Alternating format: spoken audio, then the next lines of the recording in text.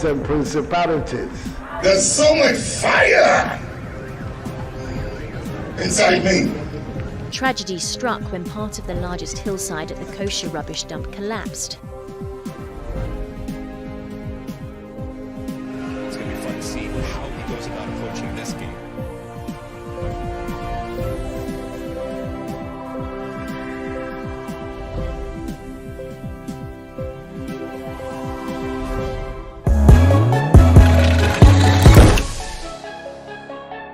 Some say Ghana they will play too much, but some say be a family so. I feel that you say mra e adwuma wo krom ha. Na sa na watwi dem say 1 minute be arrest na mu. And say dey amabro na watwi say my course entertainment industry nyina na masonso na maboa no amede ba bebrem. So may ntwa ye ho na ye mbra sesia.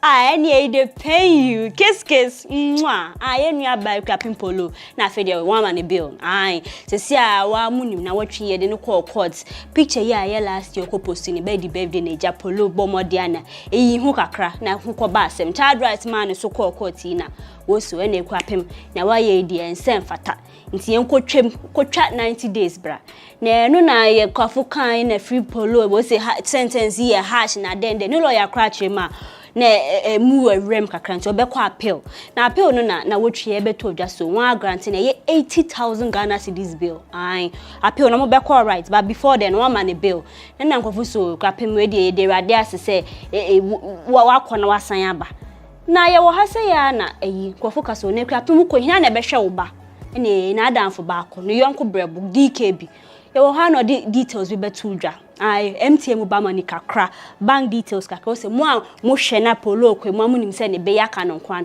mo de na mo send so kakra na ye fan support na kana focus DKB asem kakra ba fe de scan na wa achechire wonyina asenga mothers wonyina na mu raise fans ada na ekwapin polo nkwa mo de no ko peso DKB wan shada ni manager kwan po bebe mu kasi ekwapin polo ni manager buy so DKB obi ansoma oye nsem ne de bebre ba polo asem ya be na ko focus we de e bia fa nani asenti okoba so obeyi ne ho obeye gidigidi no ba bebrase cancel lutro se debi ekwapin polo no onim no mpa mo fa no kwatwe mu 30 years oba se ne ote anoti nti o so on sesanti mo ye se obi obesesan lutro so oba sa na ete arrest ni bebre koso pan okroma ene se de ye polo out agrada in tactical substitutions ana nkofoka wo se amu release e polo mo san so de agrada kwa koshim obi sa se aye agrada arrest e finfa na ebai aye NCA no wa launch some exercise bi wo chema TV stations amu okrom ha mu ni lances amu ye adwuma no wa fa echi na mu ye adwuma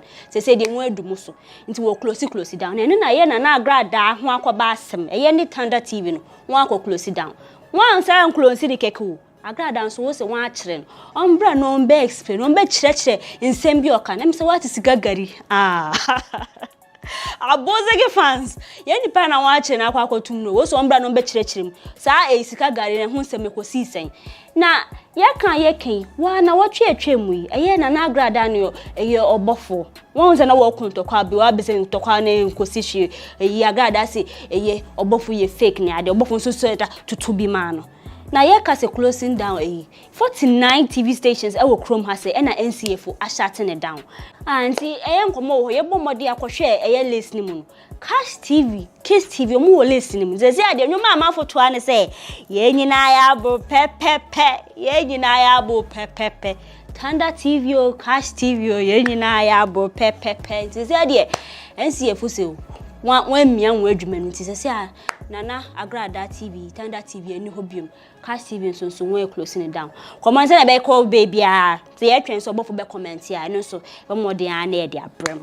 Na semi ba ya nkofo duadua mu je se wo close Thunder TV na manfo kirema information about art ka na je se konfo be say no ye nsem training 2020 electoral commission ma accreditation for journalists no ID card bi a ye hu ne se na agrada a ye friend Patricia Siedua se no ande se oka ho ye nim se okọ report ye ne de ye ntumi nkire ba foforo kra je se etwa manfo nsum kra ne ono ankasa ne press ID for Thunder TV no na ya trobi wo so amanfo akwa koye se so ni badu din be ye ntumi nkire sa but ye hwa ne hu ha ne ye Dr. Patricia Siedua na yebisa so na anka comfort bad there anka doctor there fa ho ben amanfo chema say ono there abra no bebo ne there dress nkwan comfort bad there na anka powder ni hire na fa ho na makeup ya we kofo se won hye dante asinti na nagrada ye pe nchiremu se muka so ni badu nsem de na wotwe hu se odi post fufu bi aba an so ni chema ni tinefu na akoko eze wo se rasta igwaso mission na kita rasta ba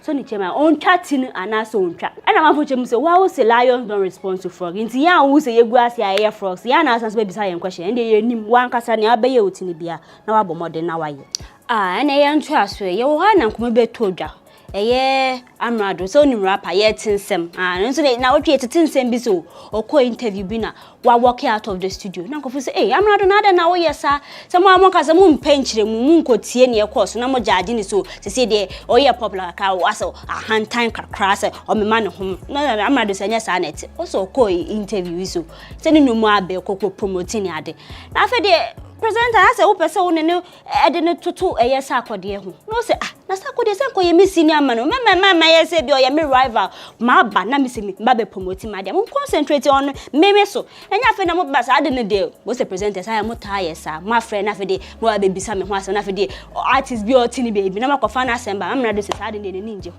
nti wo friend fa interview na asem na ka me nye se wo de kwakone na baby ene sa ade a obe work out amanfo deputy ministerial address na dropping and na Akufo-Addo a dropping kwafo a oni won ba be ye adwuma e wo na aban fufuro na baby na nka ye de ye ni die chipa so onim say entertainment industry tourism arts and culture ministry deputy minister na nka ye hwe say nya na be kɔ no ho eje nya aba makokweku manti na wa aboni din so ono ye nomini nti say parliament approving no de na ni enya new deputy minister of tourism arts and culture nti mo amonti asene ti se mu bompai akomche na se the be parliament be reject no nya sadia Kevin boy lie okweku manti aneko se say there was a child rights international mu hunu ayankasa se see amoto mekwa pimpolo ve de o 90 days yasem yenken wie yo o ma san so ababie ma kire celebrities na mo woma under 18 na mo create Instagram page ama won de aka mo ni mu ni hwe but the one ma commercialize adin na wo ye yi o se ni baketo na o ye influencer ni ade na sikasem wo mu no wo se fe de mo na wo reba mo so nti mo a mo ba ye influencers omo ye yi advert ma product child rights dey bi emra no wo check man honum baby e offense say wo ba on di 18 years wo de ne be pay scan ne sa nyama nti wo sese de celebrities for no munjina monanso yie pa na wo ore ba mo so ankasa asem be kaya na wo twetwe mu na be bom nkomo bi say Dr. Kwekwotin wa che Kwame Eugene 2020 Range Rover na we de san ka ni jesem ye kaso Kwame Eugene we de mo dembo na ja wo de nya wo kai na sanka obi acho bi ka de sanka ye ni jesem Ghana fo mamu ni mi endada ebinum se o Kwame Eugene wa fro se bra beje ka dress na wo du koyi o je top bi black bi na we je jeans black na magba nkofo keka na we se o Kwame Eugene e ba dress de unbo homodin na Kwame Eugene ko interview bi na o present e ka che ni so Kwame what it say nkofo ka so wo dress na do ko je ka ni de na nka nse na Kwame Eugene se mo san nkofo na mbika me ho asem se me dress ni em se mo adwim obi ka se wadwim ye Charlotte ase ti se emu o ha atetewuro no ti se from mabo na ti se de won nam chaff ti se munim ne yakoso nti ono pa de se wo ka ne dress ho asem en fa ne ho koso ono mo ambeka ka mo nya ka ibi adem mo nya bi ndem ye ti se mo na mo se ne dress enye kra o da ko je ka ti mo ntina ho na mo ndwe mo ho Kwame Eugene me se Ghana fo o mo ma ne din da wo ko sise ye ne record mate label na Links Entertainment kidi okọ interview bi no chema Kwame Eugene ni communication skills poor yaza ni kasemu ni ade ne enhye da nkoyi na Kwame Eugene aba asoma be yi na no chema wo kidi de bia person kofu se wo na wiye wo na on pe girls wo na onim dress wo na oye say na wo de fa ne ho wo person ni pe ni so wo se wo na oye guda wo de fine fa na nka wo anka sa menua chocho mucho aka mu jai sa ankomo na aka na fumponke wa menua Links Entertainment na be kase me communication poor Kwame Eugene chema se kidi no person obi ehu so oye guda kidi fa wo na wiye yen kasikafo asem kaka meme yen nkomono enye sikasem kakra na Ghana ade se unim se esikafo no ye ka ye de ye Doctor Ernest for Risapon, any doctor, Kwame Despite, you don't call less no. Na mu be a muse o ye nuanum. Do mo tala na say bia bonzo wo car the same events bia mo na mo wo. And na doctor for Risapon e ba be ye interview na wa so omunye nuanum. Ai. Mo ananka mo ka say wo fi one mother one father enye sanet. Oyonku bisi mo nua. O chere ma way back. Oye wo one shop bi na hu say Despite first no. Mo say that came wa ye san say wa bo brankasa o se no beto top boxes ni ade cotton na enum na on ne be fa na afofo nti ene na wa fa na afo na business kaka na Nyankopon adaroma we pagya wan afa de ne de mu se ye fe won billionaires e wo Ghana ha nti o chema onye ni nua ene me sorry so na da se ne koma be koso entertainment industry e be koso ani edi chi na ya boa no na edi ni na abesom ama broni akram.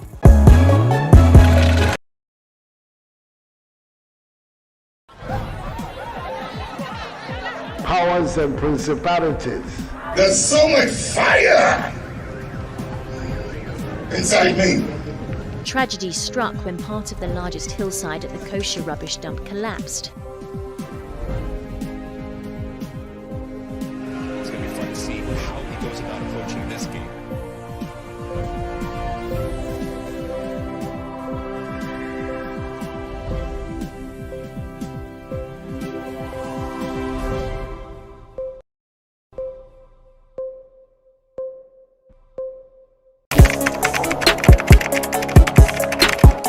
We table issues relating to the arts and entertainment for a riveting discussion, of course, without fear nor favor. The question the presenter asked them was a dumb question. You need to speak the fact and move. Varied views. We agree to disagree. So I would disagree with everything you said. I think that he's a smart guy. I think what he did. No, but I also said he's a smart guy. Yeah. I guess that I'm waiting for the what next. Yeah, I don't think that we have to wait for what next. It sometimes gets confrontational, but that's the beauty of the game. Today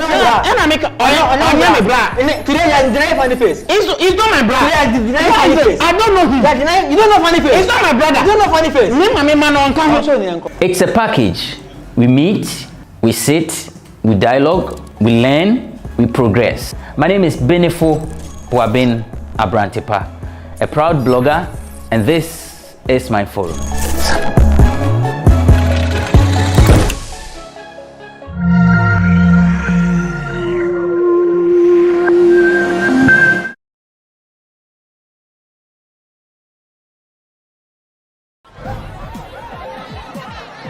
Powers and principalities. There's so much fire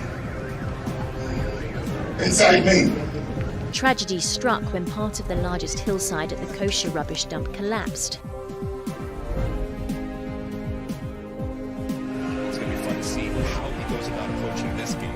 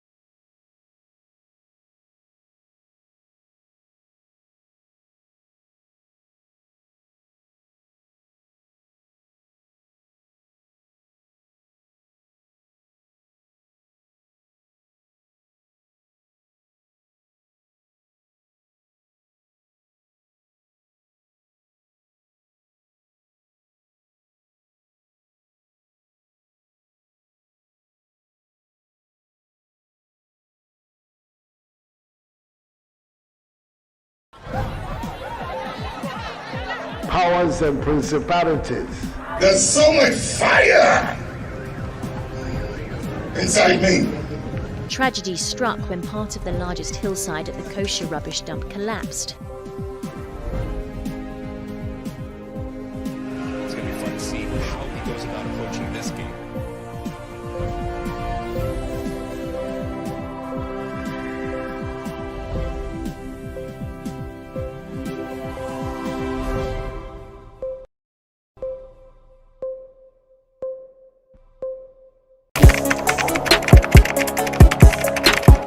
We table issues relating to the arts and entertainment for a riveting discussion, of course, without fear nor favor. The question the presenter asked them was a dumb question. You need to speak the part and move. Varied views. We agree to disagree. So I would disagree with everything you said. I think that he's a smart guy. I think what he did. But I also said he's a smart guy. Yeah. I guess that I'm waiting for the what next. Yeah, I don't think that we have to wait for what next. It sometimes gets confrontational, but that's the beauty of the game. Today you deny funny face. It's not my brother. Today you deny funny face. I don't know him. You don't know funny face. It's not my brother. You don't know funny face. It's a package. We meet, we sit, we dialogue, we learn, we progress. My name is Benefo Abrantepa, a proud blogger, and this is my forum.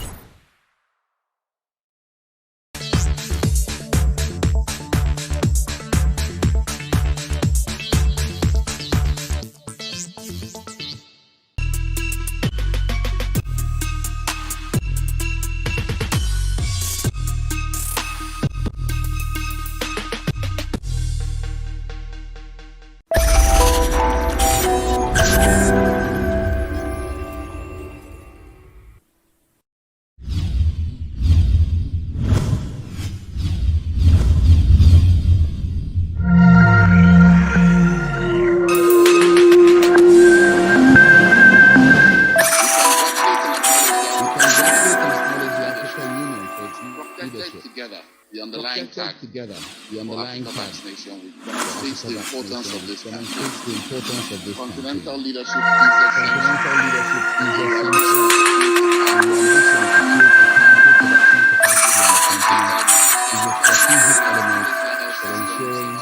health systems are resilient together. The overwhelming evidence demonstrates the continental leadership the most cost-effective and efficient health interventions, saving millions of lives. Over the past several decades, wide-scale the advancement in many sectors of the health sector, including the eradication of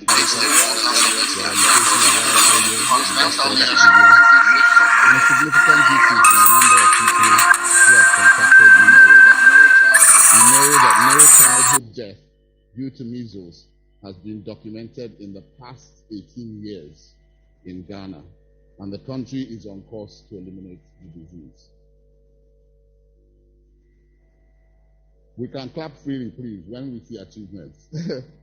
This is excellent news. Last year, and even in the midst of COVID, Ghana, with UN support, delivered 6.2 million doses of polio and yellow fever vaccines to under 5s, achieving 89% and 94% coverage respectively. This is an outstanding achievement under the circumstances. Honorable Minister, ladies and gentlemen, though Ghana has made a lot of progress and strides to combat diseases that are preventable by vaccines, there continues to be underserved communities, especially in hard-to-reach places and among the urban poor. According to the 2017 Ghana Multiple Indicator Cluster Survey, 10 in every 100 children missed a life-saving vaccine in the first year of life, and 15 in 100 children are unreached in the second year of life. There are serious consequences for this, and we continue to work relentlessly to reach every child by engaging communities, civil society organizations, and creating demand for immunization. Only together can we improve the health and well-being of all the people of Ghana by ensuring that we leave no one behind. With the support of WHO and UNICEF, the two key lead agencies within the UN system in the COVAX partnership, and other partners, the government of Ghana has successfully rolled out phase 1 of the COVID-19 vaccination campaign across the country. More than 755,000 people have been vaccinated, with approximately 80% of the vaccines being among the prioritized populations as defined in the plan. As we continue the rollout of the COVID-19 vaccinations, let me first commend the countries that have supported COVAX and Gavi and the Vaccine Alliance. Your generosity is leading to a more equitable world in which all lives have the same value. Investments through the facility remain an important plank for achieving the outcomes. We call on individuals, corporate bodies, the media, and other organizations to support in any which way we can. Indeed, every single dollar committed to support immunization is an investment in future generations. Ladies and gentlemen, the UN Global Health Agenda joins two critical action spheres of our time: managing the interdependence and globalization, and addressing the growing inequalities within and between nations through development strategies. On the one hand, poor health is frequently a consequence of other global crises such as finance, food insecurity, and climate change. On the other hand, the whole of society bears the impact if health challenges are not well managed. We must ensure we achieve equity in immunization coverage through equity-focused strategies for supporting global, continental, regional, sub-regional, and district and even sub-district levels to make sure that pockets of poorly vaccinated areas, especially in urban slums, islands, and riverine communities, this and be all safe when we are all safe. Unfortunately, a review of the Global Vaccine Action Plan 2011 to 2020 shows that after a decade of concerted efforts to ensure that all individuals and communities enjoy lives free from vaccine-preventable diseases, the past decade has been characterized by significant volatility. The report notes that accelerating urbanization, migration, displacement, conflict, political instability, unaffordability of new vaccines in middle-income and poor countries, unexpected vaccine supply chain shortages with both locally and globally, and a rising vaccine hesitancy all present major challenges through the decade.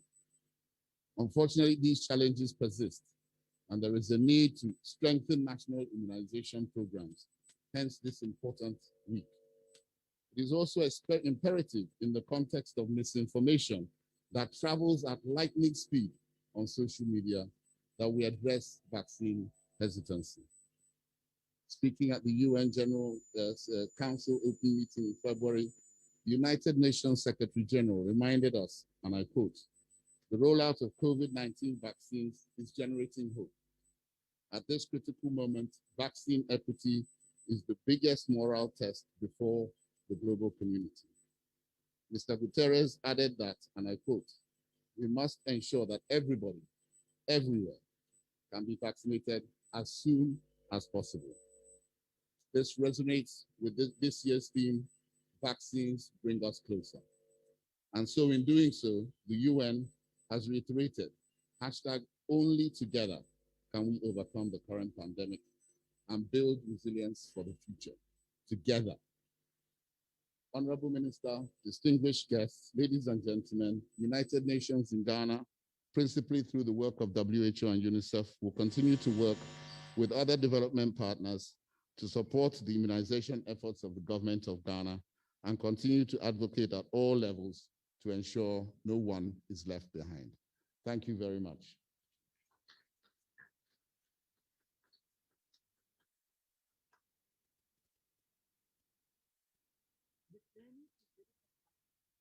Thank you very much, Charles, for your powerful message. Distinguished ladies and gentlemen, we've had to make a little change to your program.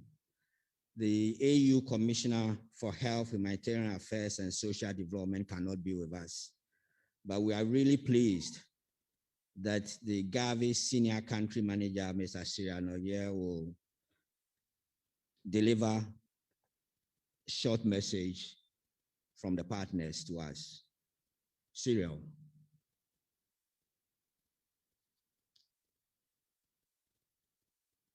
Is Cyril around?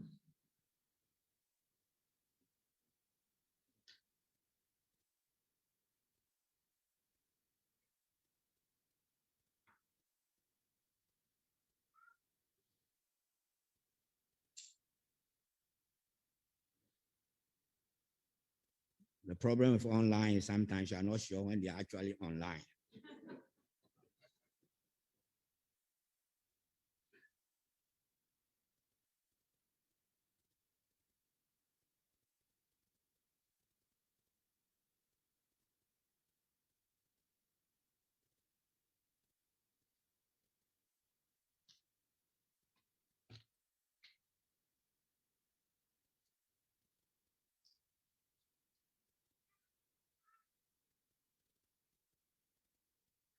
Who is helping me?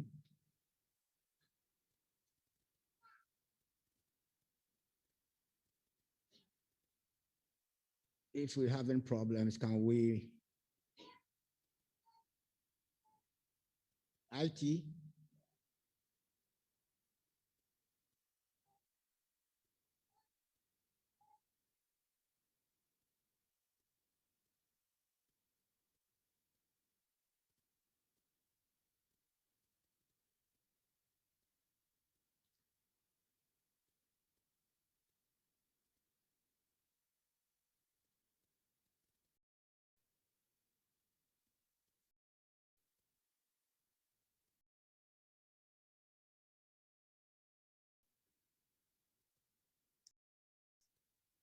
Can I suggest we move ahead?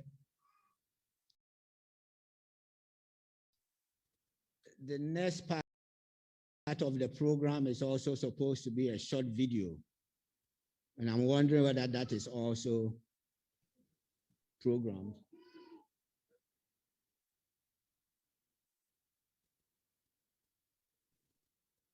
If we can't get the people online, can we have the short video?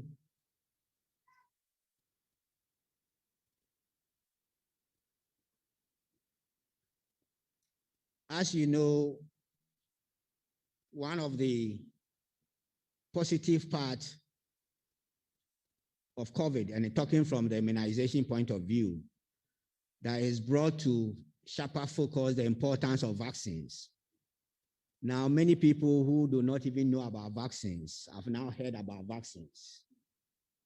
It's brought about hope, and now many people are aware of the potential of vaccines. But of course, it's also brought to the fore some of the challenges of delivering vaccines and the misinformation and others. Ghana was lucky to receive vaccines from the COVAX facility on the 24th of February. And this short video is meant to highlight that a bit. Can we see the video?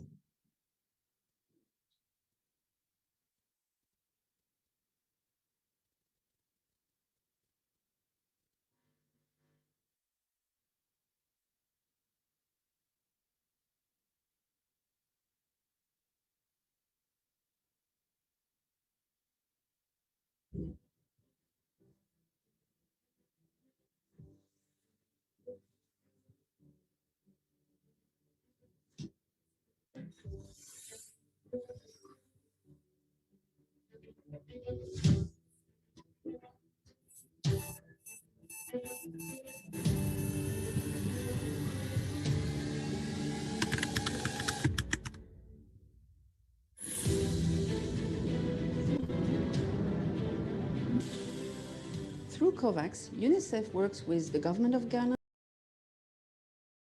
WHO, Gavi, CPI, and other actors to equitably distribute COVID-19 vaccines.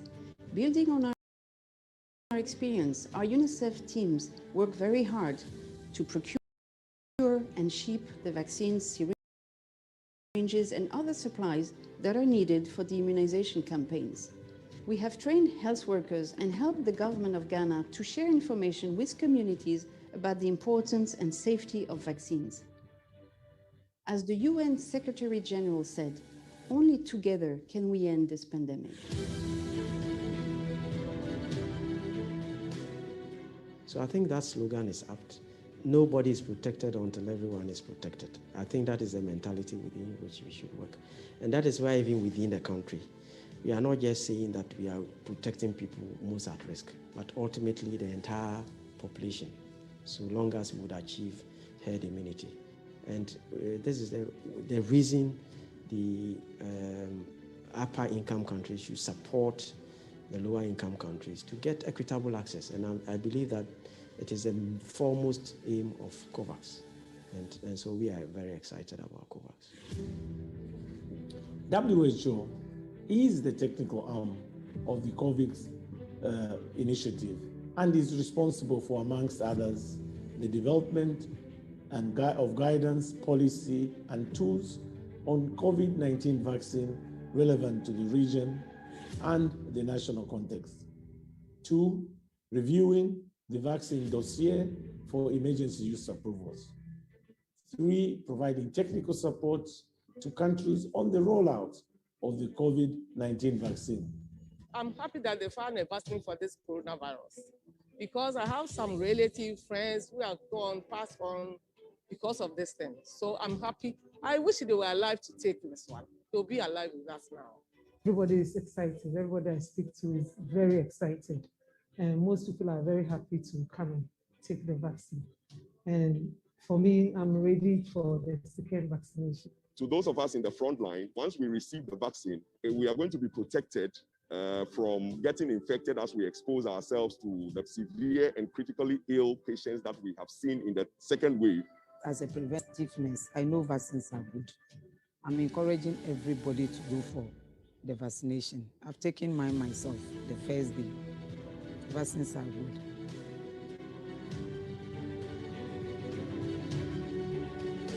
Ghana has demonstrated leadership since the outbreak of the pandemic. And the arrival of vaccines here is yet another milestone in that story of achievements.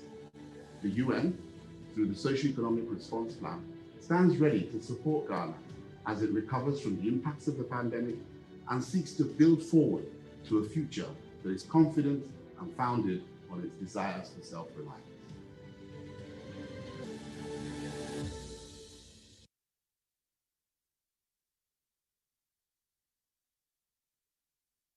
I recognize a few faces.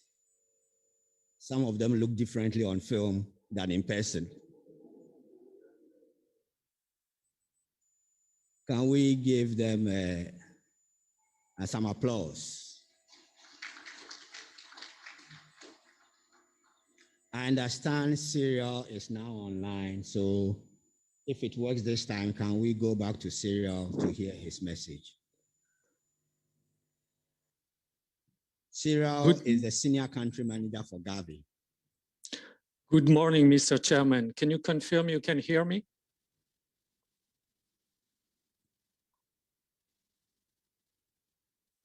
Can you hear me? Good morning. This is Cyril speaking from Gavi.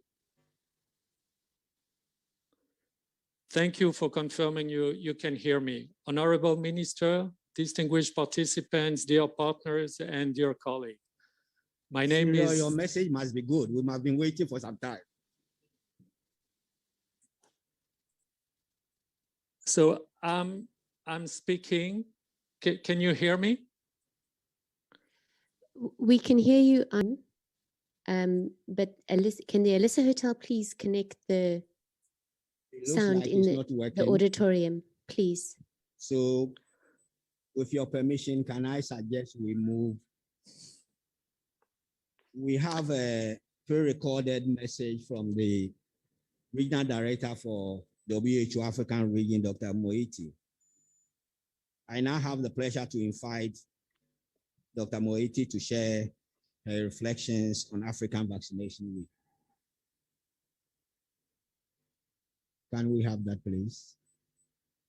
Honorable Kwaku Egiman Manu, the Chief Director of the Ministry of Health, the Director General, Ghana Health Services, the UN Resident Coordinator in Ghana, representatives from the UN family, distinguished guests, partners, and colleagues.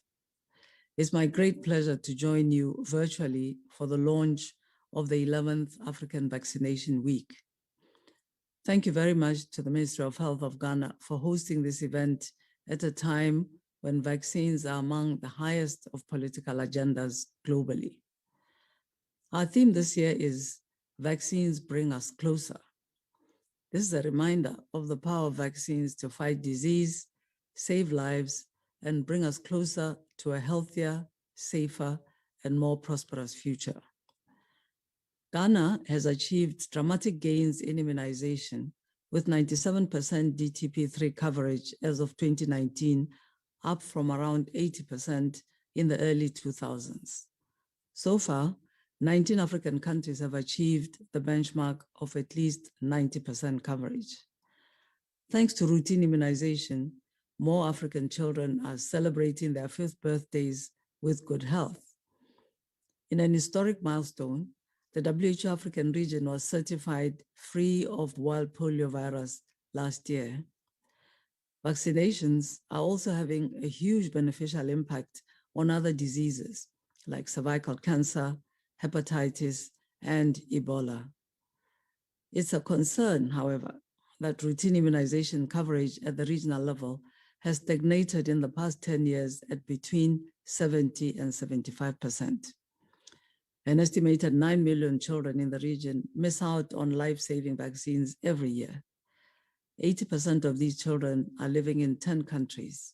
Among them are Nigeria, the Democratic Republic of the Congo, and Ethiopia, and these countries account for almost 60% of those children that are missed. To ensure vaccination reaches every child, there are health system challenges that need to be addressed.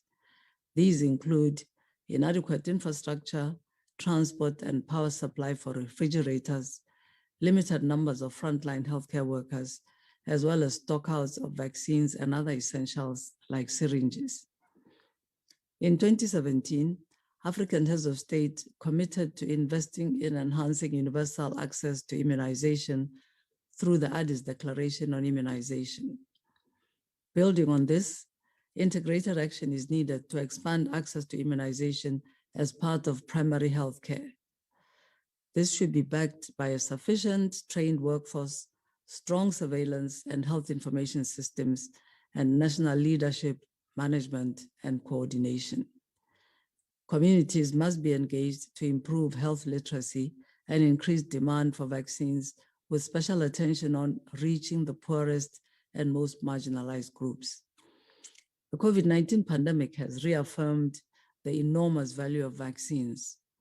Through the COVAX facility, the African Vaccination Acquisition Task Team and bilateral arrangements, over 34 million doses of COVID-19 vaccines have been delivered to African countries.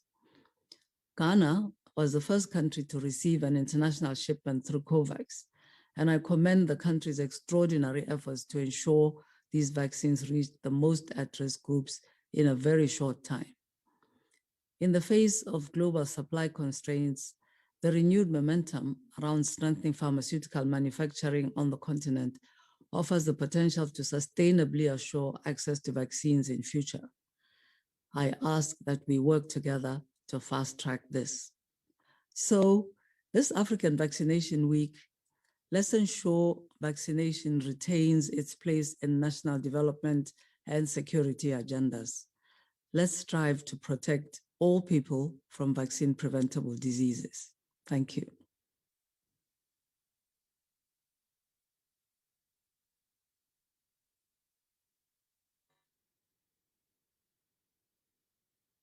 Thank you, Regional Director for reflecting on the challenges of immunization in Africa.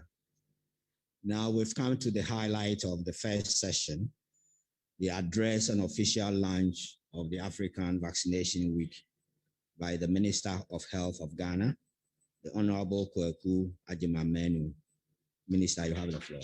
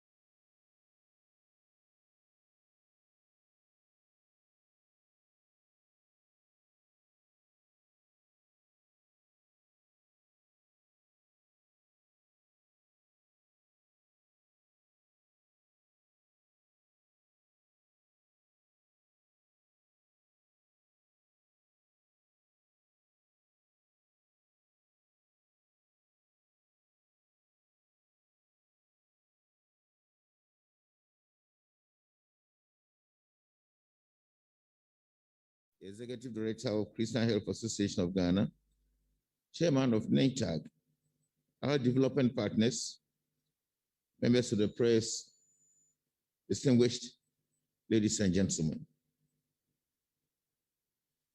both in person and online. It is my great pleasure to be here with you all as Ghana hosts the rest of Africa to celebrate the 11th Annual African Vaccination Week. We are grateful for the selection of Ghana to host this event.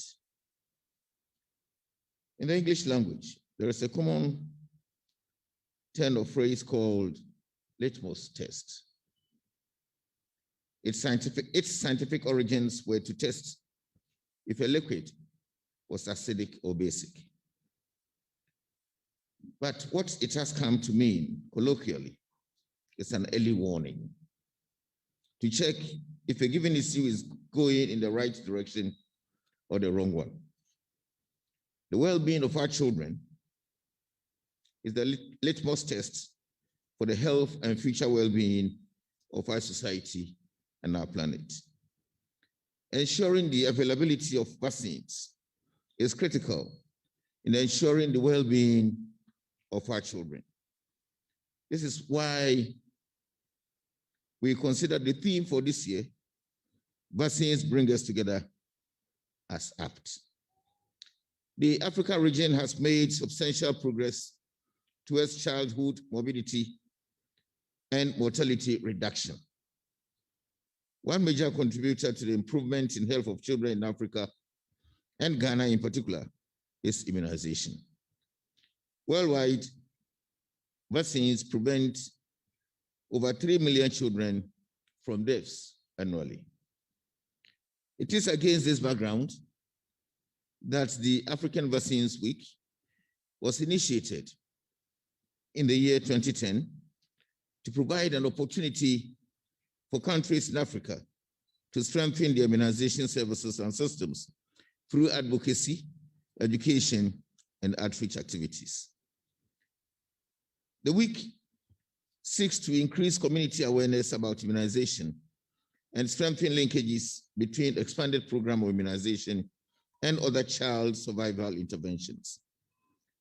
We in Ghana commemorate the African Vaccination Week alongside the annual Child Health Promotion Week, which was instituted in 2007 by the Ministry of Health to raise awareness on routine childhood services and focus on topical issues that affect the health of children under 5.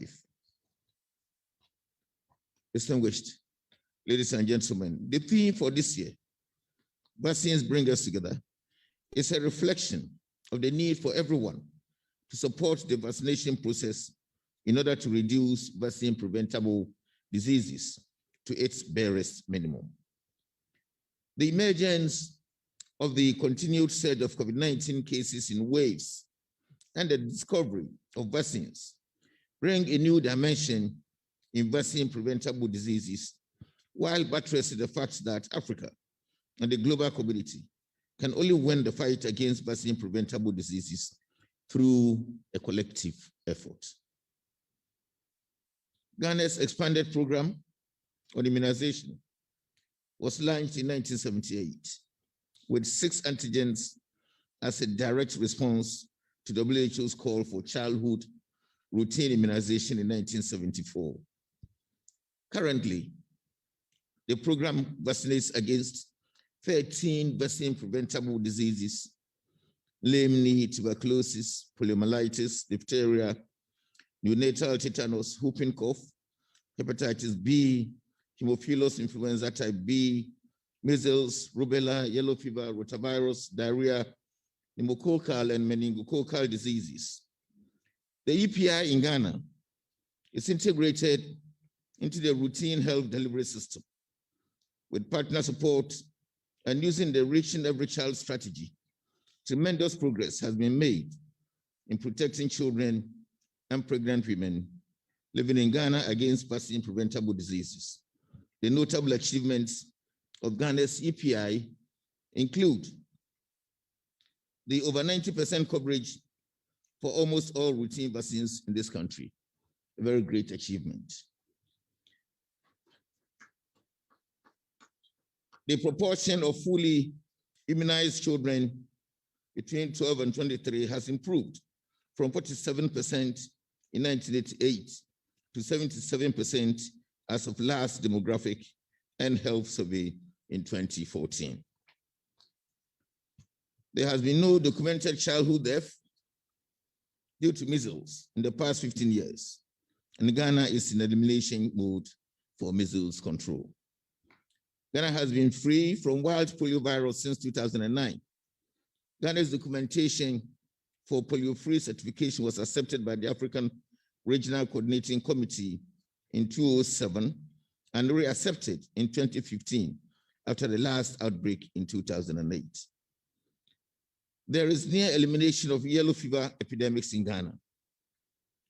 The country achieved maternal and neonatal tetanus elimination status in 2011, following an assessment by WHO and UNICEF, and is maintaining the elimination status. There has been drastic reduction in rotavirus diarrhea, particularly among children under 23 months, following introduction of the rotavirus vaccine. Childhood pneumococcal diseases, including pneumococcal pneumonia and meningitis, have reduced, partly as a result of pneumococcal conjugate vaccine, PCV. No case of meningitis attributable to meningococcal A bacterium has been detected after the meningococcal A conjugate campaign in 2012 and subsequent introduction into routine in 2016. Diphtheria and whooping cough are rare diseases as a consequence of the prevalent vaccines at the moment, pentavalent vaccines at the moment. Ladies and gentlemen, vaccine-preventable diseases have not vanished and may reoccur if we slacken in our effort at immunizing all eligible children at the right time. We must sustain the gains made so far. Let us ensure that our children are healthy by closing the immunization gap in our own small way. Children below 5 years are most vulnerable to vaccine-preventable diseases. We must ensure that they are protected. I therefore call for the collaborative effort by all stakeholders, individuals, families, and communities at large to ensure that children are born healthy and protected against vaccine-preventable diseases. As a country, in 2020, we developed and made operational the revised National Health Policy, themed ensuring healthy lives for all, and the new Universal Health Coverage Roadmap for Ghana 2020-2030, which has defined UHC for Ghana as all people in Ghana have timely access to high quality essential health services, irrespective of ability to pay at the point of use. As part of the service package under the Universal Health Coverage Roadmap, preventive care has been identified as a key area for strengthening in order to reduce unnecessary child and maternal related deaths. One key strategy is to further increase the coverage of immunization and its related services up to 100%. Distinguished ladies and gentlemen, disease eradication is possible with universal immunization. Smallpox was the first disease to be eradicated, and polio is now being targeted for eradication, thanks to sustained efforts around polio in Africa. Ladies and gentlemen, with regards to COVID-19 vaccination, as you're aware, Ghana was the first country to receive 600,000 doses of AstraZeneca COVID-19 vaccines for the COVAX facility. Domestically, we have been able to develop a national COVID-19 vaccination deployment plan, which has received approval from the WHO. Our COVID-19 vaccination plan is in phases, in which phase 1 is targeting all health workers, members of the 3 arms of government, school teachers, the elderly group, 60+, with underlying conditions, other high-risk groups in the 2 high-risk regions, Greater Accra and Ashanti regions. The overall aim is to eventually vaccinate everyone living in our country. As part of our Ghana Beyond Aid strategy, His Excellency the President has set up a committee to look at local production of vaccines. We aim to be able to build this capacity, not just for COVID-19, but for other vaccines as well. And indeed, the committee has actually started working in earnest. The future of Africa lies in the hands of our children. We have been entrusted with the responsibility of ensuring that our children are healthy so that they can grow to unleash their full potentials. It is necessary also to vaccinate children at appropriate times to ensure a healthy childhood. As family members, community leaders, civil society organizations, and the media, it is our responsibility to advocate and support immunization and other child health interventions. Distinguished ladies and gentlemen, let me end at this stage and thank you very much for your audience. I will now take the singular privilege to declare the 11th African Vaccination Week duly launched. Thank you very much.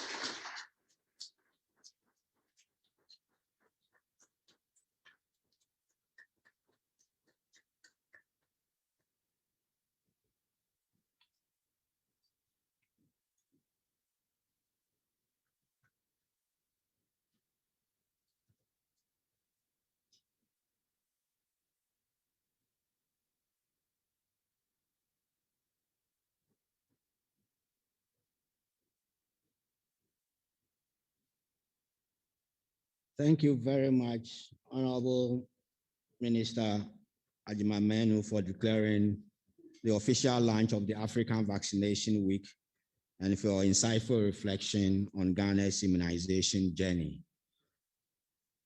Distinguished ladies and gentlemen, thank you for your patience. We've come to the end of the first part of this event. And on your behalf, I want to thank the UN Resident Coordinator, Charles, the Regional Director for Africa, and the Honorable Minister for their strong messages delivered to us this morning. We now move straight into the second part of today's event. And the objective of the second part really is to reflect on immunization in Africa, the past, the present, and the future. As you know, COVID seeks to separate us. As Africans, we like getting together, hugging each other, shaking hands, singing, eating, shouting, and COVID threatened to make all that something of the past. Now we have social distancing and physical distancing. But vaccine has the potential to stop all that and bring us closer. And that is why the discussion is focusing on how can vaccine help bring us closer. I'm pleased that we have 4 colleagues who I'm very confident will do justice to the topic. And let me quickly introduce the 4 of them. The first panelist will be Dr. Patrick Kumar-Boaji, the Director General of Ghana Health Service. In Ghana, Patrick needs no introduction. We are lucky to also be joined by Dr. Elizabeth Muzenga. Elizabeth is the National Director of the Immunization Expanded Program on Immunization in the Democratic Republic of Congo. Elizabeth, we're happy you're joining us.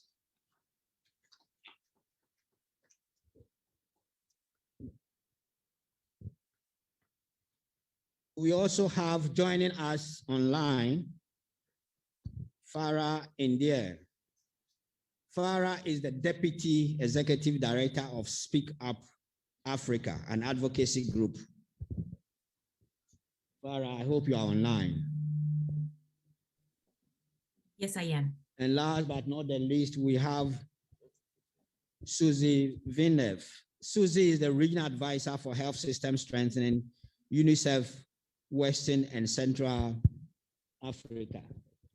So those 4 colleagues will help lead us and reflect on what I refer to as the past, present, and future of immunization. My work as a moderator has been made very easy because a number of our colleagues have posted questions that they want the panelists to address. So I will go straight to some of these questions for the panelists.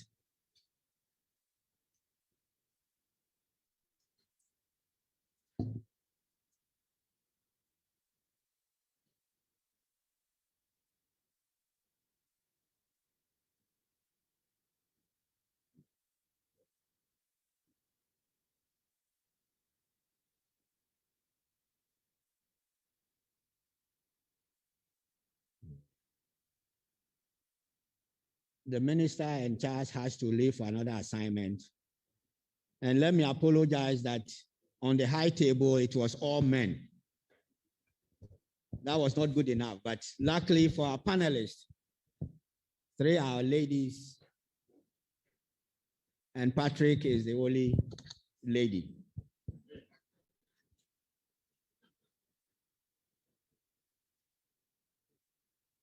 Dr. Boaji, the first question goes to you. And the question is, Ghana has made tremendous progress in its immunization journey by consistently prioritizing access to vaccines and essential health services for all, even during the COVID-19 pandemic. What are some of the successes and challenges that Ghana has faced on this journey? In other words, what is the magic for Ghana's modest success? And as we say in Ghana, what are some of the challenges, Patrick?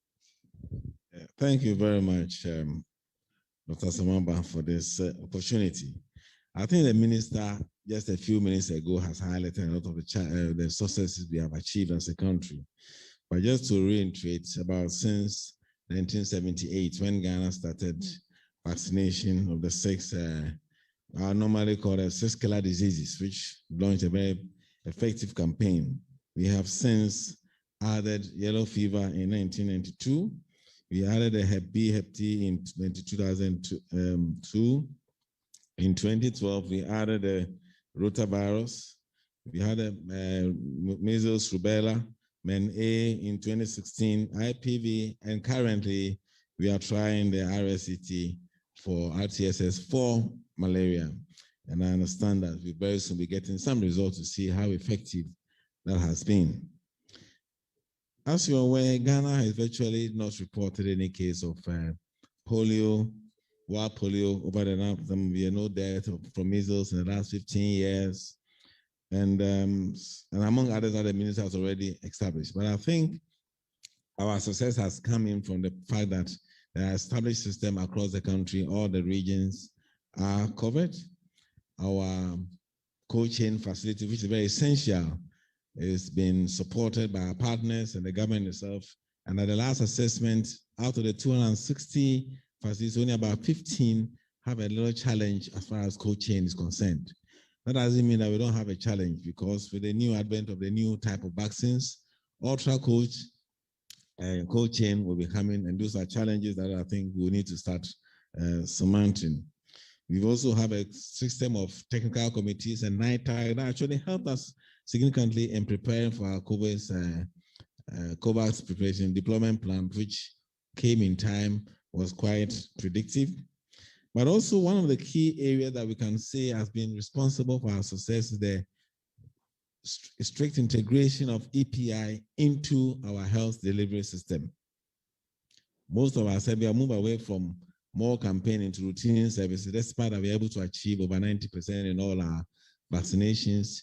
We have integrated our system in such a way that even things like vitamin A are added to our campaigns and routine immunization services. But most importantly, we are using our child welfare program as the platform for sort of delivering our vaccines, and that has so far been successful. Recent events of COVID meant that our way of life had to change. We are looking at providing services to people. Our approach as a country is that if you don't come, we come for you. And so we're doing both routine retreat and we're having group meetings to do vaccination. But once COVID came in March, with support from UNICEF, we are probably the first program, EPI and MNCH, were the first to develop a continuity plan. And so within a few months, we were able to restore services, which was actually disrupted during the lockdown. So those are all key areas that has been very successful. In terms of our ability to deploy, I'm sure it's been mentioned that in the last vaccine that we have received, we'll be able to deploy about 315,000 vaccines in less than 3 weeks across the country. And that is something that I believe that the system, our frontline workers, our districts have been very, very potent at doing. I think those are some of the things that has led to the challenge, the resilience of the health workers, even with or without resources, are able to move up. Of course, resources are important. And so some of the key challenges have been resources. We need to look at ultra-negative cold chain as we come with the new variant of new vaccines that will be coming into the country. Community mobilization requires resources that are important. Of course, as a country, we are being called upon to make more co-payment. It's a good thing to make co-payment, but of course, the current situation of COVID has made it difficult, but I believe that it is something that we continue to struggle with, but the government makes every effort to meet those co-payment needs. And so these are some of the challenges. But of course, the most important challenge we have now is how do we access COVID-19 vaccines? And we are doing a lot of bilateral research, but of course, as long as the demand exceeds supply, we are going to have a challenge, and we are using this opportunity to ensure that there is some equity in the way vaccines are distributed. And I think we'll continue doing advocacy to look at that. So in a nutshell, Mr. Moderator, these are some of the key successes, building on what the minister has said, and also some of the challenges that we need to confront. Thank you.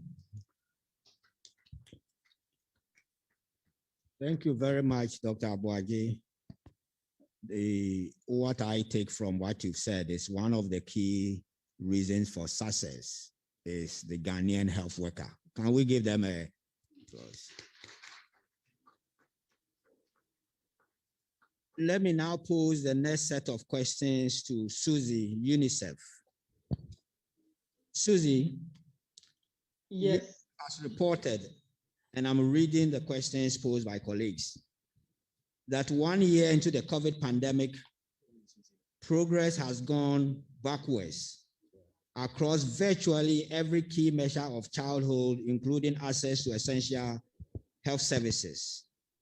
What steps do you think are urgently needed from governments, international organizations, and other partners to reach the most vulnerable children with access to vaccine? What do we need to do to reach the most vulnerable children with access to vaccines? Susie. Yeah, thank you very much. Can you hear me, please? Yes, please. Yeah, thank you very much, Mr. Chair, for giving UNICEF this opportunity to share UNICEF experience today.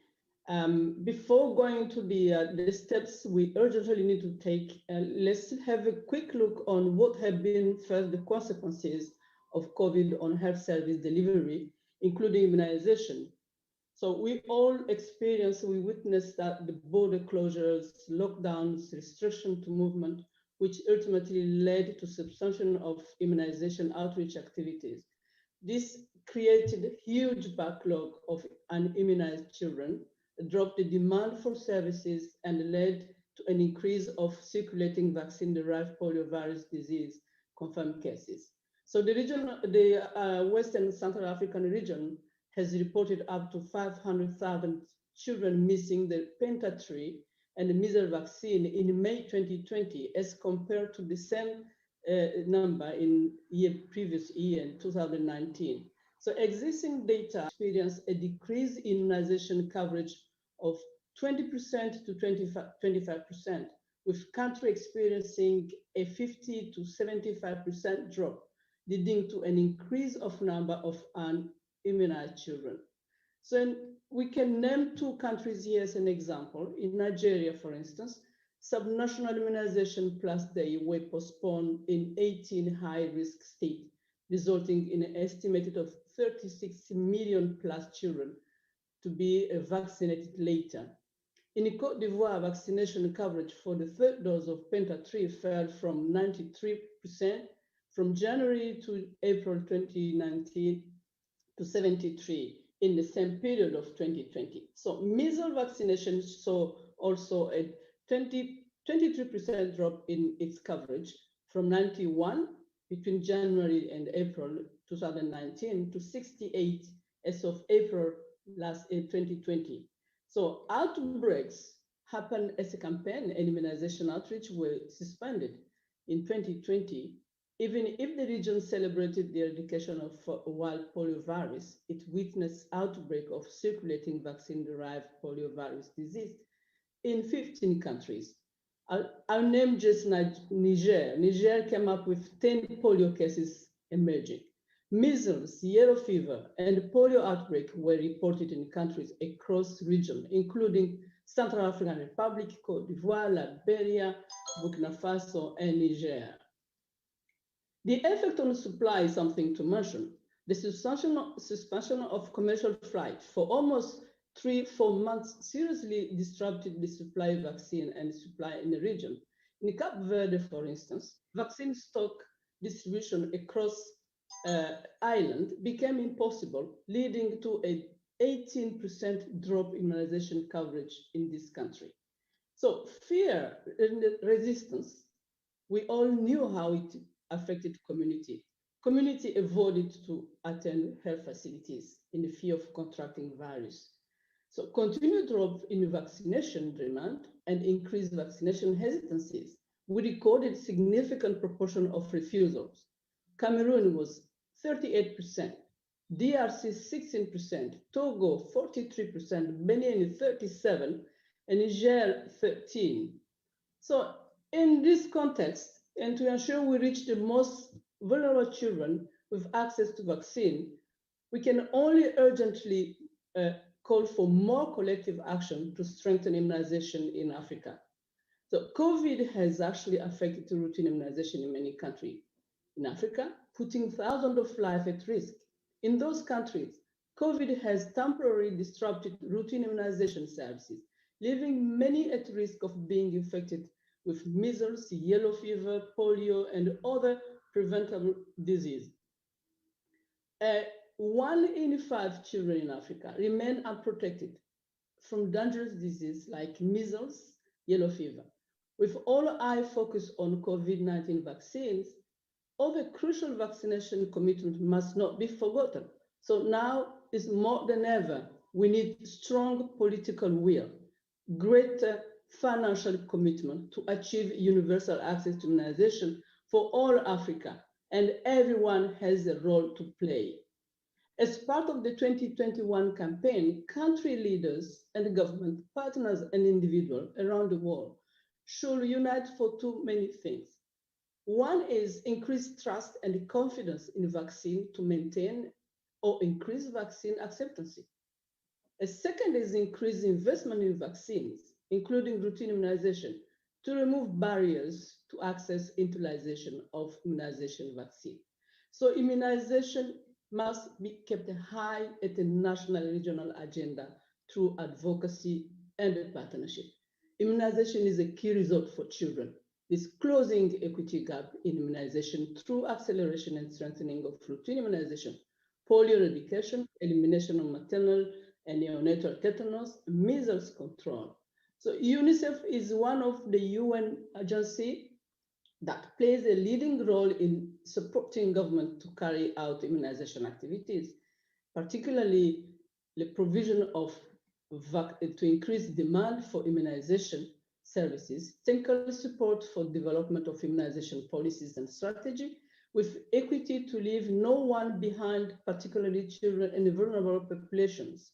So vaccines provided by UNICEF are safe and meet WHO quality standard. So UNICEF is leveraging its experience as the largest single vaccine buyer in the world and working with manufacturers on the procurement of vaccine, as well as freight, logistic, storage. So UNICEF procure more than 2 billion doses of vaccine annually for routine outbreak response on behalf of nearly 100 countries. Thank you very much for your question. Over to you, Chair. Thank you very much, Susie, for your comments. The next set of questions, I understand Elizabeth, who is the National Director for EPI in DRC, is not available, but we are lucky that Dr. Sikomora is online. So I will pose this question to Dr. Sikomora. How has COVID-19 affected the delivery of immunization services in the Democratic Republic of Congo? What are some of the strategies that the government and immunization partners are taking to address this?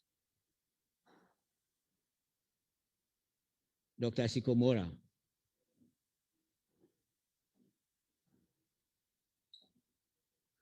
He was online a few moments ago. Merci. Oui, je suis toujours en ligne. I am still online. Merci. Thank you. I hope you can hear me well. I represent here Dr. Elizabeth, who was supposed to be with us, but even though he's speaking French, has translated.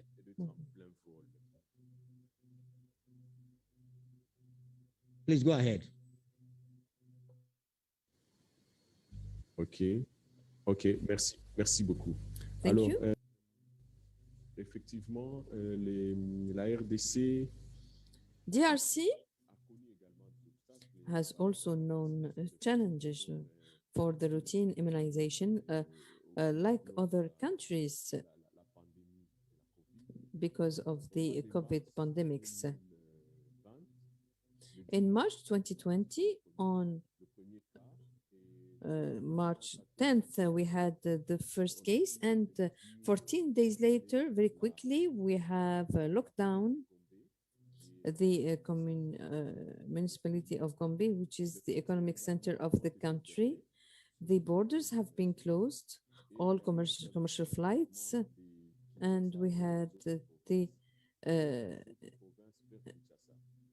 closing of the movements from other provinces to Kinshasa and from Kinshasa to other provinces. But we have kept some cargo flights. Facing the situation, we have noticed a lowering of the immunization scores. Immunization was not organized normally. So this increased in April, and it has diminished until 11%. And we keep this comparison compared to the scores we had in January.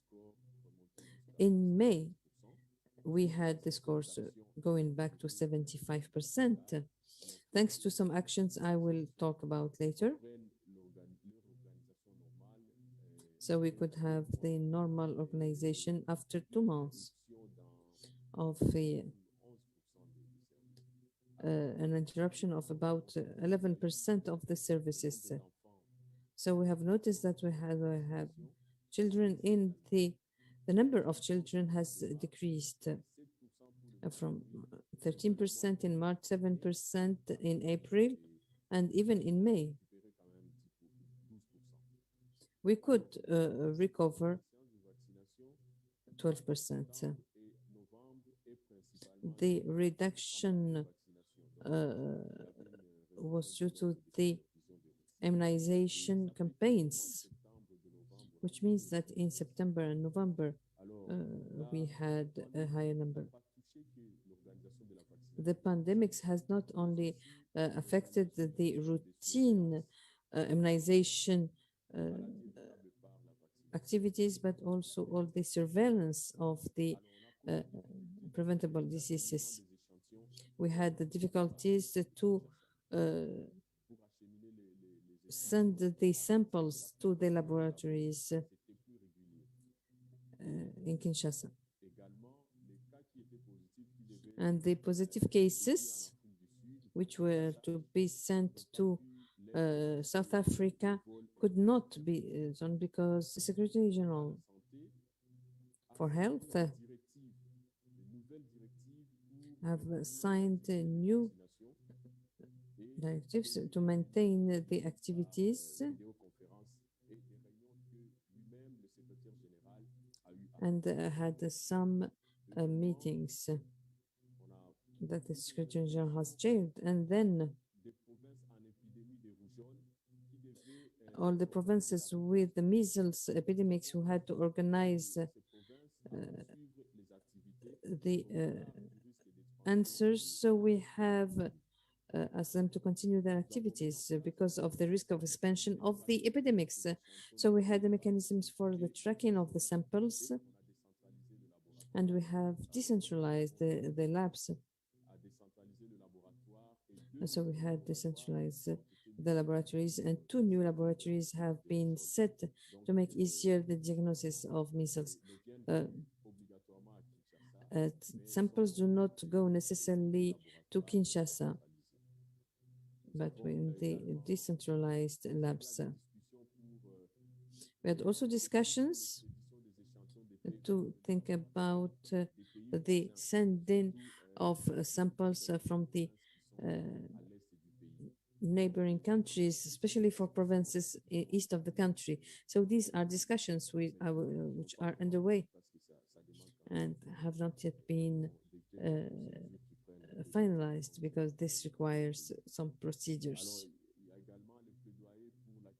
There is also the advocacy for purchasing freezers in order to improve the storage of the vaccines, and also for the supply for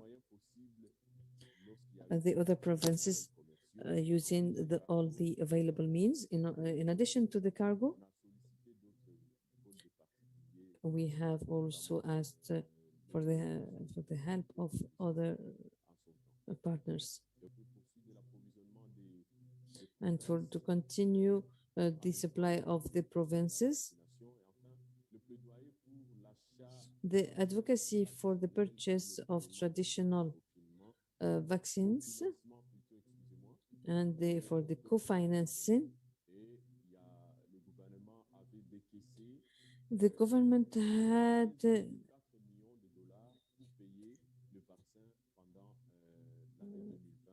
paid more than $16 million to pay for the vaccines in June.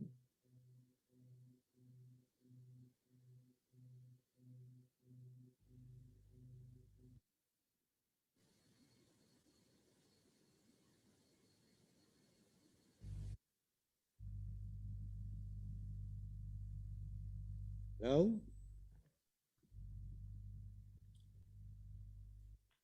We can't hear you, please. Hello? Yes, Amy, go ahead, we can't hear Allô? you. En effet, oui, en fait, j'ai clôturé. Je ne sais pas si on m'a suivi jusqu'à la fin. Yes, I actually closed my remarks. I hope you managed to follow. Yes, democratically, we will say yes. Sans savoir.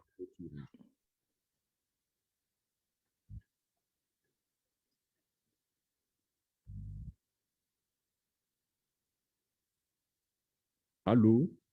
Yes, please go ahead. Hello? Dear Mr. Chair, he's Oui, saying en that fait, he has j'ai finished clôturé his mon address. intervention. Je vous remercie. He's done with his intervention. Thank you. Thank you very much. Thank you very, very much. And thank you, translator, for making it possible for at least the people here to get the message from Dr. Kikomura. I always say Ghana is an island. We're surrounded by French-speaking colleagues, but we don't speak French. Even the sea is French-speaking and we don't speak French. So thank you very much.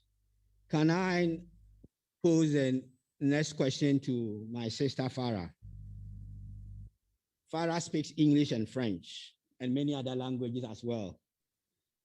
Farah, in 2016, many civil society organizations across Africa signed the Civil Society Declaration for Equitable Access to Immunization in Africa.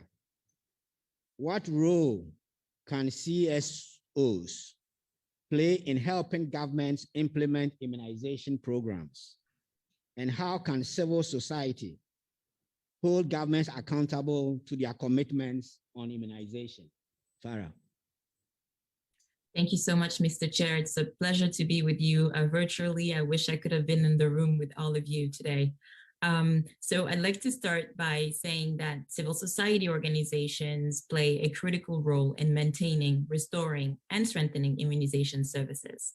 If routine immunization is known to be the most cost-effective health intervention available to not only save lives, but also form strong foundations for national health systems, vaccination programs have also been a victim of their own success in recent years. While morbidity and mortality rates have declined, so too has the African public's perception of the importance of some vaccine preventable diseases. Over the past few years, we've seen that the uptake of immunization programs has stagnated, and currently 1 in 4 children living in sub-Saharan Africa misses out on the benefits of vaccination. The need to work then hand in hand with trusted, and I insist on the word trusted here, civil society and influencers to advocate for the importance of immunization at country, regional, and global levels has never been greater. As we strive to achieve equity in immunization, we will need to ensure a more systematic and active engagement of civil society and community partners to advocate for, identify, and reach zero-dose children and missed communities rather than one-off tactics. In my opinion, there's really no way for countries to not include civil society organization in their approach if we want to be successful. As one of the most important objectives of equity and sustainability is to be one community-owned in order to achieve the objectives of equity and sustainability, as I've just said, and also be country-led and sustainable, which also implies a meaningful participation of communities and CSOs. We increasingly hear of concepts such as putting missed communities first and be gender focused as well. And both of these concepts will require active civil society engagement and community engagement and ownership. There are about three main areas where I think that civil society organizations can be leveraged. The first one is around political will and accountability. Civil society has a critical role to play at global, regional, and country level in advocacy and securing social and political will for equitable and sustainable immunization programs.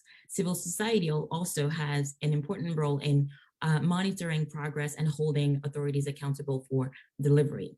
The second main area, I think, would be around community demand. And here, I think that CSOs are uniquely positioned to build communities' trust, confidence, and active demand for immunization and primary health care as part of efforts to reach missed children. The third and last main area would be around complementing public sector service delivery. And here CSOs can also help reach missed communities by extending the provision of immunization services to areas which the government cannot reach. And one last thing I would like to underline as well is that it is really important to understand that civil society is diverse. So we need to embrace civil society in all of its range based on their comparative advantage and engage CSOs through tailored and efficient processes that are fit for purpose. I strongly believe that collaborating with civil society organizations will improve equity, safety, coverage, transparency, accountability, and even public trust in vaccination programs. It will save lives. And in the context of the current pandemic, it will definitely allow us to faster opening of economies as well. So I would say that I would finish by saying that the key definitely lies in creating diversified and creative partnerships at all levels, including the national level. And for that to happen, we will need to have a true shift in principle and in our collaboration ways so that we truly harness each and everyone's resources. Thank you, Chair. Thank you very, very much. We have time for at least a second round of questions. And I'm receiving a lot of questions. People are interested in DRC. So my next questions go back to Dr. Sikomora. Many countries in Africa have experienced epidemics and outbreaks of vaccine-preventable diseases before, including Ebola and measles in the DRC in recent years. How can these experiences inform African countries' response to COVID-19, especially when it comes to building strong immunization systems that can deliver services in times of crisis? Dr. Sikomora.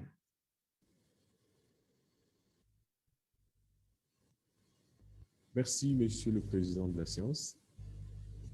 Thank you very much, Mr. Chair.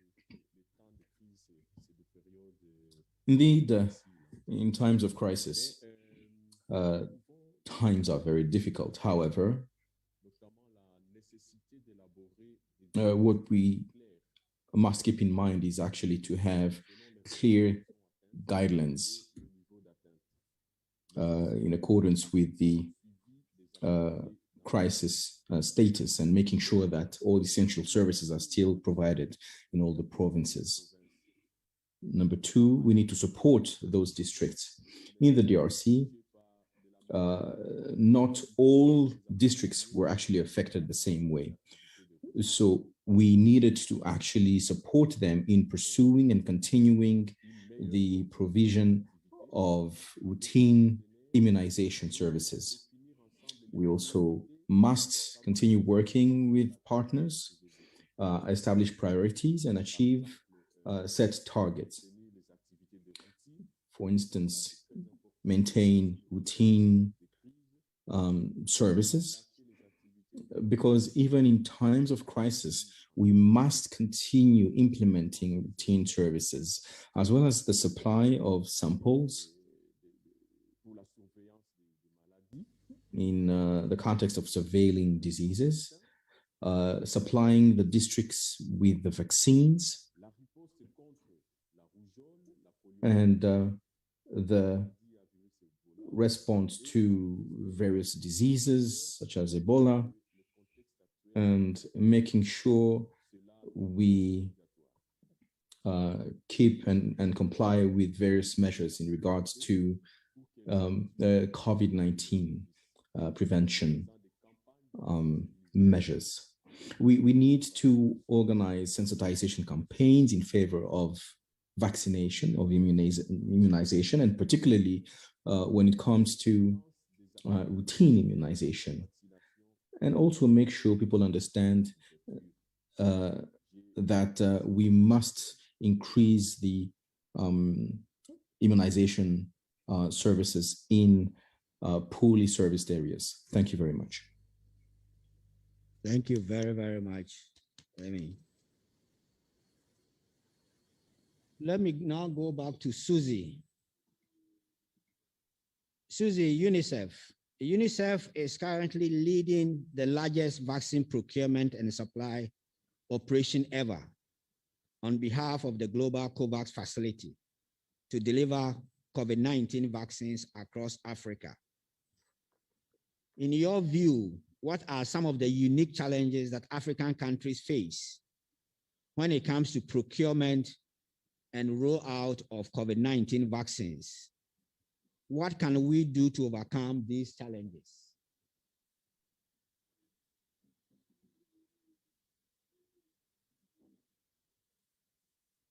Susie?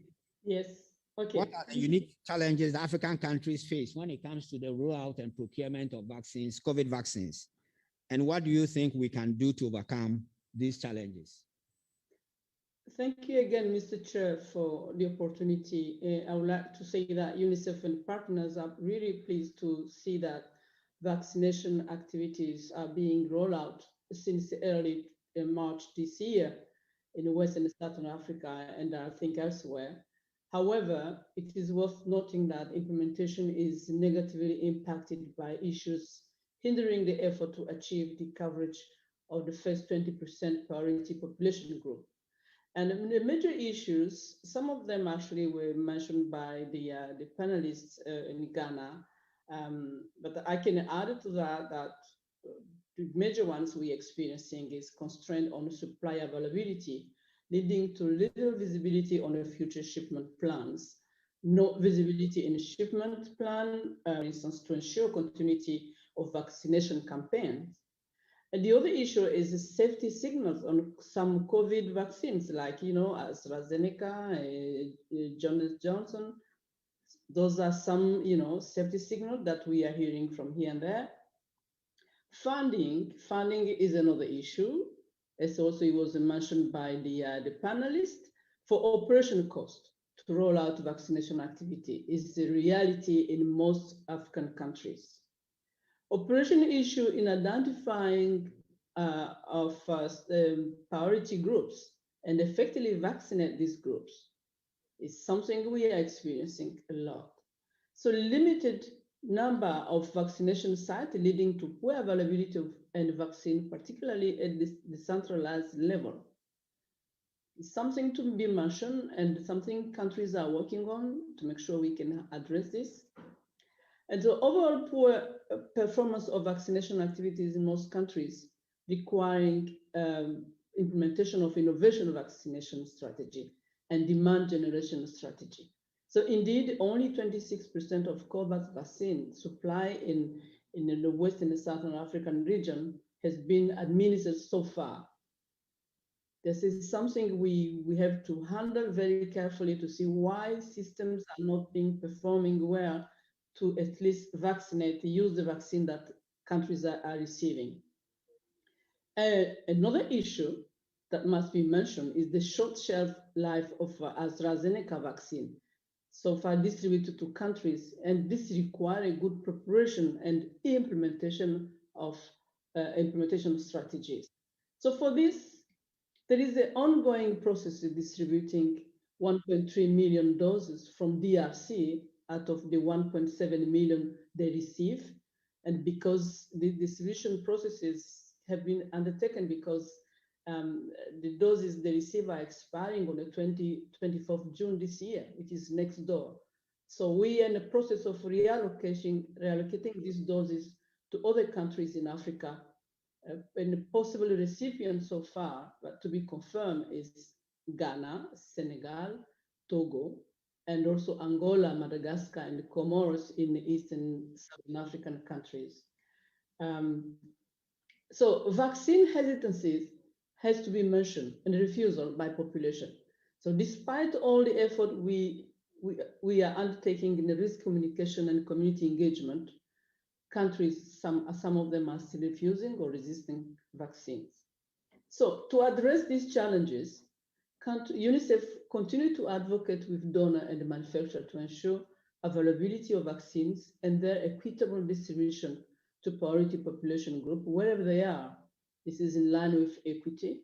So UNICEF and PAO are jointly engaged in a pool tender of security access to vaccine for COVAX countries.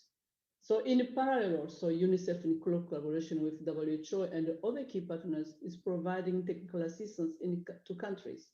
And this is mainly in preparedness and readiness to roll out vaccination campaigns, in securing funds to support operation costs through various funding mechanisms, strengthening demand generation activity through risk communication and community engagement, in strengthening the cold chain to ensure the capacity to secure safe handling of vaccines, training health service providers, including community health workers, to provide vaccine and to manage adverse events following immunization.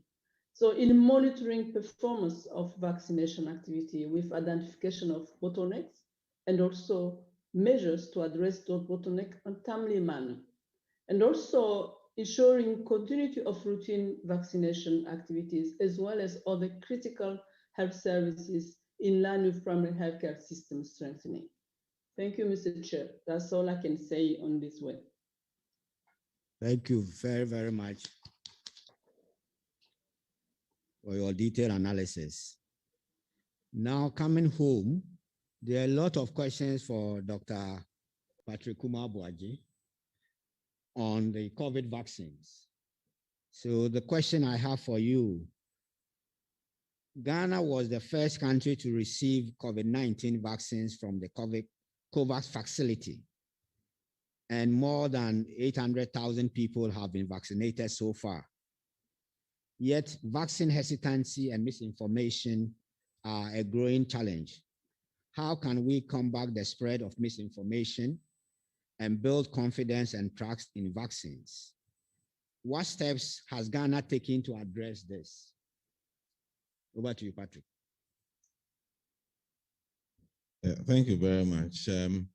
I think vaccine hesitancy, probably I will not say, is such a major headache in Ghana. Look at the coverages that we have. But the smallest we have is still a challenge.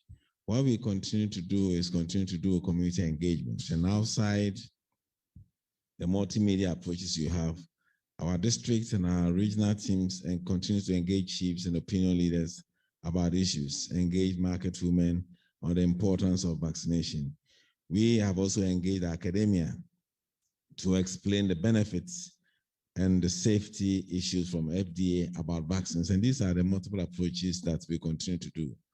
We also ensure that any adverse events from vaccination is quickly dealt with discussed and explained appropriately for people to be certain about the safety margins we have as far as vaccines is concerned. And these are some of the challenges, how we do address these challenges of hesitancy. We've been surprised to find out a few health workers also had issues, but that has also been engaged. And finally, we managed to get nearly all health workers vaccinated. And I believe whatever approach we are using seems to be working, because our current challenge is more of meeting demand and not necessarily people who are running away from the vaccine. So we believe that these are the ways that we need to really engage to ensure that vaccine hesitancy is reduced to the barest minimum. Thank you, Patrick, for educating us a bit about vaccine hesitancy in Ghana. Can I pose a question to Farah, also linked with vaccine hesitancy? The question is, combating vaccine hesitancy needs to be a community undertaking as much as a national undertaking. As someone working closely with organizations and stakeholders at the community level, what are some of the biggest obstacles you've encountered when it comes to vaccine acceptance? How can we build structures within communities that can augment the existing health system and bridge the trust deficit? Thank you so much, Mr. Chair. I'll say that one of the, or at least the biggest challenge is definitely misinformation, as it was clearly outlined by Dr. Patrick. I think that nature abhors a vacuum. If the right and reliable information is not provided, nor is it available to a large public, it is going to be created. Somehow a narrative of some sort is going to be pushed out. A lack of access to reliable information and insufficient engagement from guiding bodies at the government level have been recurring themes. Communities and their partners have been largely on their own, mobilizing for answers and solutions themselves with limited or inconsistent support. I also would like to say that in this day and age, with social media and the available technology, it is quite hard to consider Africa as an isolated case with its own set of issues. The continent is very much submitted to the same troubles that other continents when it comes to online manipulation specifically. In our African context, however, communities which are the most vulnerable to disinformation and where pre-existing polarization is high often have the very low levels of trust and in partisan traditional media as well. So I think this is something that we have to take into consideration.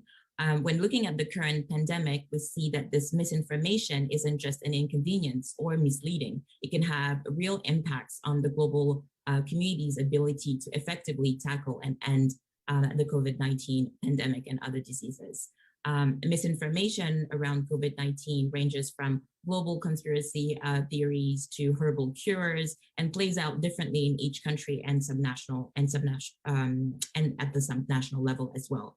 So for example, in Senegal, we've seen viral posts on alleged death from the vaccines, whereas in South Africa, we've seen a lot more conversation on in-country vaccine trials. So the motives as well of many leaders have also been a challenge. And to me, the main point that we should get from all of these different challenges that we have is that we need to it's really that the usual voices that we use are not really proving to be as effective, and we definitely need to find new ways of communicating around the current challenges that we have in the most straightforward way possible. So one factor that I think is important to counter vaccine hesitancy and misinformation in Africa would be to also hear more from African scientists. Too often do we see African scientists being praised maybe internationally without much recognition in their own home countries, and this has to change. And it may be true that that scientists aren't always the best communicators, but by finding and empowering credible voices in each country who can speak up for research and development and shift the narrative around vaccine in Africa, I truly believe that we can build trust in health innovation and in our own capacity as African to deal with these matters. At Speak Up Africa, what we've tried to do is to help elevate these credible voices in countries such as Kenya, Nigeria, Senegal, and South Africa. And Africa counts a high number of renowned experts who are advancing the continent's health and development agenda. Local science leaders who are pioneering new research have an important role to play in rebuilding community trust and reducing hesitancy and resistance. Increasing public awareness of ethical research being led and disseminated by Africans rather than by foreign programs could also help ensure that the public sees that it's its own country scientists that are setting the priorities that matter most to their own people. Thank you. Thank you very much, Farah. I'm wondering whether there is anyone in the audience here who want to pose a question. We have, yes, please.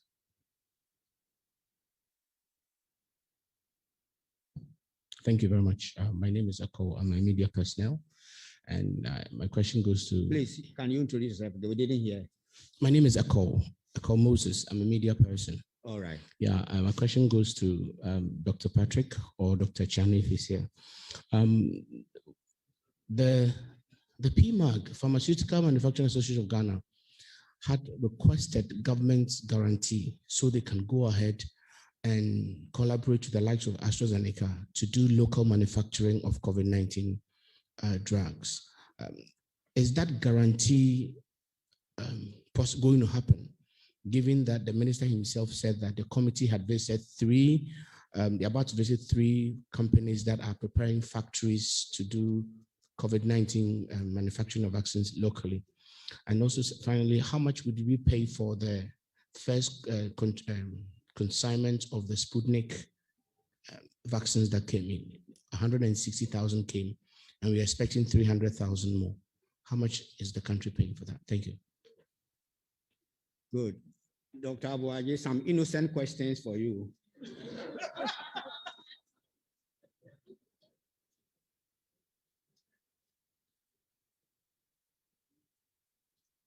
Thank you.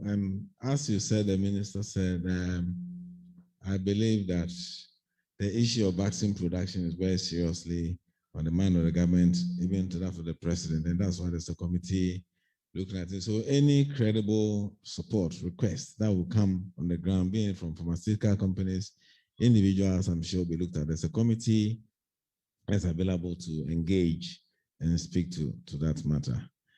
Your second question was, wanted to know how much it costs to look at buy the Sputnik. Well, I believe that these days what you see on the website is not what you get because of all the various diversion of vaccines to all over the place. Sitting here, I will not be able to tell the exact price, but I'm sure over time I should be able to look at the procurement to see what is it that was done. And it will be a public information because they're still going to have to raise LCs to pay for it. And so I'm sure as a media, you can always access that when you need that. Thank you very much. Any additional question? We had a little problem at the beginning of this event. A colleague from Gavi was supposed to make a few remarks, but we didn't get the IT quite well from this end. So with your permission, can we now ask him to make his remarks?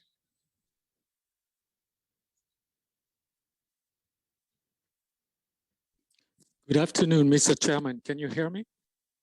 If at first you don't succeed, try again. So please go ahead. Yes, thank you. Thank you. Good afternoon, and really sorry about the technical issues this morning. I could hear you and see you, but you couldn't, obviously. Honorable Minister, distinguished participants, dear partners, and dear colleague. So I'm Cyril Nogier, Senior Country Manager in charge of Ghana portfolio at Gavi, and I'm really very honored to be representing Gavi in this ceremony. It's a pleasure to participate in the opening of the 2021 African Vaccination Week, which is a key moment for the whole immunization and the health communities. This year's theme, vaccines bring us closer, speaks to all of us during this difficult period we have been confronted to since March last year and the start of the COVID-19 pandemic. So as you know, Gavi's role in immunization has been key since its creation in 2000. In Africa, for the past 21 years, Gavi has partnered with 40 African member states to support routine immunization programs to reach out more than 250 million children with routine vaccines, preventing more than 8.4 million deaths. Due to the COVID pandemic, more children are likely to be missed out on basic vaccines, threatening to unravel 2 decades of progress and making reaching these missed communities more important than ever. Reaching these children means reaching the missed community they are part of. These communities are often deprived of other basic services and suffer from deep gender disparities. Collaboration across governments, international agencies, and civil society could bring benefits far beyond immunization alone.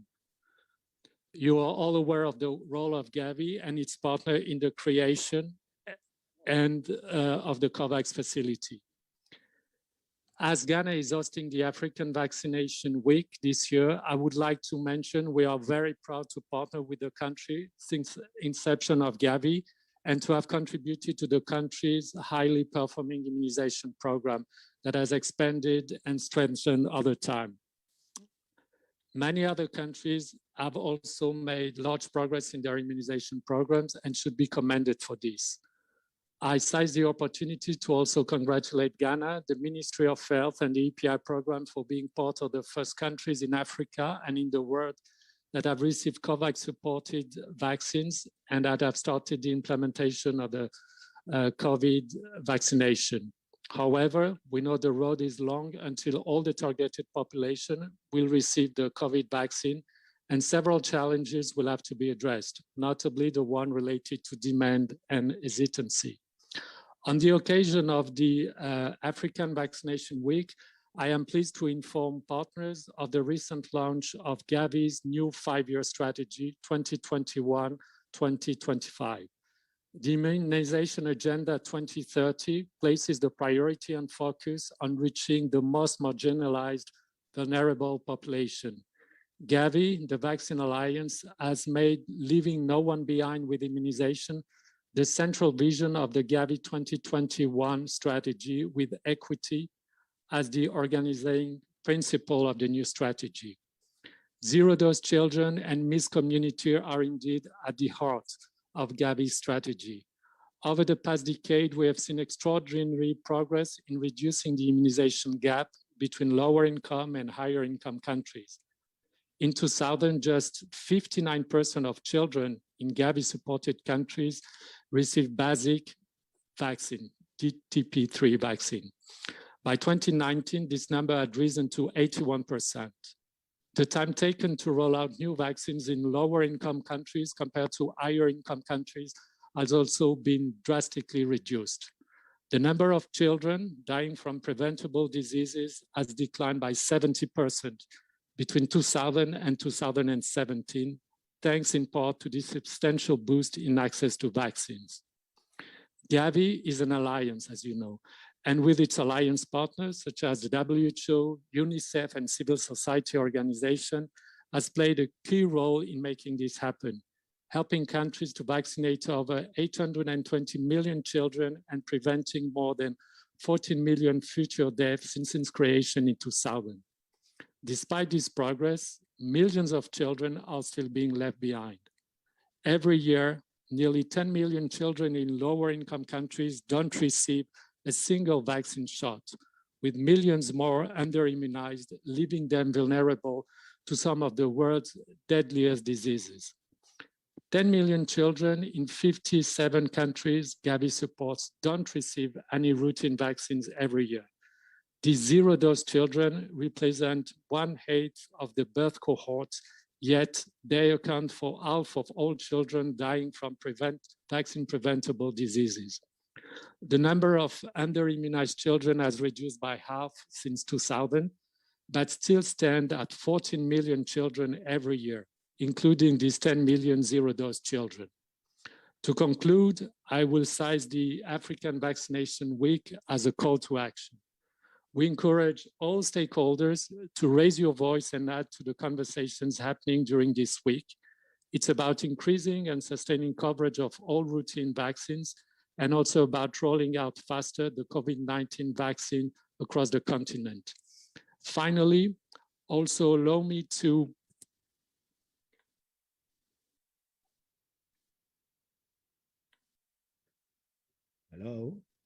Hello, sorry about this. So allow me to mention that this June, the government of Japan will host the COVAX AMC Summit, where at least $2 additional billion in additional funding will be sought to procure an additional 8.8 million doses of COVID vaccine to support further equitable access around the world. Let's get vaccinated, let's do our best and leverage our partners' strength to get our children, families, and communities vaccinated. Thank you very much for your attention and accommodating this speech in your agenda. Thank you very much. Thank you very much, Syria, for your very short remarks. In fact, Syria has a longer version, so I'm happy that he used a shorter version. Gavi has been an important partner, so it was important that we provided an opportunity to share some of the plans for the future. So thank you very much. And I know now my colleagues can sleep peacefully now that we've been able to accommodate. We have time for, unfortunately, just one question. We're very keen that we don't go too much beyond the 2 hours. If there's anyone in the audience who has any violent question, this is the time to make your point. This is the first announcement. All right, please.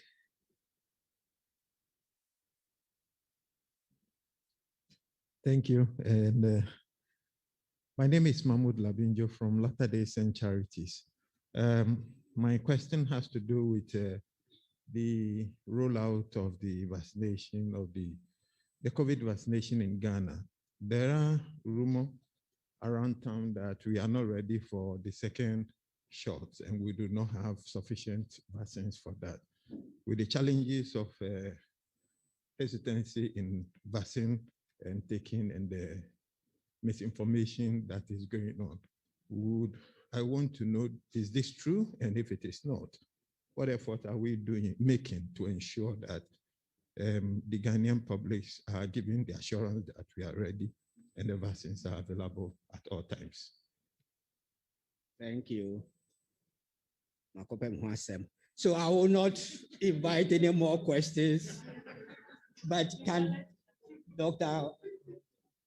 Kuma Abuaji answer this question? He wanted some assurance whether in the Ghanaian context, we're going to get the second dose and people are going to get their first dose and all that. Is there anything you can share with us? Thank you very much. I think our plan to vaccinate about 20 million people before the end of the year is still on course. Obviously, there have been challenges in terms of acquiring vaccines. It's not just Ghana, globally, but we have assurance of vaccine coming in. The government is going through bilateral arrangements. They are going through both COVAX, among other things, and also going through multiple vaccines. We are not just going to be limited to one vaccine. And with this approach, we can assure you that vaccines will be available, not just for the second dose, but our main priority to ensure as many people get their first dose, because the essence is to try and cut transmission of the virus, and that's one of the things. So a lot is going on. I cannot give you specific dates, but we can give assurance that a lot is going on from our partners and everybody to ensure that we get vaccines for all. Thank you very much. Yeah. Thank you very much. This is a very fair question, given that this is taking place here in Accra. So can we come back to the African Vaccination Week? Are there any words of wisdom or concluding messages that any of the panelists will want to give us before we wind up on this session? And let me start with maybe Susie. Any? No, actually, Mr. Chairman, I don't think I have something to add. I just want to say thank you for inviting us, and we're really happy to see the progress a country like Ghana is making, and especially the last word that was just been said, that there is a high commitment, especially for the vaccine manufacturing. This is where we have to make sure we don't depend 100% from outside vaccines. And we know that like today, we depend on India, and you know what is happening in India, and it has become unpredictable. So if Ghana can push this agenda, it's going to be a very good example for the African continent, and we can only applaud it and support it. So anywhere we can support, we are happy to do that. Thank you very much. Thank you very much, Susie. Dr. Shikomura, any words of advice?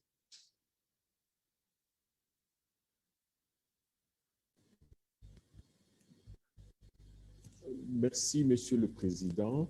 Je n'ai pas autre chose à... Thank you, Mr. Chair. I have nothing to add, but I wanted to insist on the routine immunization.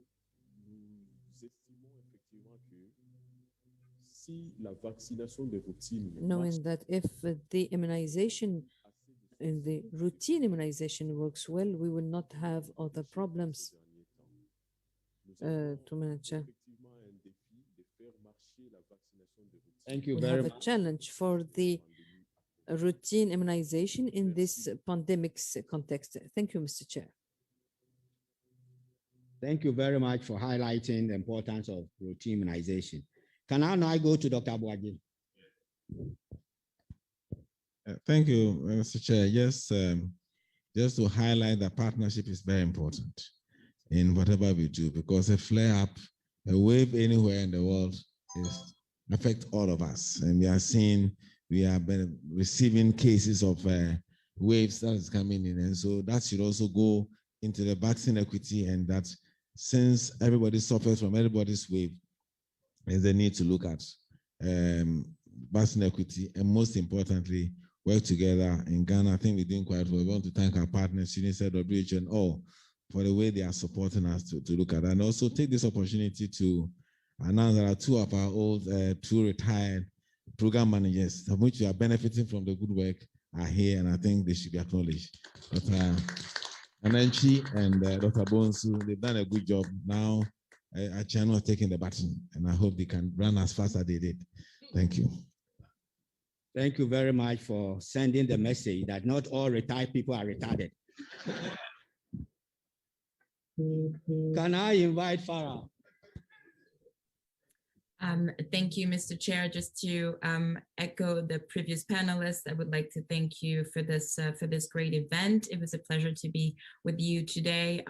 Maybe one last word would be around the again, routine immunization, but the opportunity that Africa Vaccination Week also provides in terms of an opportunity to reflect on, building knowledge and learning, so that countries and entities can also learn from the successes of and challenges of one another. I think this will be greatly important as we push to raise the profile of routine immunization in our countries, and advocate to ensure that the value of vaccination and the need for long-term reliable funding is widely understood and recognized. So it's really great to see so many people mobilized around this issue, and I sure hope that next year we'll have even more milestones to celebrate together.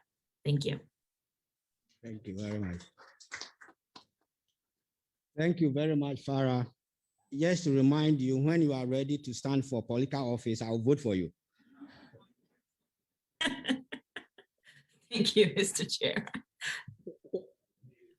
Thank you, distinguished ladies and gentlemen. We've come to the end of the second session. I'm very happy to disappoint those who expect me to summarize, because we've had a very rich discussion, and I may not do justice by summarizing everything, but let me leave you with some of the take-home message I have picked from this conversation and some of the key words. One, we have been successful in the past. Africa needs to celebrate the successes that we've made in immunization. And we've seen examples from polio, from measles in Ghana. But within the success, we had some challenges. One was that over 20% of our children are still not having access to routine immunization. So even within the success, there are 20% who are not being reached. But we also have problems with sustaining the success that we've, and that is why the African Vaccination Week was instituted, to make sure that immunization continues to have the priority it deserves. But we've also been hit by COVID, and COVID has disrupted routine immunizations in a big way. But COVID has also raised a number of issues with immunization. One is the supply of vaccines. As long as we depend on others to give us vaccines, and for free, we are vulnerable. As long as Africa depends on free vaccines, as long as Africa cannot manufacture its own vaccines, we are in big, big trouble. So the COVID crisis has not only worsened our situation, but it's also brought up all these issues. Problems with vaccine hesitancy. And that is why some of the words I heard I was happy with is trust, equitable distribution, confidence, sustainability. And from our panelists, we heard that the way forward is more political will. And political will goes also with political accountability. More financial resources. We should put our money where our mouth is. We should invest our own money in vaccines. We should also pay attention to some of the operational strategies, and we learn from Ghana the importance of integrating immunization with the rest of the health system. But of course, the important role of health workers. Without health workers, there are no health services. And time has come for us to reward, celebrate, acknowledge, and recognize our health workers. But one of the things I heard, which I like very much, is the role of the community, the role of community leaders. And that is why I'm so pleased that our traditional leaders, our religious leaders are here. We need to involve them more, and they understand the community, and the community listens to them. So I really salute our traditional leaders who are here with us. Thank you very much for coming. But we also need to celebrate our civil society and not always label them as anti-government. They also must not posture themselves as always anti-government. Over and above all, what is needed is partnership, because we cannot do it alone. We need everybody together. So thank you very much for helping me to make my work easy, but also for your patience and your understanding. And on your behalf, I want to thank the panelists, our 4 panelists, for helping us really understand the challenges ahead of us. Can we give them a round of applause?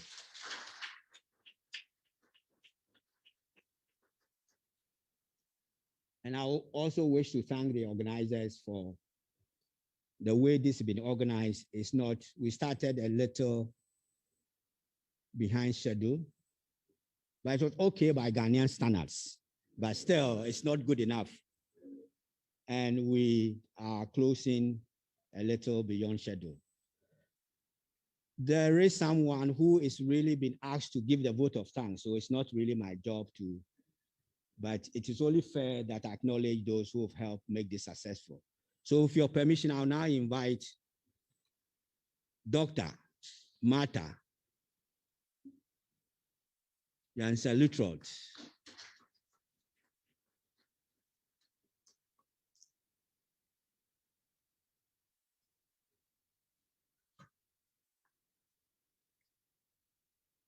Dr. Asamaba, you have made my work a bit easier because you have done the thank yous already. But permit me to thank the Honorable Minister for coming over to do the opening and also launching the Africa Vaccination Week. We extend a volley of thanks to the UN representative for your kind words at the beginning of the meeting. Our thank you will not be complete without thanking the health sector lead for Ghana, Dr. GC, for coming over. Thank you. Mr. Moderator Extraordinary, you are one of a kind. Thank you for moderating. To Dr. Moeti and his team in Brazzaville, we cannot thank you enough for your kind words as well. And I must say that, Cyril, thank you for your continuous support to the Ghana space. And we hope that we are just beginning the partnership. The Director General and the rest of the panel, Susie from UNICEF, Dr. Sikumola from DRC, Dr. Farah, the Speak Up Africa chair. We are so thankful. You brought a lot of light to the complex and very developmental issue regarding vaccination, especially in the time of COVID. Ladies and gentlemen, I want to thank our traditional leaders for coming. You are our light, and we depend on you for so many things. And we know that in vaccination, you cannot fail us, and you have not failed us. Thank you so very much.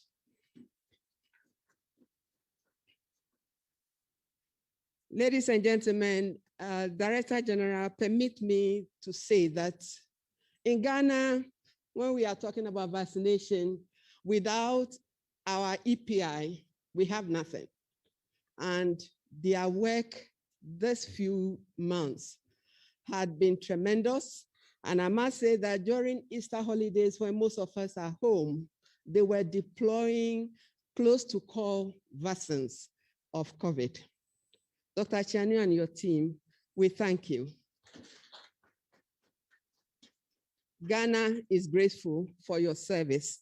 And not only that, thank you, DG, I think you have to do the needful to motivate these young men and women doing these marvelous jobs. Thank you very much for responding to that.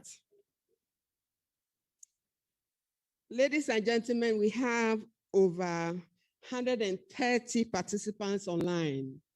And I know what it is to do online meetings. You are just stay put and listening. We thank you for your time, and we are so grateful for the time. you spent with us.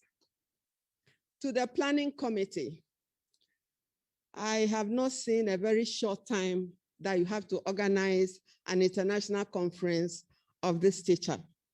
If you are in the room, wherever you are, can you be upstanding for an applause? The planning committee. Please give it up for them. Great job, great job, great job, great job.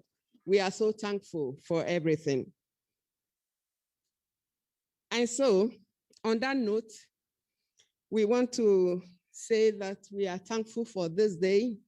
And to our UN community, I don't know whether I thank you in addition to the UN coordinator, but WHO, Dr. Francis, and my good friend, the UNICEF rep, we can't thank you enough. Together with your teams, it has been very, very useful this period that we have been in. We saw your worth and your partnership and collaborations. In fact, if there is any time for multilateralism, this is the time, and we cannot say thank you enough. Thank you to all our partners and collaborators, civil society organizations who are present in this room and who are also online. We want to say thank you for coming. And I want to stand on the existing protocol to say we are grateful for you coming. And to the media, please let the whole world know that something has taken place today. That is the African Vaccination Week. Let the world know, and let it be on our social handles across the board. And we are so grateful. Thank you so very much.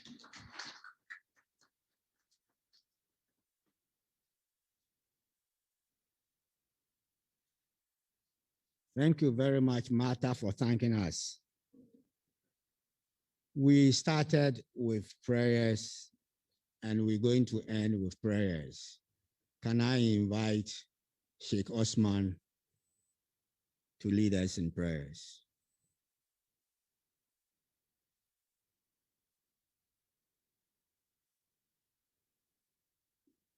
Good afternoon, Mr. Chair. If your permission, just a minute to make additional leaders that gave a good, healthy hand. The world recognized that it was indeed a scientifically proven issue. So polio, as we discussed this morning, was nearly eradicated in Africa. These days, permit me and forgive me, politicians, if you are here, COVID-19 is perceived with a wide range of misconception that it is a politically created or crafted pandemic to chop money with some world leaders and wealthy people. But again, with the help of traditional and religious leaders, the world has come to recognize that it is indeed a pandemic. And that is why we are here today. So I want to use this opportunity to assure the government and to assure the Ghana Health Service and everyone involved that the religious leaders and the traditional leaders, I cannot speak for the traditional leaders, but I can confidently say that we work together. So we have asked together, we can eradicate anything that comes our way. We don't wish anything bad. So inshallah, we have been involved from the onset by the government, by the president, by the Minister of Religious Affairs, from the onset to date. And we are so grateful for that. And we want to lend our hand ongoing at all time. Now my prayers. Almighty Allah, you are the creator of the universe and all its contents. You are the creator of mankind.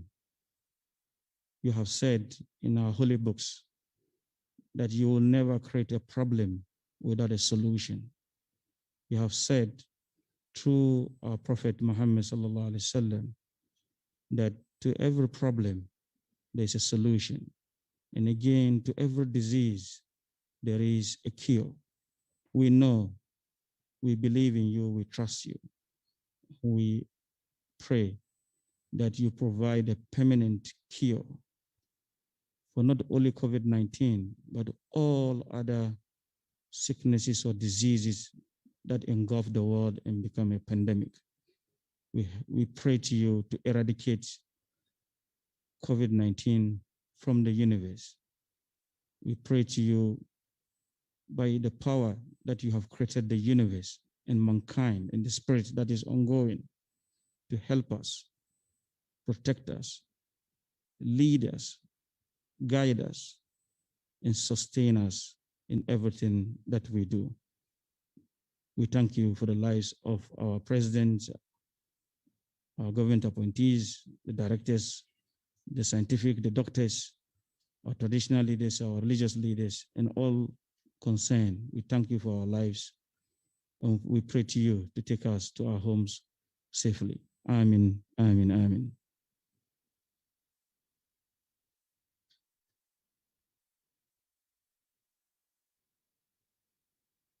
Your Excellencies, distinguished ladies and gentlemen, the meeting is adjourned.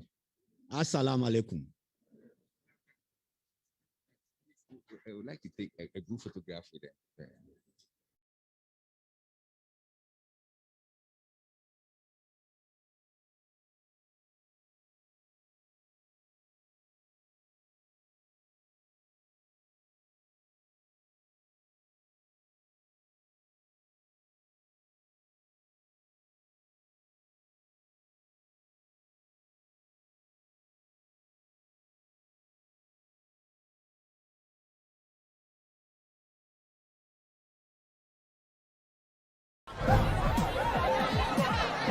Powers and principalities.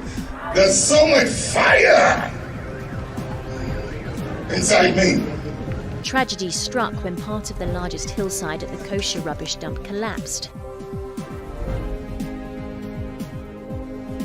It's going to be fun to see how he goes about approaching this game.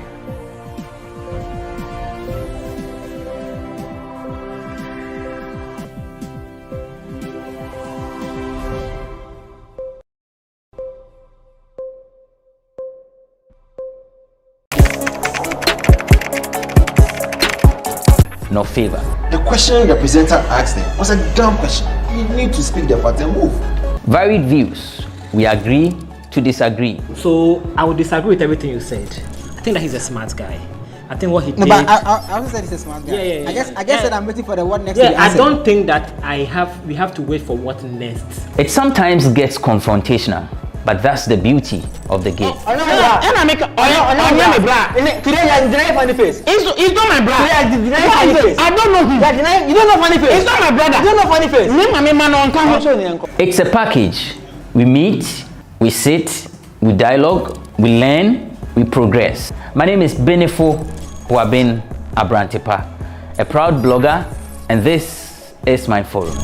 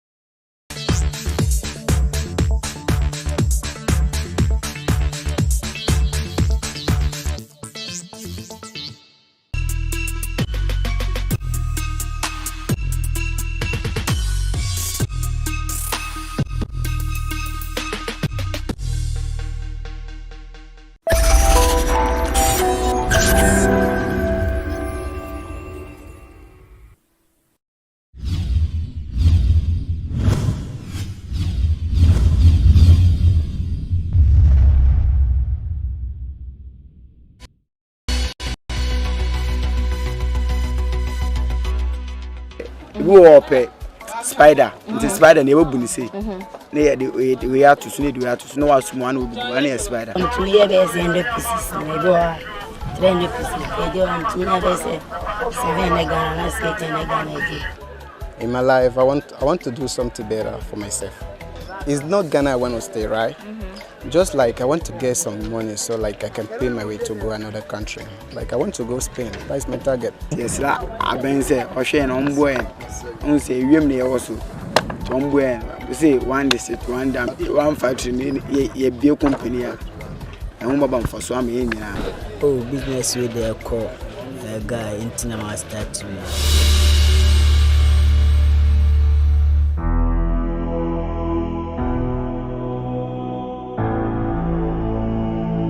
I felt people would laugh at me because I've had that experience before.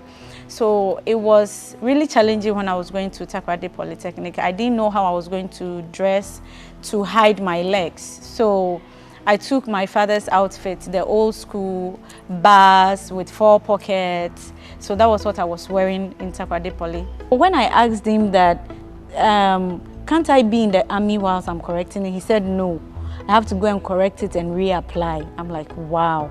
Just my teeth, and it wasn't that bad though. It wasn't that bad. It was like some are in and some are out. Yeah, it was zigzag kind of. Is it braces? I did one for her when she was at secondary school. I think she, yes. Oh, she wasn't feeling comfortable with it because you cannot eat meat and that kind of thing.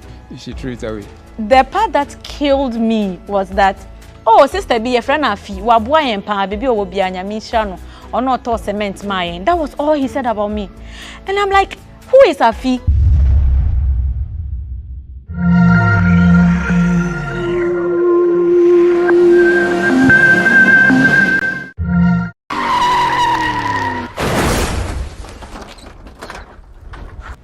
GhanaWeb in fear edunumienu na fino ye shehu efa. Itri sema daso GhanaWeb then, now and later.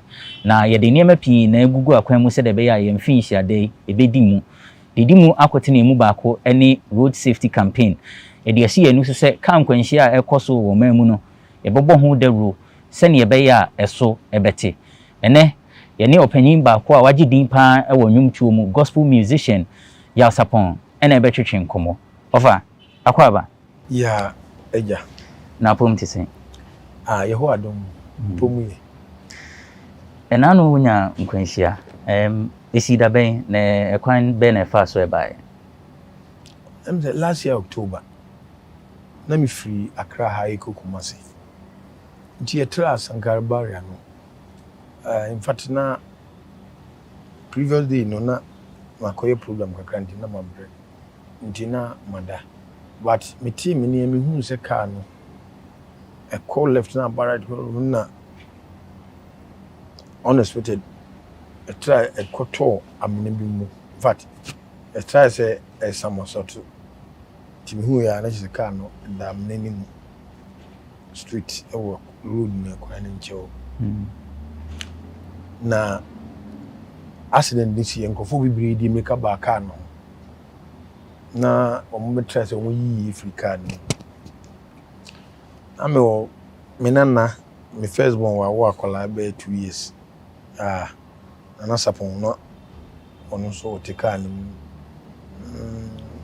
omo be yiye ni bi na omo tese akola bi obu edabushi ho isu ata ye de na ye nim be bi ayina omo ko fa no nyame da oma onu we mpra but maami tiwa me singa no the wisdom teeth in A2 na be hye ne kon wantie ma ne kon no eswele serious na me third born Jordan ono so koto car na se ma car no to no so be 15 minutes anza mo fe mankofo abitima ba be yi no na idru ya na your hospital ambulance rush no de no call kofa no che hospital na on admit omu nyina egu me na me ho odin ga kranti me de ho ma me kofi na ye ma me tiwa me ba no Jordan na Joyce lady o kan ye group no omu nyina de omo da hospital check akra sana ye yi o mo be fi nti up to now you know kase nyina tiwa ne me ba nya omu su a omu no mu a che say aka tiwa akwa aka seji ba ko enso mu ko omo yen ba ko omu say asan ka ba ko nti sana e ko happen very terrible accident na o say now what actually now out the front and when it and say yes na nipa na no twika no o say denesi in fact omo na omo because o take onu kakra be ndine nipa gina timi de na mti en say driver no and yes ha mistake omo ne driver ba ko na oba as so we driver no ayi overtaking ndine je say yes ya kwa say omo be crash nti we no hu sa na wo yi car na fa nchen ene ade nti oti oyi ye osi ya na gravels no bi ho osi so according to omo na omu gina ho no na car na start say someone to because onim say obi betima you overtaking at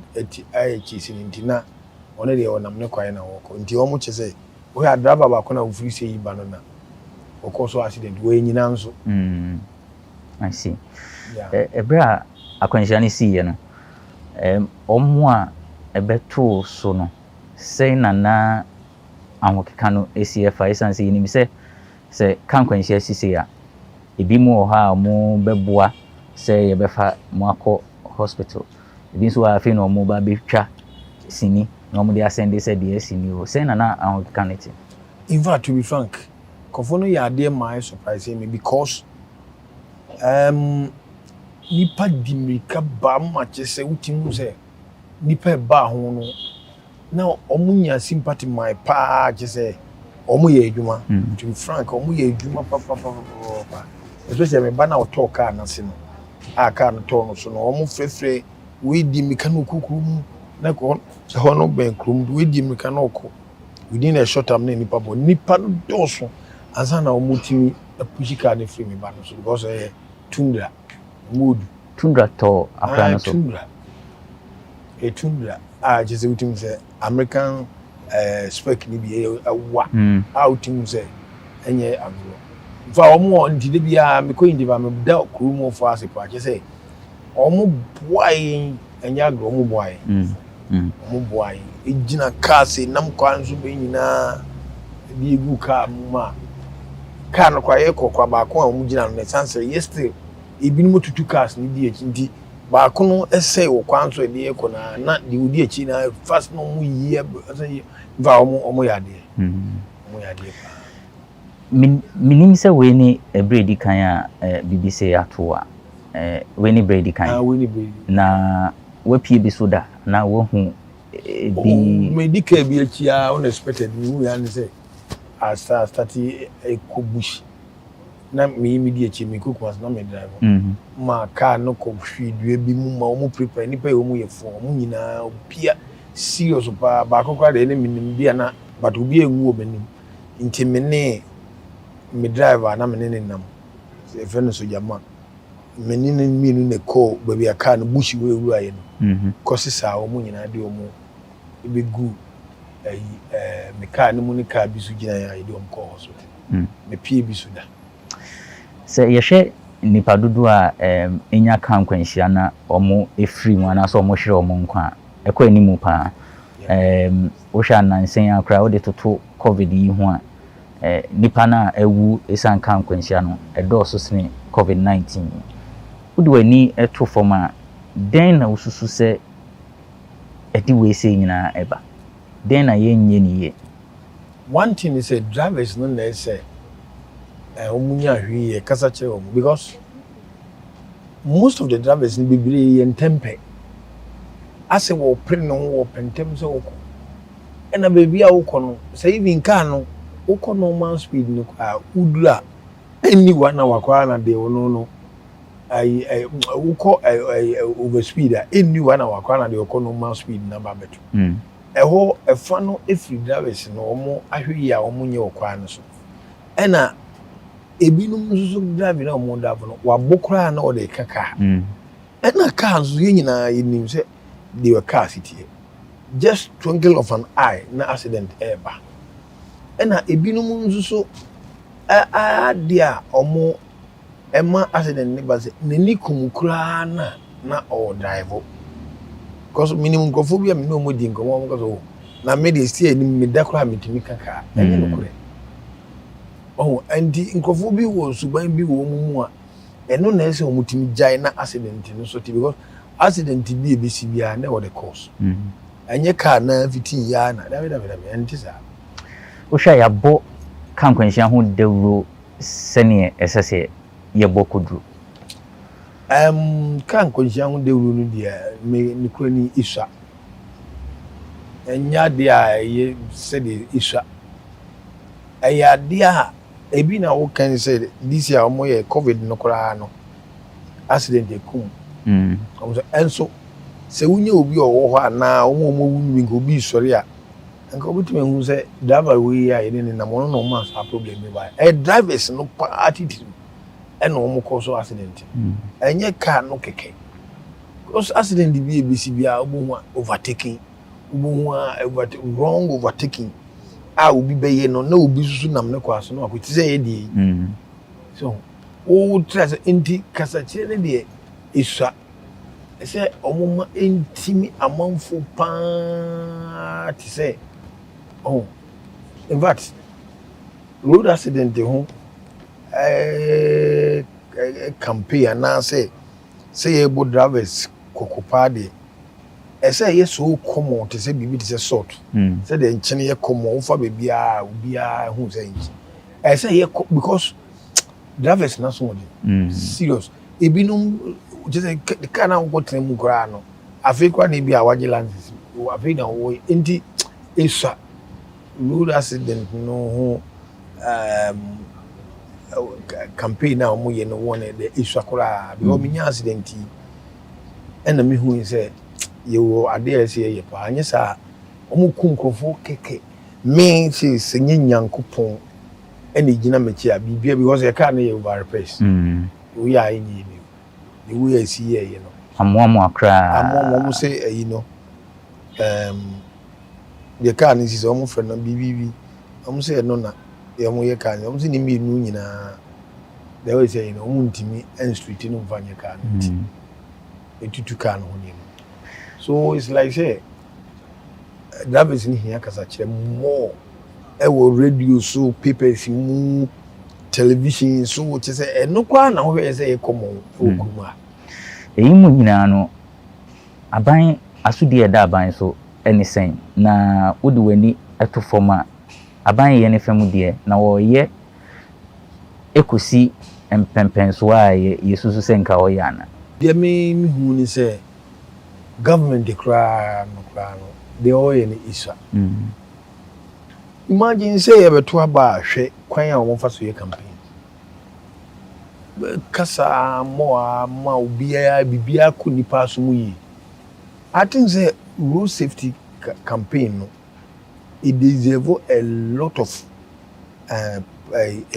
attention because say unya accident da hu the way it so but any effort e kwan no susa drivers no hu say kwan ni susa baby a obi hia obi even kwan no wo take go speed obi di be sound ho no because on American highway American na road ebi nim cars ni bi ko 8 ebi ko 6 kwan no so mo hu say why ye kwan susa and now unexpected no ko pieka bi so obi po bi ase isi ho wo ana ka bi dia ko hase che say government no man any call road accident we too much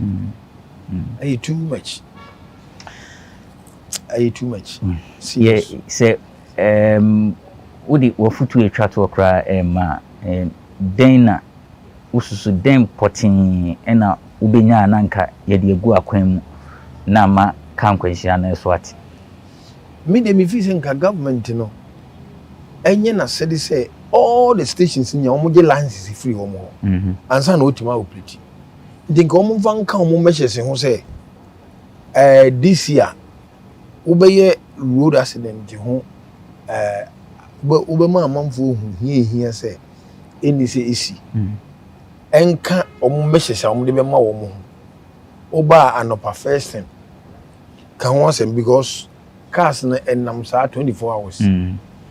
Na radio stations e wa kra hankwa I say almost about a book 100.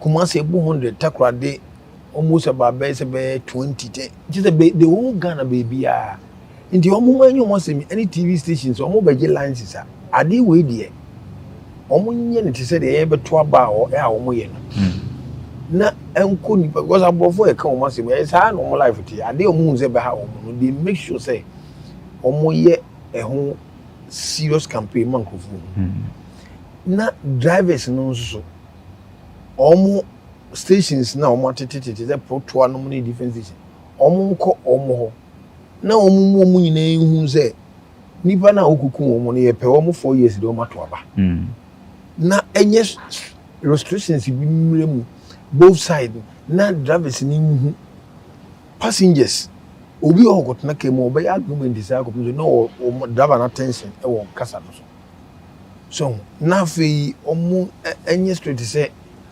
omo ni nkuvonga so obi ti utu obi kam no hu se okono no monsa binum timi gina no makotwe bi omo twa bi ya no bi ni nyina no enye sa ne mo we se government mo ni bre ho na the government be ye no because o kasa ye na ye beda kafi we timi we kafi obi ansi abonte obi ansi e ba critical say ya ri ba e meshisa begin ye to kasa for first time one e ba ye see nyina ngo de obi akọ dem upia o problem I say a road accident in some meshes we never because the way I can see a kum nipa no Jesus ofa ebeda se so ne atwetwen komo e wo GhanaWeb TV so abusia aha na brebe ma yakwan ama de ye interview with gospel musician ya Saponu ABC ya kai wo say ye di ye 22nd anniversary say uhu bibi e wo wakwan so na ususu say sadi we say betimi de kan kwanhia ba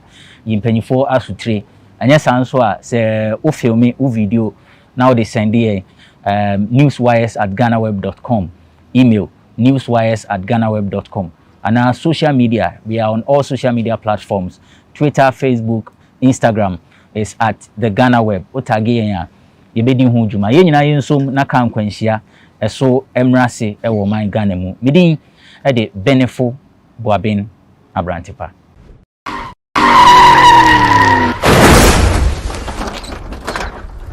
I'm proud to be part of the GhanaWeb Road Safety Campaign. Now my message to Ghanaians is to be very cautious whenever you are sitting in a vehicle. When a driver is not doing the right thing, tell him that, hey driver, you are not doing good. If he's overspeeding, tell him, driver, stop the overspeeding. If he did not park well, tell him, driver, did not park well. Life precious. Do the right thing, save a life.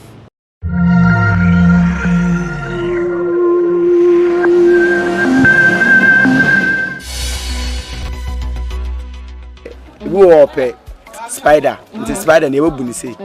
We have to see we have to know what one will be one spider.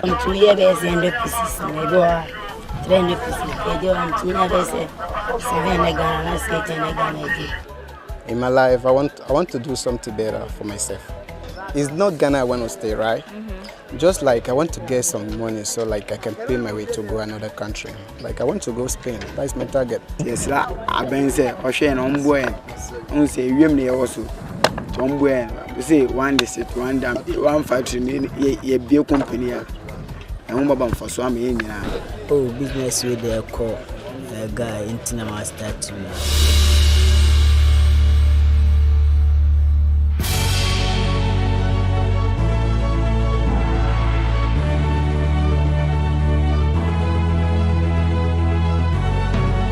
From the dawn of time, people have engaged in several businesses. With the onset of technology and innovation, life has relatively been made easier. By using debit or credit cards, mobile banking. Thank you. And your favorite, mobile money? Tech has indeed married business. On BizTech, we spend time with faces behind known and upcoming businesses in the country. Learn more about the new technologies and innovation, as well as find out about the trending issues in the world of business. Join us as we serve you with a variety of compelling interviews, projects, and others right here on GhanaWeb TV.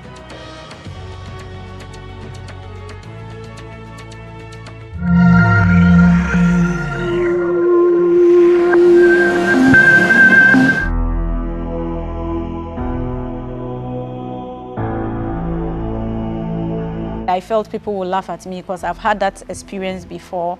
So it was really challenging when I was going to Takoradi Polytechnic. I didn't know how I was going to dress to hide my legs. So I took my father's outfit, the old school bars with 4 pockets. So that was what I was wearing in Takoradi Poly. When I asked him that, can't I be in the army whilst I'm correcting it? He said, no, I have to go and correct it and reapply. I'm like, wow. Just my teeth. And it wasn't that bad though. It wasn't that bad. It was like some are in and some are out. Yeah, it was zigzag kind of. Is it braces? Braces. I did one for her when she was at secondary school. I think she, yes, oh, she wasn't feeling comfortable with it because you cannot eat meat and that kind of thing. She threw it away.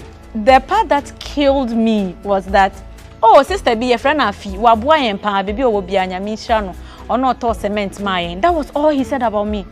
And I'm like, who is Afi?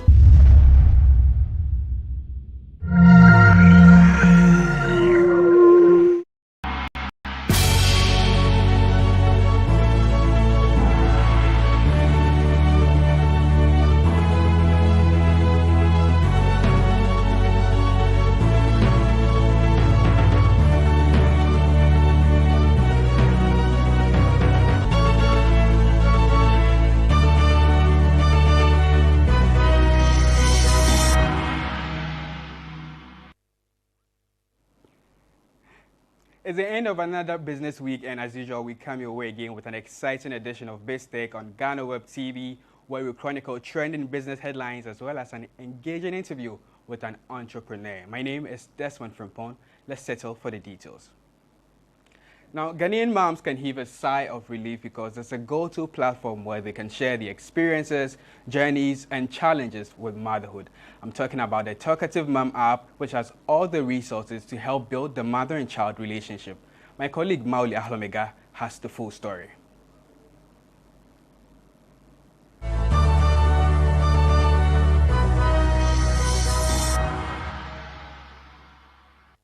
Hello and welcome to this week's edition of BizTech on GhanaWeb TV. Today my guest will be the founder of a digital platform, and this platform is helping women with resources as they journey on in their motherhood. I'll be speaking to Emu Quigrin, and she's the founder of the Talkative Moms app, and we'll be talking all things Talkative Moms. Don't go anywhere, stay tuned.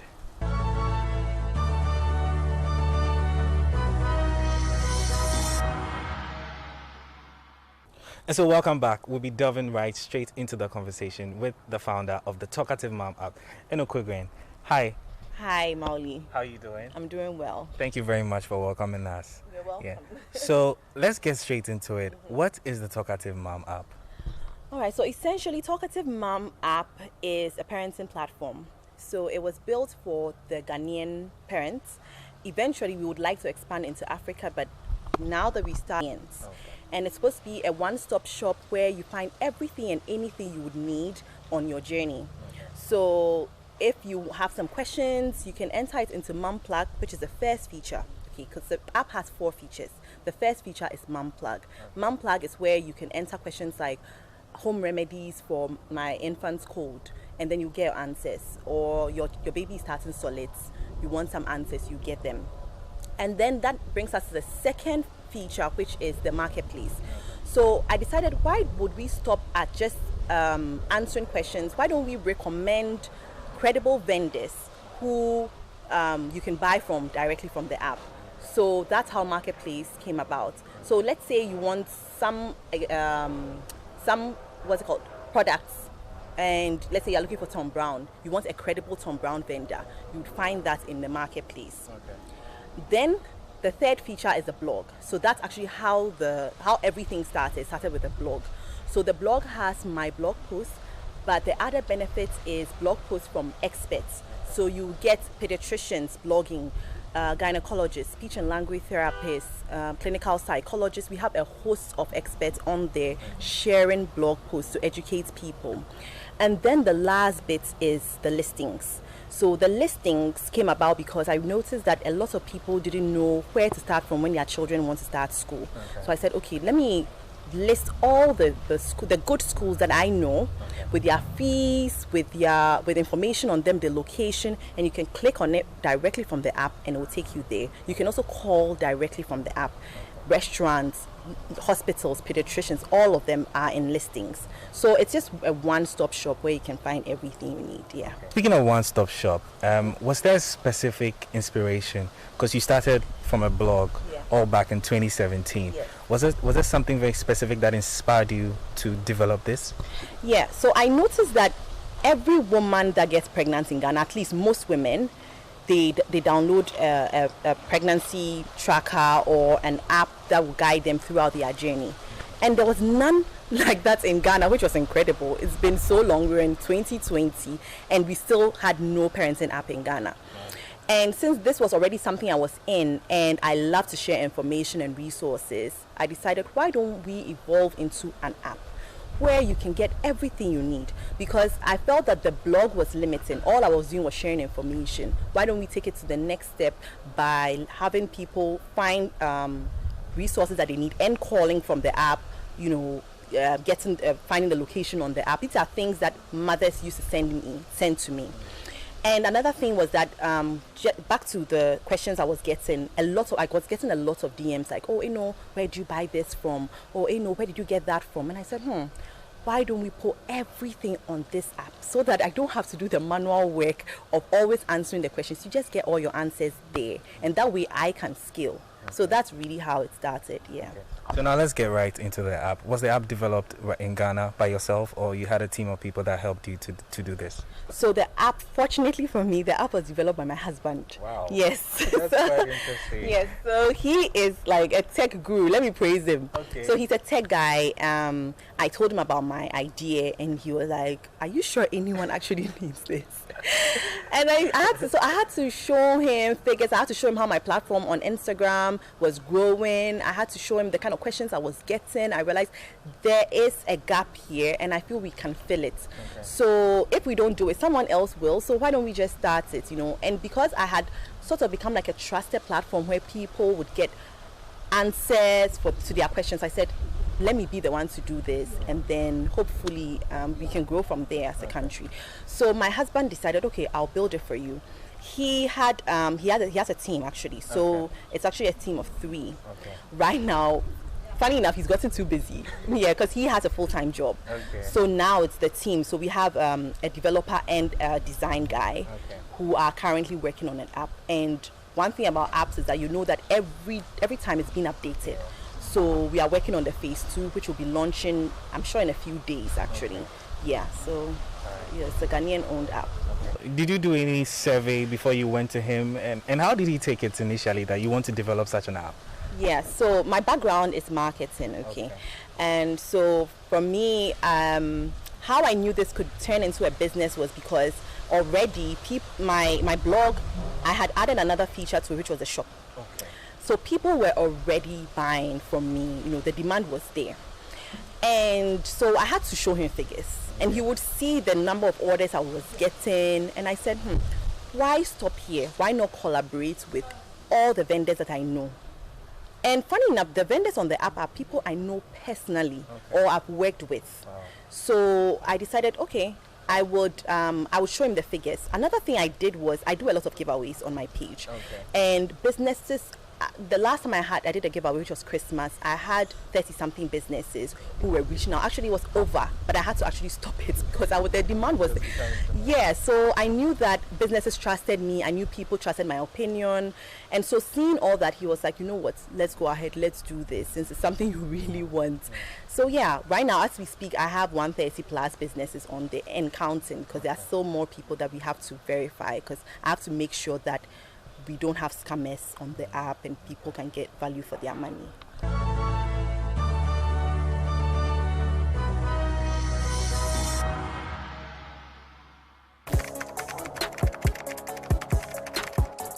table issues relating to the arts and entertainment for a riveting discussion, of course, without fear nor favor.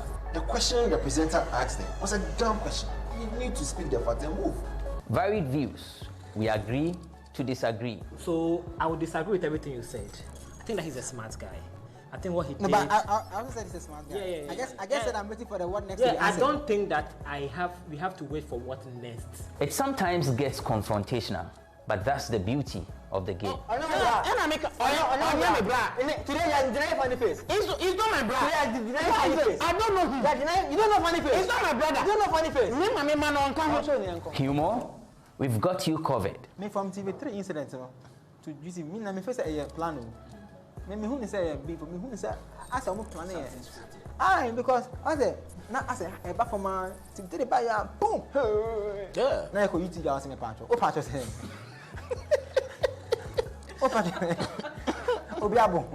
It's a package. We meet, we sit, we dialogue, we learn, we progress. My name is Benefo Puabin Abrantepa, a proud blogger, and this is my forum.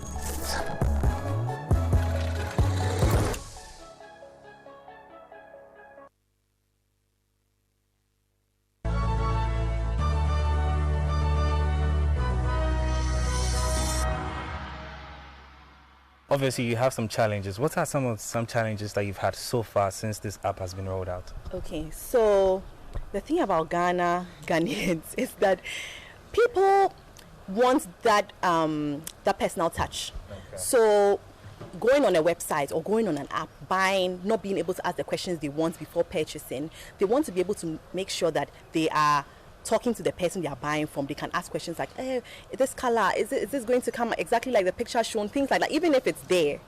So what I decided to do was, on the app there's no payment platform. So what happens is that when people select a product and they are checking out, they fill in their details and then it sends a message straight to the vendor.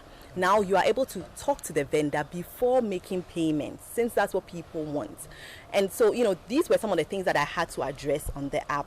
And then, just getting people to download, because again, technology in Ghana, it's there, but we are still a little bit behind. And so, that was one of the things. But slowly but surely, it's growing. Yeah. So on the downloads, how many people have downloaded this app? And what's the feedback and then the engagements like? How's the entire app looking like right now? Okay, so right now we have definitely 2,000 plus, because we started with almost 2,000 and something downloads. Okay. And the feedback has been great. You would even see reviews on the App Store, because it's on iOS and Android. So when you go, you'll be able to read reviews even before you download the app. And there's a lot of engagement, because on the listings feature, you get to rate and review any facility. So if it's a hospital and you had a bad experience, you can review, you can leave a comment. So people have done that, and that has guided other people to select this hospital or select this pediatrician, that sort of thing. So I've seen that even with the blog posts as well, people are enjoying the blog posts, because I'm getting that sort of feedback, and people are purchasing products on the app. So slowly we are picking.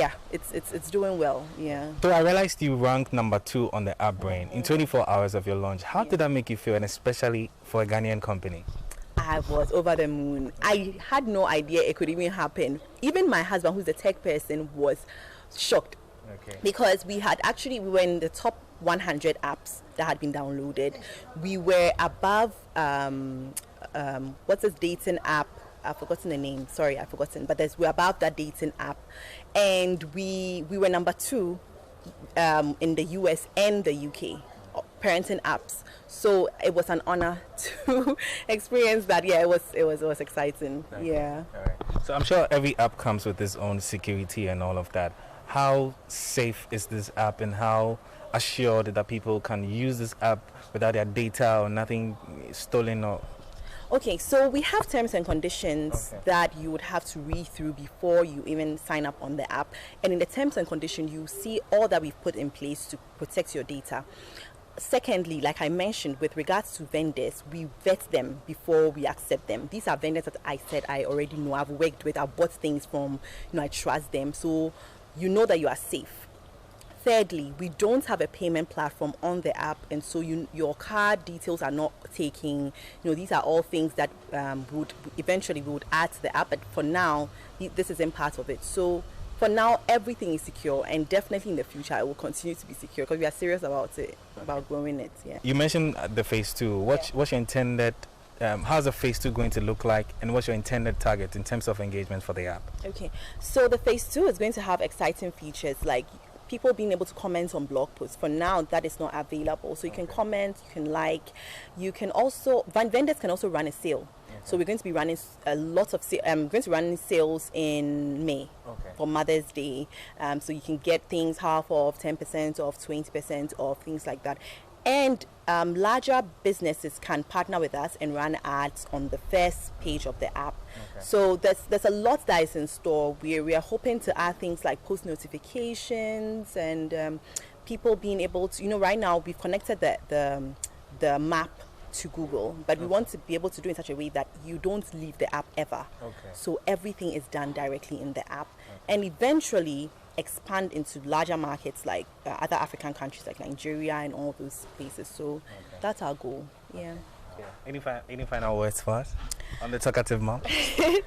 So all I'll say is go download the Talkative Mom app on Android and iOS. It's very easy to use. You get all the information. It's free.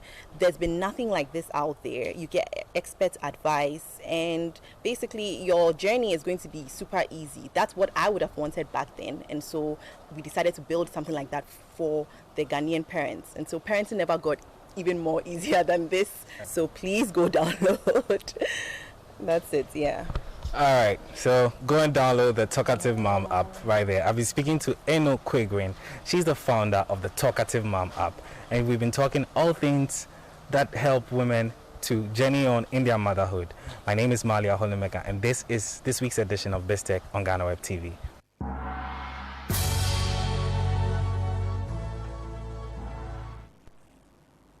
That's really an amazing app there. We are going straight to our tech segment to engage our tech enthusiast, Jefferson, for him to help us with some cool tools that will help us navigate this tech world.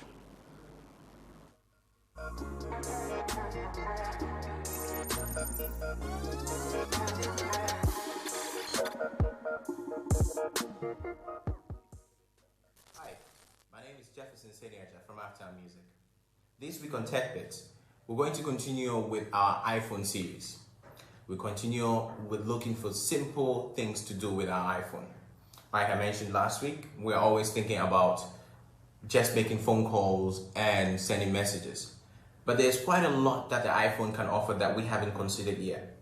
This series is going to point out things that we haven't noticed yet and things that we can use it for. So let's get on to this episode.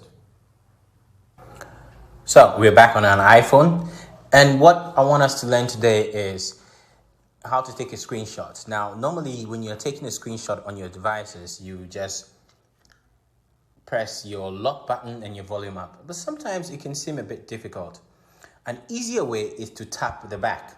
Now you can easily do that from your settings. So we can just go straight to our settings. Okay, and we scroll all the way down to accessibility, and we scroll all the way down to touch, and in under touch we scroll all the way down to back tap. Double or triple tap at the back of your iPhone to perform multiple actions. So at the back here you can say double tap, and you can choose whichever option that you want. You can say, okay, now I want to double tap to call for Siri, double tap to take a screenshot, double tap to even volume up and volume down. You can even double tap to shake, double tap to just mute. If you're in a meeting and you want to lock your phone or that, you can just go lock screen by double tapping, or just screenshot for what we are trying to achieve. So screenshot and double tap. So that's it. There's even a triple tap if you want to lock your screen. So it's a whole lot of options that you can do. That's settings, accessibility, touch, and back tap.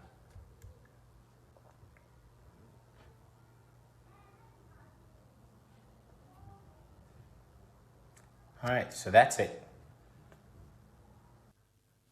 So, I hope you found that useful. I hope you found something more than just another phone. because an iPhone has quite a lot that it offers, making money worthwhile. So I would encourage everyone to give it a try and let's see how it goes.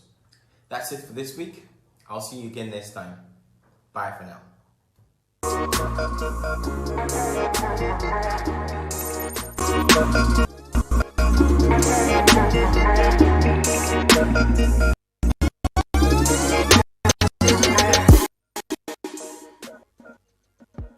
Now let's kickstart the trending business stories for the week. We start with the story of the GIPs, where the government of Ghana has assured that the $2.7 billion investment inflows reported by the Ghana Investment Promotion Center, the GIPC, for the year 2020 will be put to good use.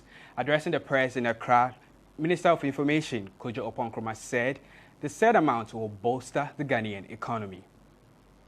The key thing that the GIPC is at this stage leading government to do is to ensure that all of these investments, in terms of their equity compositions and then their logistics compositions, are onboarded fully so that the jobs and opportunities associated with them can be fully realized by the Ghanaian people. So, for example, it's estimated that a total of 27,000 jobs expected to be generated from the 279 projects, with operations at full capacity.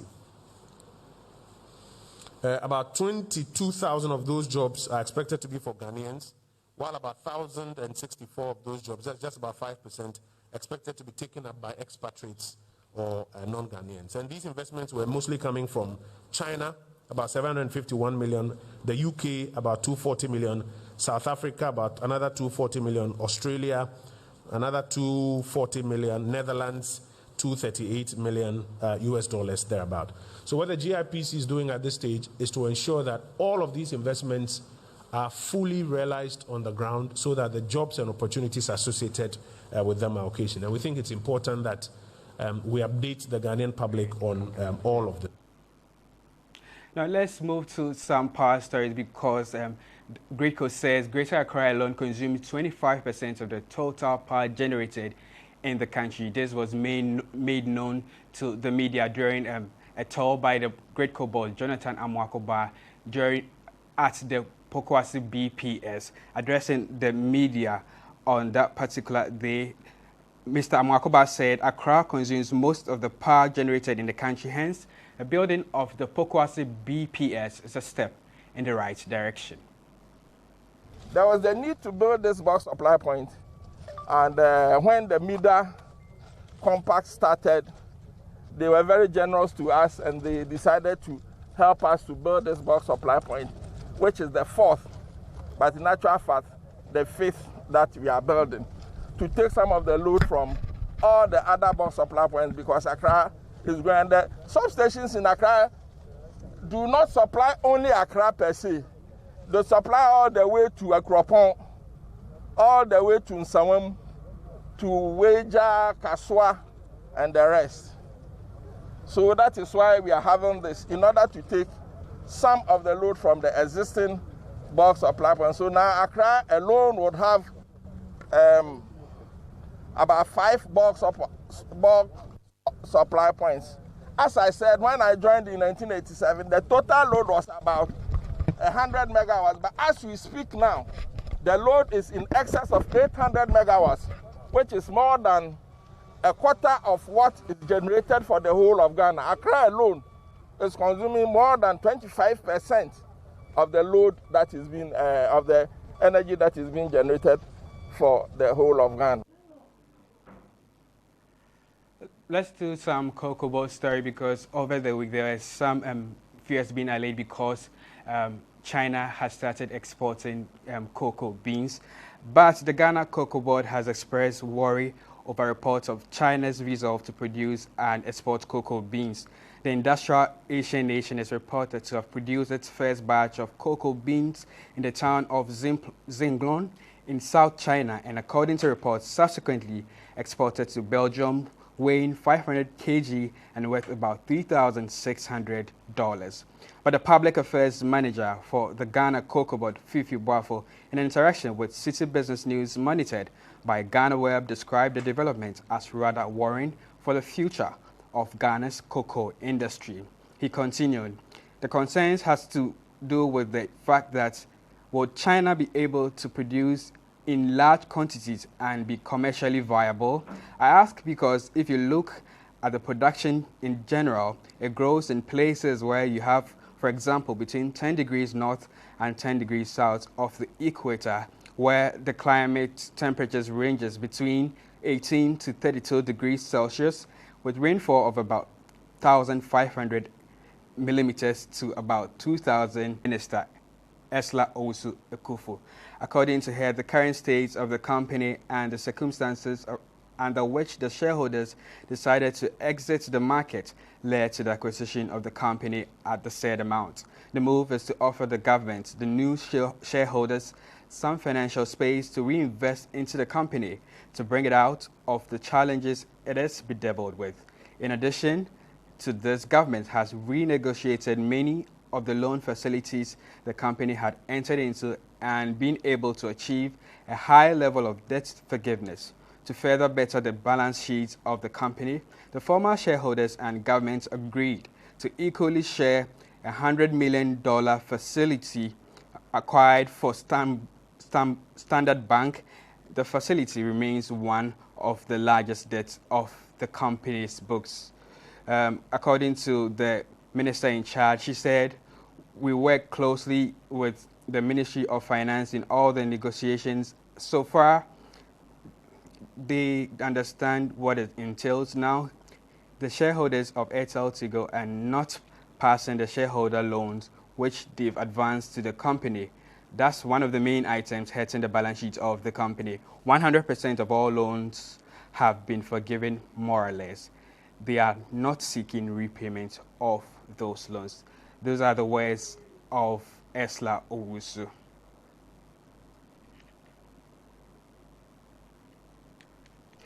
Now, there's some great news for the SME sector because the Bank of Ghana said it has tagged along with the Singaporean government to roll out, to adopt business borders aimed at helping SMEs leverage technology.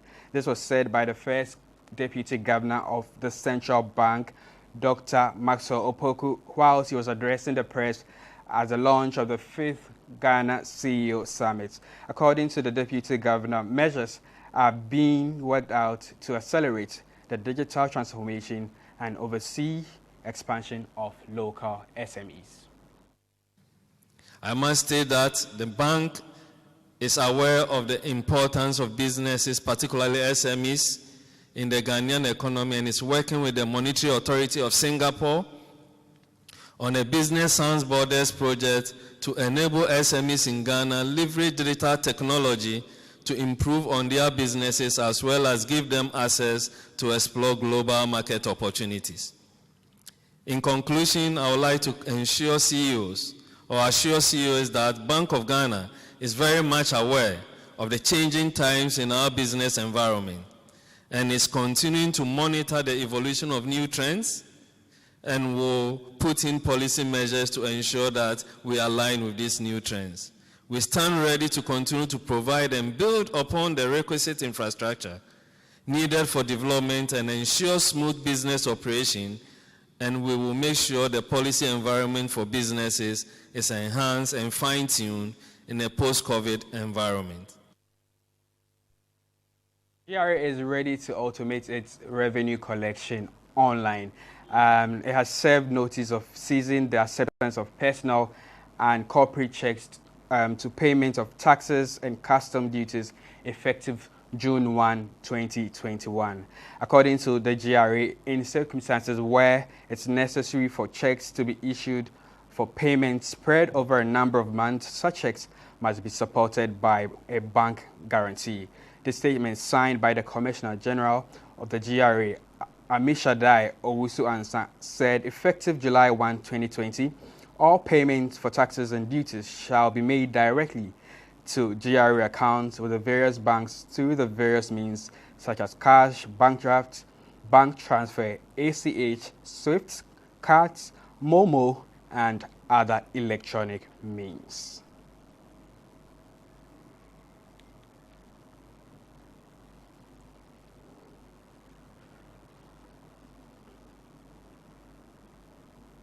So a very final story. Well, despite coronavirus surging on, there's quite an impressive news for Ghana in terms of growth of the economy.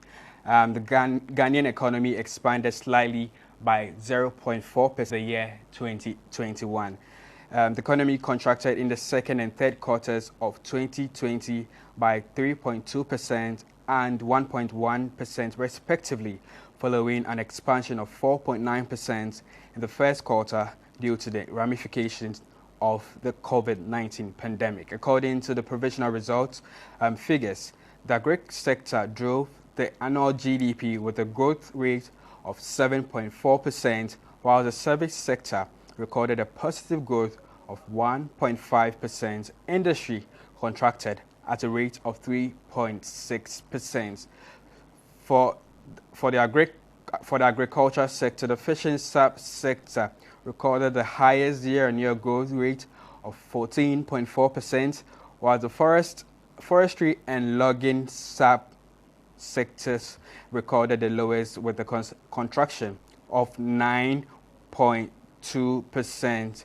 The information and communications subsector recorded the highest year-on-year GDP growth rate of 22.5% in the service sector, while the hotel and restaurant activities subsector recorded the lowest with a concentration of 34.8%. With regards to the industry, the electricity subsector recorded the highest year-on-year annual GDP growth rate of 7.9% for 2020, whilst the mining and quarrying subsector recorded the lowest with a contraction of 11.0%.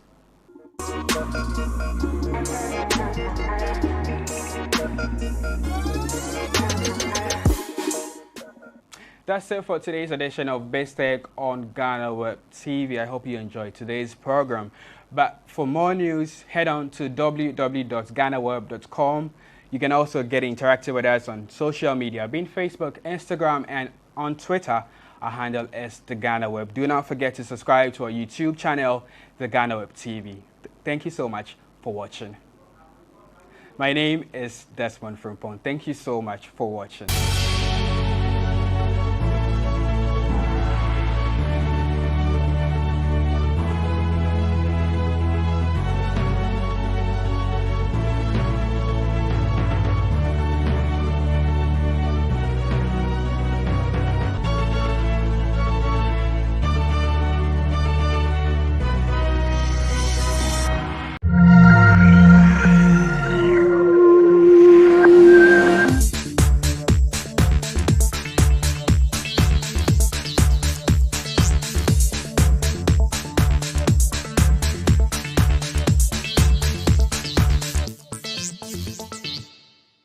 So we're here for another episode of the GhanaWeb Fridays debate. I believe you've enjoyed the previous episode. On today's episode, we're asking if GFA President Ket Okreku has been an improvement on the leadership of the embattled former GFA President Kwesi Nyantakyi, because it's been close to 2 years since he took over from the Normalizations Committee as the GFA President.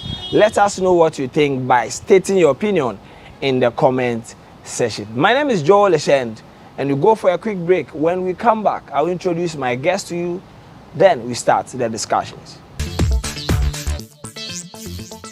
Welcome back from that short break. You're still watching GhanaWeb TV, and it is the Fridays debate here on GhanaWeb TV. Today, joining me for the discussion, I have Shaban. He's known everywhere. I know you see him on your screens during the Ghana Premier League coverage on Star Times. I also have Bra OJ. He's a staunch Kotoko fan, so he will be here to also tell us when we start the analysis on the Ghana Premier League on who can win the league and the possible teams who will be relegated. But today we're asking if Ket Okreku has been an improvement on the leadership of the embattled former GFA President Kwesi Nyantakyi or not. Good morning, gentlemen, and thanks for joining me here. Good morning. On GhanaWeb TV. Good morning. Good morning. Okay, OJ, what do you remember about Kwesi Nyantakyi? Well, Nyantechi's administration wasn't the bad one until the number 12 came in. Then some of the things I remember him was the 2006 World Cup. Yes, at least he took Ghana there for the first time. So that is what I always recall when his name comes to mind. Okay, let me come to Shaban. What do you remember about Kwesi Nyantechi? Well, I think it's the 2009 Under-20 World Cup because it was the first World Cup to be won by an African country on an African soil. And I think that is one thing that I remember very well about the former FA boss, Kwesi Nyantechi. But the two of you are speaking about the national teams. You've said nothing about the Ghana Premier League because before he came, we had Hasselhoff and Kotoko playing in the maiden edition of the CAF Confederations Cup final, which has beat Kotoko in Kumasi to win that trophy. You spoke about the national team, but you don't remember him for our league. Well, I think that he has his positive and also the negative. And with Kwesi Nyantechi, I can tell you that his administration, what really affected him most was how he managed the Ghana Premier League. He didn't pay attention to the league. His focus was only on the national teams. And one thing, that is why it makes him that person who helped the national team, because he paid attention to the national team and he branded it very well. But with the Premier League, he didn't pay much attention. I can remember 2008 he had the Glow Premier League sponsorship. We had the Xylophone, that was the last sponsorship before the number 9, and then the number 12, and then I think at a point we had Rice Master also. Yeah, that's for the national team. Yeah, okay. That's for the. So we have the Glow Premier League, we have the Xylophone sponsorship, and we have the Super Sports. Yeah. That is under his administration. But in all, he took over when our our club teams were doing very well. From 1956, we started playing the Premier League. From 1997, we saw Ash Good in the CAF Champions League final. Before that, they played in several semi-finals. King Faisal. We saw Kotoko winning the Champions League we saw Kotoko winning the Champions League 83. Heart of Folk winning the Champions League in 2000. And then in 2005, we saw both teams in the final. December 2005, he took over as the next FA president. Now, taking over from 2005 to 2018, we didn't see any changes in our. Okay, we will come back to that. But OJ, you don't remember him in terms of the promotion and the improvement of the Ghana Premier League? Just as he was saying, Nyantechi only focused how his name could go, like international with the national teams. If you could remember, at the point in time he was contesting for a position at FIFA. He became a FIFA executive. So everything he does, like he wanted to go out there, not paying attention to the localities. Though he did some good stuff with the localities, but then I think it wasn't enough. Yeah, because then the number 12 came out as a result of what was going on locally. A lot of allegations and all that. You understand? And then I think officiating wasn't the best. Okay, so watching GhanaWeb TV is the Friday's debate. Today we're asking if GFA President Kurt Okraku has been an improvement on the leadership of Kwesi Nyantechi. It's been close to 2 years since Kurt took over. Shaban, we are not comparing the two presidents because one had close to 13 years and the current one has been in office for at least about a year and a half. But we know the things that brought the number 12 expose and the time when people started losing interest in Ghana football because there were several allegations against him, hooliganism and all that. Has Kurt Okraku been an improvement on Kwesi Nyantechi or not? Well, you could clearly see that Kurt wants to do something. A former journalist, a football administrator, and so we expect to see more from him. As a matter of fact, the FA Cup committee, he was the chairman, and we saw what he did with it. I think it was a final between Midiama and Bizebeche. And then even Hatofuk and Kotoko at Temale. He was the chairman. 1-3-0. Yes. The famous hat-trick from Ahmed Adams. Sadiq Adams. And that was the end of his career. And so, clearly, you can't, it's early days yet, but you must see glimpses of positive.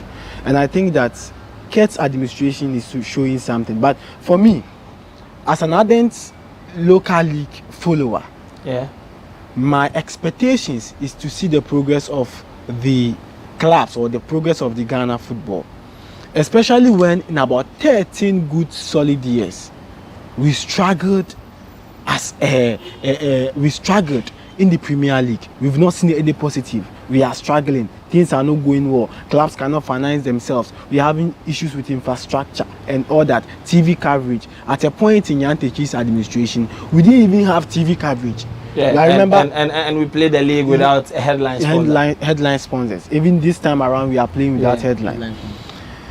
Kurt took over 24th of October 2019. He started the truncated league. Unfortunately for him, we started the league, we started something. The league was truncated due to the COVID-19. This time around, we have 14 more matches to go. I think that I am assessing him based on the performance or based on what we are seeing in the Ghana Premier League. And for the national teams, it's already branded. The national teams are branded themselves. For an FA president or FA administration, what can be assessed most is the league. You go to the Algerian league, it's successful. Egypt league is successful, and then all the commendations goes to the FA. But when the national teams are doing well, the Ghana national team is doing well, the government takes the glory because at the end of the day, he's the one who is financing. Yes. Okay. So, OJ, has Kurt been an improvement on Kwesi Nyantakyi, or there are things that you think that Nyantakyi did which was wrong, and now Kurt is also repeating the same mistakes? Kurt is doing well so far so good, yes. Okay. As you said earlier, you can't compare a whole 13 we years are not comparing to a 1.5 administration of Kurt. But then let's look at something here. Before he was voted into power, he brought a manifesto. That is the game changer. He said a lot of things. So if I want to assess Kurt, I will use those things to assess him. Man, one, he talked about transparency and then accountability. These are stuff we are seeing him doing. Okay. I think a while ago, he brought out the salaries they take. There was this noise all over that they are taking huge money, but at least we can count on that and then assess them. Say let's say they are taking this, they are taking that. So at the end of the day, we don't need to speculate anymore about the salaries they are taking.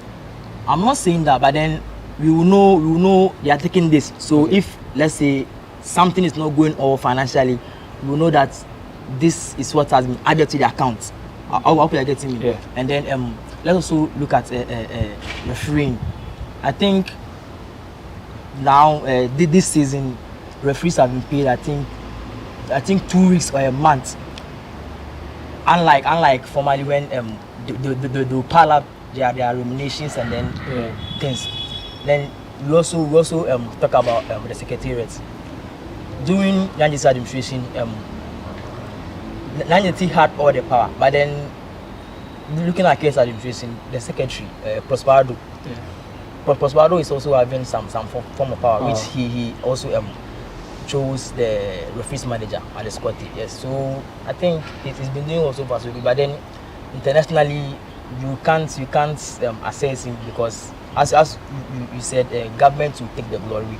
But then you wouldn't say you shouldn't do more at the international level too.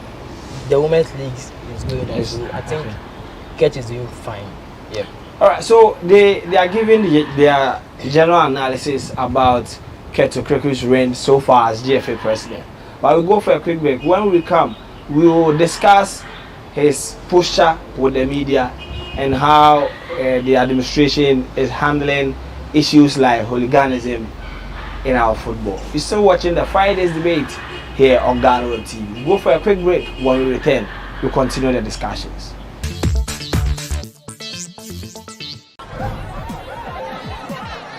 Powers and principalities. There's so much fire inside me. Tragedy struck when part of the largest hillside at the kosher rubbish dump collapsed. It's going to be fun to see how he goes about approaching this game.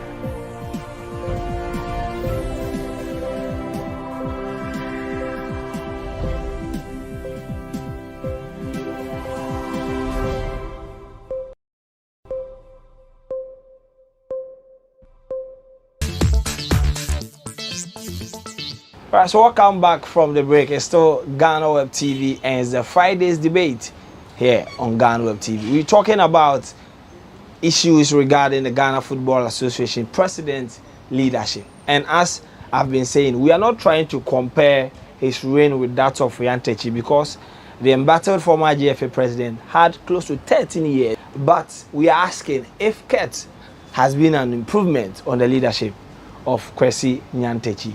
They've spoken about their general impression about Kurt so far. But I want to ask, are you impressed about his posture towards the media? Because Nyantakyi was tagged as that, in quotes, arrogant boss who literally didn't care about what the media was saying, I think, at the latter part of his reign as the GFA president.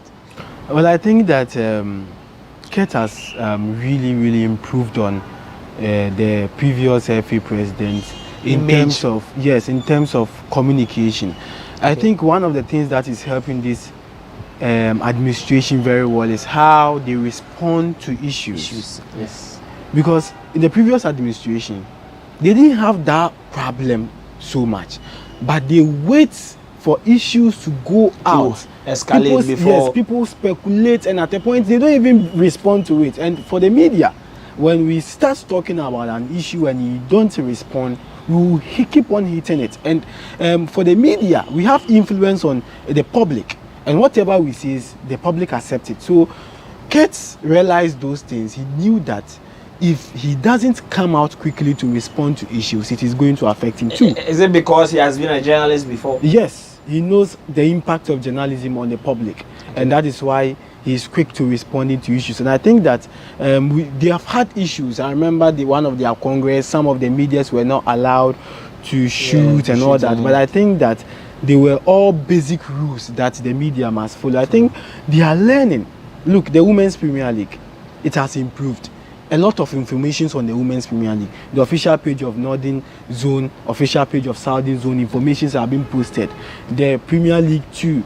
You go to the FA official website, there are videos or highlights of some games, which at a point, main games, top games under Nyantakyi's administration, we didn't even have videos. We didn't have, except of Haas Kotoko games, not to talk of Karela, King Faisal games. By this time, we have King Faisal Ashgood highlights. Week 19, and that is positive. So I think that the FA Division 1, we have information, top scorers.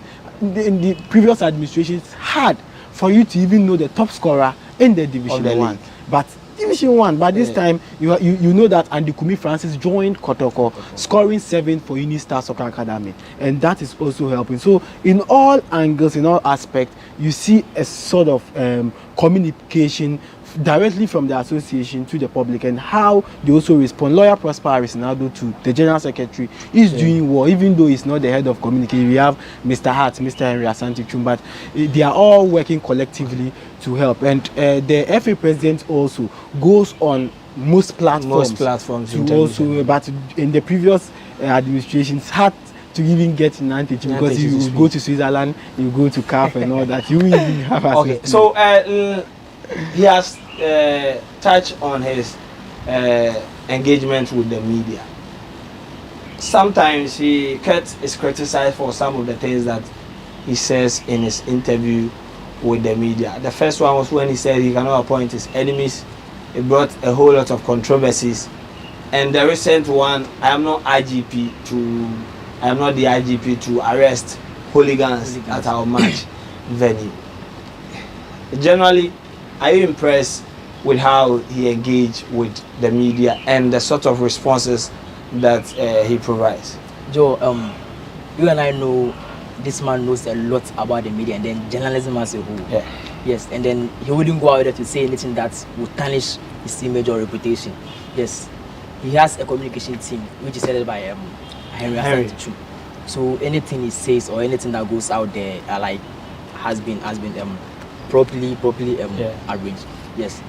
He's saying it's not the IGP to arrest hooligans. I think was that a good statement for him too? Not it being a good statement, but then how would you have taken it if it came from Yantechi? What?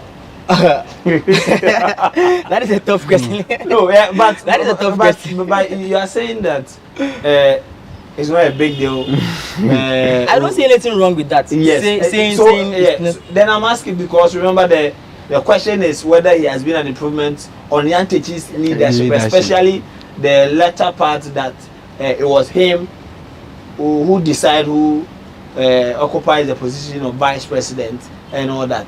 So I'm saying that Yantechi, after the 2014 FIFA World Cup, when he was asked about the government white paper, he said he was at something like toilet paper.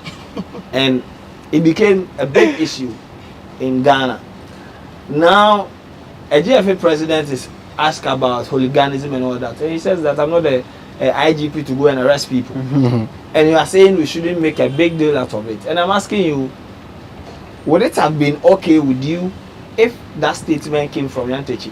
You see, the media gives so much pressure. Yeah, okay. And then when you don't take your time to address issues, no, you might say things. No, you are still not answering my question. No, hold on. I'm saying that I'll let you proceed. I understand the question I'm asking, I want to draw the line between this. Would it have been okay for you if that particular statement was made by Yantechi? I wouldn't have taken any offense though. But are you sure? It would have depended on how and then when the question was asked. No, what do you mean by how? Because how in a sense that some journalists can provoke you whilst answering questions. Yeah, but if I'm interviewing you and I'm provoking you, it depends on how you respond. It doesn't mean I understand that it doesn't mean I have to say anything just like that. So you are saying that it is not a big deal for Kurtz to make such a statement, and you would have reacted the same if it has come from Of course yes, Yantechi. Of course yes, because sometimes, as I said earlier, the media gives so much pressure, and then when you don't take your time, you say things that you know to say. Regarding the issue about he appointing those yes, of course, Joe, I can't assume office and then appoint people I do not know to work with. So we are all humans. It's always been about people. No. I feel comfortable working with people like people around me. Must you always feel comfortable working with? That is why the media is there to talk about anything that we are not doing well. Yes, but I'm saying that so if Mo Shaban can do the work and he's not my friend, so because he's not my friend. Let's not go there. It's two things. No. Two things. I am asking you the question. The question is those around him, are they doing the work or they are not doing the work? No, I'm asking you that. It's two things. It's either it's two things. You are not my friend. It's different from you are my enemy. So you might not be my friend, but you can do the job. I will appoint you. You are my enemy. It's another thing. How do you brand someone as an enemy, or do you literally do that because he campaigned against you during the election? Probably based on what the person was saying during the campaign. But it's election. It's election. All is fair. I want to win. So if I can do the job and I campaign against you, do you have to say that maybe you won't give me the job because I'm your enemy? Wouldn't have been better? In as much as you want to win, that don't mean go out there and then say things that wouldn't favor me, and then would rather tarnish my image. So I wouldn't assume of it and then appoint you to come and then help me work. Even though I can do the job better than any of your team members. I asked the question, what are they doing that is not right? I mean, those that get appointed. Okay. And well, as it stands now, we don't know the people he labeled as his enemies. So we cannot make a conclusion. Yeah, because when you look at Atanichum, for instance, Henry Atanichum, he's doing a fantastic job. Okay. Lawyer Prosperado is doing a fantastic job. So I don't see the essence of people saying or Ghanaians saying he should have chosen people, appointed people outside this. Maybe they wanted George Fee. You understand? Okay. So with regards to, you mentioned the General Secretary's name. Now we hear that under Kurt's tenure, the only thing they know how to do is we've banned this match venue. We've done that too. In respect to how he's handling hooliganism, would it have been better under Yantechi, or was it better under Yantechi? Because this season, the number of cases that we've recorded, I think are more than even when we are playing behind closed doors. Yes, even when we are playing with our fans are not allowed to enter. You see, this issue is a worrying issue, and then it demands time to talk about these things. You see, Kate and the administration have been doing very well regarding this issue, and then that's the only way they can do to stop this. Yes, when anything of that sort. Let me ask you a question.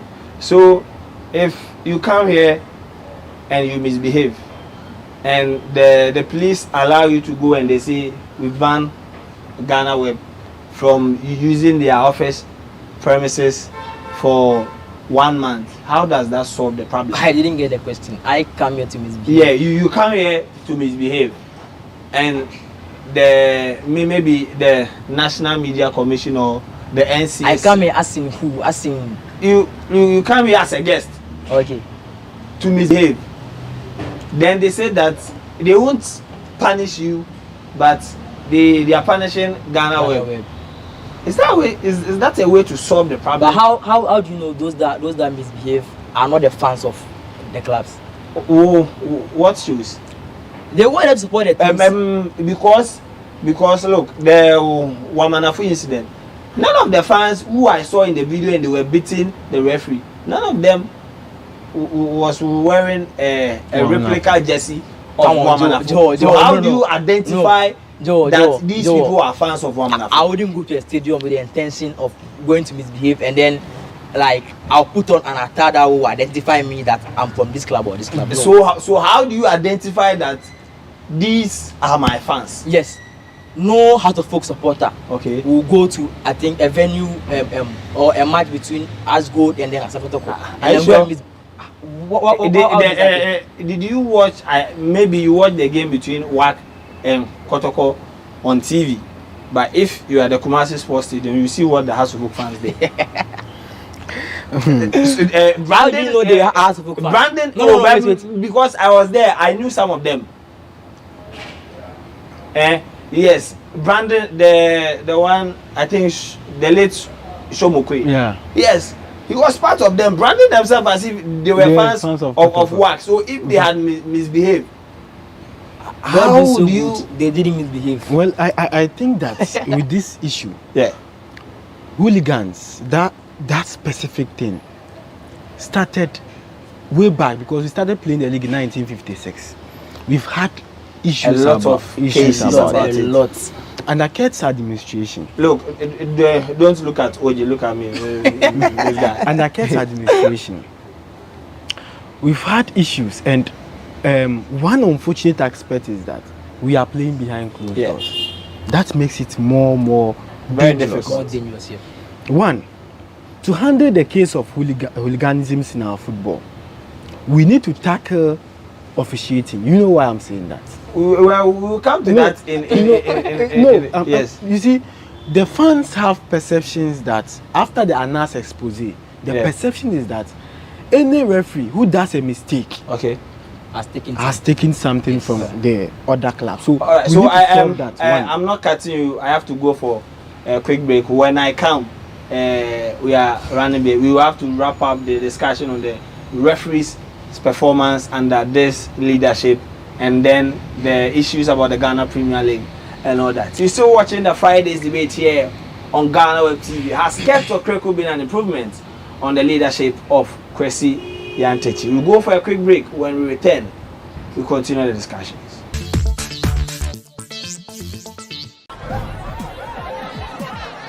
Powers and principalities. There's so much fire inside me.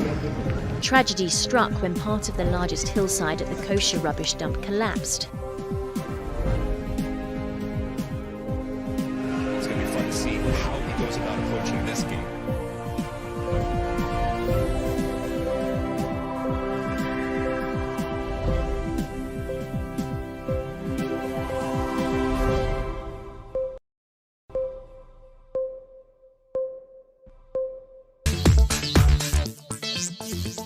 Welcome back from the break. It's still the GhanaWeb Fridays debate. We're talking about the leadership of Keto Kreku. We're doing a bit comparison if it has been an improvement on that of Kwesi Nyantakyi. Before we went for the break, Shaban, you were talking about referees being one of the main reasons why it's been difficult for us to fight hooligans. Yes, and as I'm speaking, you saw videos how they're circulating, how referees were awarding penalties, and it's not 1, 2, it's about 3 or 4 videos, and most clubs are beginning to show that. And I don't know what is wrong with the referees. Now clubs are beginning to show, take coverage of their own matches. So when when you misbehave, everybody would see. 2, education on the fans. The FA have not tackled that. The clubs have not also done that. Okay. You need to educate your fans that look, you don't understand the rules of, even though you've been watching football, you don't know the rules of the game. The rules of the game is different. There are a lot of changes in the rules. So take your time. When there is defeat, irrespective of the FA banning the referee, still the scoreline stands. Yeah. So it's about education. 3, the FA have not tackled the issue in terms of using the security personnel in Division 1, in some of the Division 1 venues. Before the start of the game, you could clearly feel the tension at the match venue. What do? You bring a lot of security men. You go to some of the Division 1 venues, you see 10 policemen, 50, 70, 80 supporters. It is difficult. Even in the Premier League, we saw Elmina Sharks against Medium FC. We saw some fans coming on the field to harass the officiating officials because the security are few, and probably the FA might think that we are playing behind closed doors. We only need few security. Meanwhile, the game itself is emotional. People follow the game with all their heart, with all their passion. The tension starts at 1, 2, and then one thing. Yesterday, I was listening to the communications director of the Ghana Football Association. He stated clearly that the match commissioners and then the referees, sometimes what happens at the match venue, they don't record it. I don't know if they are being sorted out after the game, that please don't release it out. Probably because sometimes the media are the people who comes out to release such information. The game between Ebusua Dwarfs and Brekum Chelsea. I received the call. Mo, come and see. The coach of Ebusua Dwarfs. Look, come and see what is happening. According to him, he was beaten like a thief. Yes, he was beaten like a thief. Yet, it's a Premier League match. Where are the security? So we need to improve on the security. If at match venue, if it's about 50, 70 security personnel, surround them on the field of play so that we can probably enjoy our game. Okay. I'll come to you. How do we solve this issue of hooliganism with regards to referees? Then we try and wrap up. I think education is key, as most education. We've been talking about, because football, there is this simple rule: you either lose, you draw, or you win. I understand. And when we talk about education, it is not as if we don't have bad referees in Europe. Because if you can remember that 2009 Champions League game between FC Barcelona and Chelsea, yes. If the game had happened in Ghana, it was between us and Kotoko, it would have been bloody. A war. Yes, but at the end of the day, the Chelsea fans, the only thing that they they did was to insult him. Nobody tried to assault the referee. So it is not just about education, telling people what do we do outside when education. I say education, I don't mean educating them on this three things that you mentioned. Yeah. Either you win, you draw, you lose. Or you No, lose. I mean educating them on the decision of the referee. Like let's say when issues about handball, penalty, and then the likes. Not everyone that has football attacks understand those issues and then laws. You understand? So when I say education, that is what I mean. And then number two, I think money or salaries of the referees also counts. Yes, Joe, I'm going to a match venue, and then let's say I receive 100 cedis after this game. Yeah. I'm not saying that is what they receive, but then I'm giving an example. I receive 100 cedis after this game, and then the home team tells me after the match they will give me 1,000 cedis. Okay, like, so because your salary is bad, is it a justification? It's not a justification, but then it could be an influence for you to compromise the game. I'm not saying it's a justification, but then it could be an influence. So when they are paid higher and then they are paid on time, Joe, some of these things would happen. If somebody wants to take a bribe,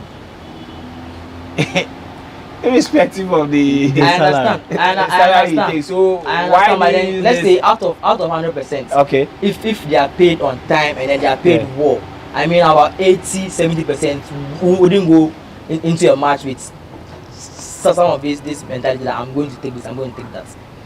All right, briefly before we wrap up, now there's been talks about introduction of VAR. Will it solve our problems? I do not think VAR will solve our problems, because so even out there they are still facing challenges. Okay. And so you think that if VAR will come, people will still beat referees? As I heard earlier, the hooliganism issue needs education. You see, the VAR wouldn't solve our problems entirely, but then somehow it will help. And then this VAR wouldn't take effect right away. I think it will start next season. I'm not even sure it's next season. I think 2 seasons after. Yes. Okay. Because this VAR, people were also saying that we do not have the equipment. And then let me say this: the VAR comes in 2 forms. There is the one they use out there in Europe, yes, where there's a room where, and then there's a one that they use in the form of OB van. Okay. Yes, so I think that is what they'll be using here mostly. Okay. So like let's say you cannot go to venues where there are no infrastructure. Let's say a match venue. Dressing room. Dressing room now cookwares anymore. I mean, so the OB vans will help. But I do not think it will be any moment from now. I think next 2 seasons or so, because more education needs to go into this VR thing. All right, so we've been talking about the leadership of Ket Okreku. We have few minutes to wrap up. Now, top 4 or who wins the Ghana Premier League, and then the 3 teams who will be going to relegation. Personally, Inter-Allies, I don't want them to. I would love to see them stay in the Ghana Premier League, because at the end of the day they are able to pay their players. So it's better to have these people in the league than have. Also, they don't know why they are not getting results, because sometimes when I watch Inter-Allies, like I feel happy. They play the boys by them. In the end, I don't know why they don't get the results. All right. So in the words of Alhaji Bruce, or see them go na.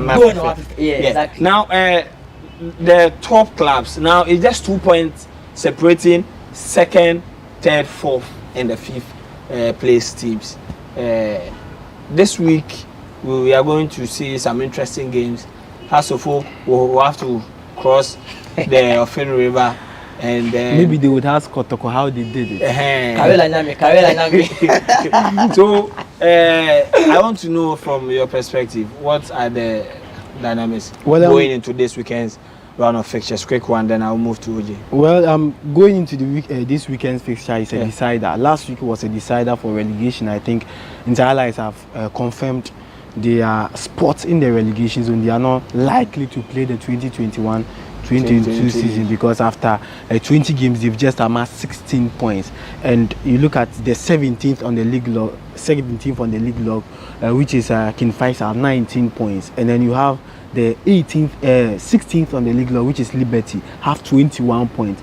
Then you have 15th on the league log, which is 11 Wonders, 22 points. It means that one of them will join. One is either 11 Wonders or Liberty Professionals will join King Faisal and Inter-Allies. And looking at how 11 Wonders are playing, it's not likely that they might continue to play. They have their best player is joining Heart of Oak, Salif Ibrahim. Probably that has also affected the team so well, and they have issues regarding their coach Ignacio Sefo. So yesterday he was sacked from the training grounds. It means that so now he's been asked to step aside for 3 games. For 3 games, and he's not likely to come. You can testify. Show me on records a coach that have been asked to step aside and then came back. It never happened. It's even in our culture as Ghanaians. The moment you'll be asked to go on leave or step aside. Step aside small. Go on leave. Step aside small. It means it is over. It is over for you. So for Inter-Allies, I can confirm they are gone. King Faisal, 11 Wonders, Liberty are working extra harder. And then in their last 2 home games, they have won all those games. It means that they are ready. And next win will just cement or push them away from the relegation. So where 11 Wonders is likely, because the last game of 11 Wonders against Liberty was an home game for them. They lost at Obuasi. Their next game is a away game, which is not likely they are going to get the points. And then the top 4 battle and who wins the league. You have Asante Kotoko 35, Olympics 34, Hearts 33, Mediama 33. Then you have Dreams FC 30. You have Karela 32. The battle is very tough. Karela in the not performing their last 2 games in the second round have moved them from the first spot to the fifth position on the league log. It means that winning 2 would push you, losing 2 would push you. Now, you look at the gap between the first and the 10th. It's just about 8 points. Because even the one on the 10th position has 23 points, and then the first have 35 points. The points gap is how competitive. It is not competitive. This year is the worst, probably based on points build up, because the clubs are not doing well to amass more points in this year's league. So I think that for the league decider it's difficult. By the top 4, you can clearly see that Hearts Kotoko, Karela, and Mediama could make it to Olympics if they fail to win about 2 games. It's possible that Olympics might move from the top 4 because Mediama is pushing so well with the quality of players. They can make it. Heart of Oak is pushing, Kotoko is pushing, and then Karela United is also pushing. So this weekend will decide if Heart of Oak would want to win the league or they wouldn't win. And Kotoko Mediama is also another decider. So let's see what happens. Probably all of them can get one point, and then still the next game will decide which team moves ahead. All right. So I will end with you. What are the chances of Heart of Oak, especially in breaking their 10 years trophy chase? It will be difficult, but then looking at their form, anything can happen. Yes. With the new players and then with the new coach, I think the spirit, the euphoria around the team is. But the new coach staff is not performing. He's not performing, but then looking at their performance back, like there has been an improvement. Yes, because but he has played 4 games. But Papic did exactly what he did. He has played 4 games. He has lost 1. Yes, but Papic also won. Papic won 6-1, but then why is not there? All right, we will talk about Papic. All right. So, thanks very much, gentlemen, for joining me on this episode of the Friday's Debate here on GhanaWeb TV. The conversation does not end here. Let me hear from you in the comment section. Has Ket Okreku been an improvement on the leadership of Kwesi Nyantakyi? My name is Joel Leshen, and it has been an honor to serve you here with the hottest debate show, GhanaWeb Friday's Debate, here on GhanaWeb TV. The art of being a good guest is to say bye-bye. Until we meet again, it's bye for now.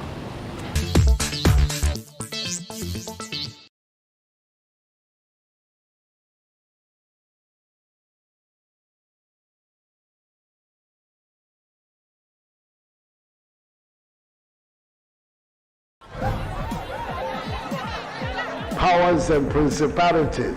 There's so much fire inside me. Tragedy struck when part of the largest hillside at the kosher rubbish dump collapsed. It's going to be fun to see how he goes about approaching this game.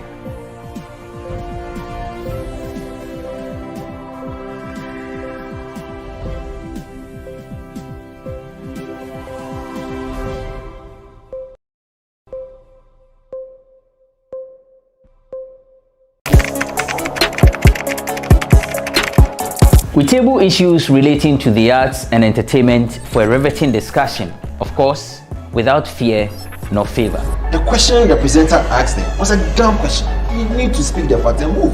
Varied views. We agree to disagree. So I would disagree with everything you said. I think that he's a smart guy.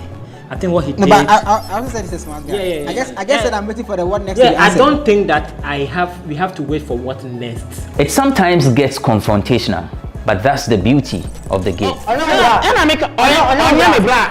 are denying funny face. It's not my brother. Today you are denying funny face. I don't know him. You don't know funny face. It's not my brother. You don't know funny face. It's a package.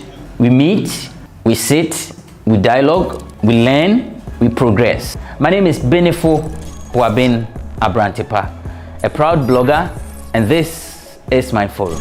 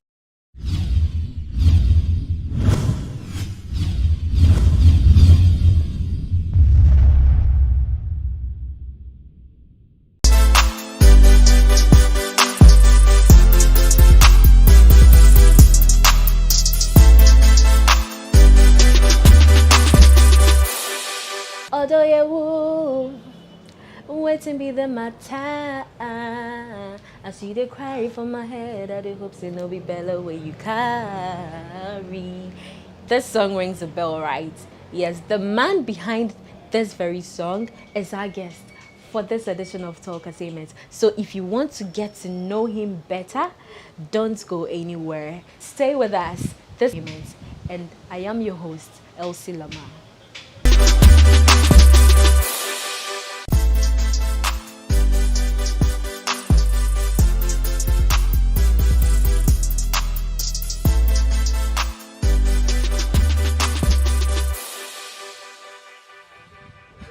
That's impressive. Yeah. As you can see, we've been joined by the one and only Camido. Yes. Mido, what?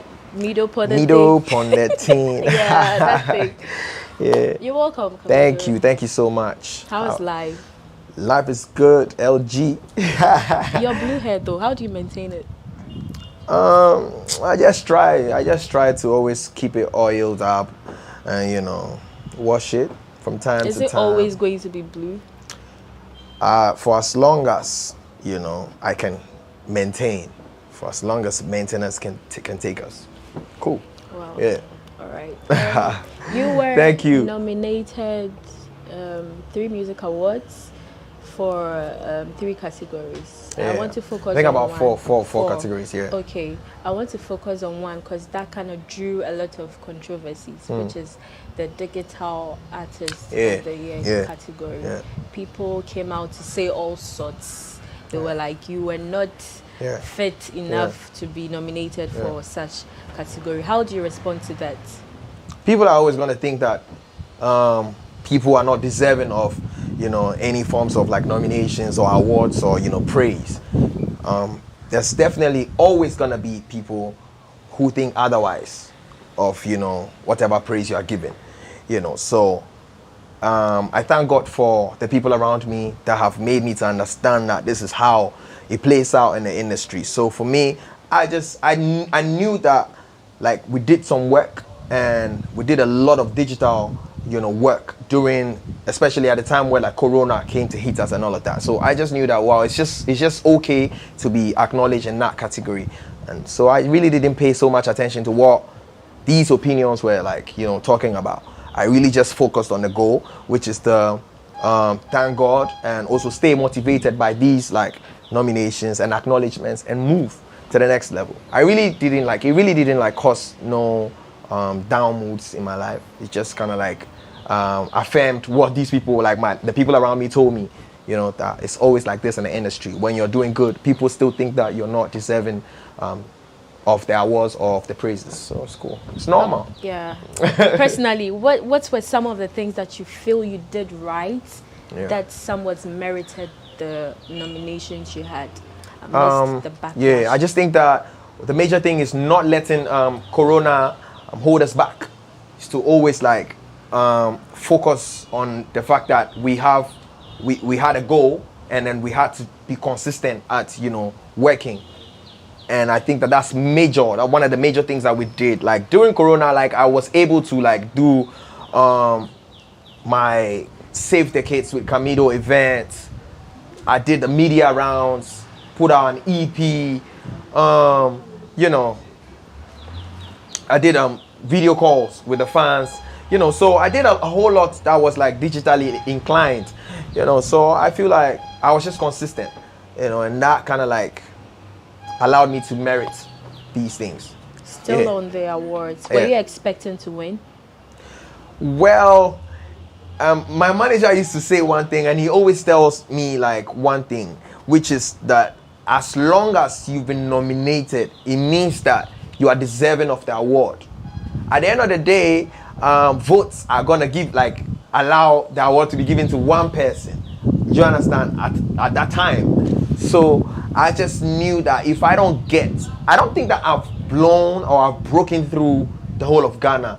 We still discuss me pushing my works to the Upper East, the northern side and all of that, Takrady and all of these places. So I still feel like the nomination was just a recognition that, this guy has been doing some work, but we still have more work ahead of us to do, So I really didn't put my mind on the win.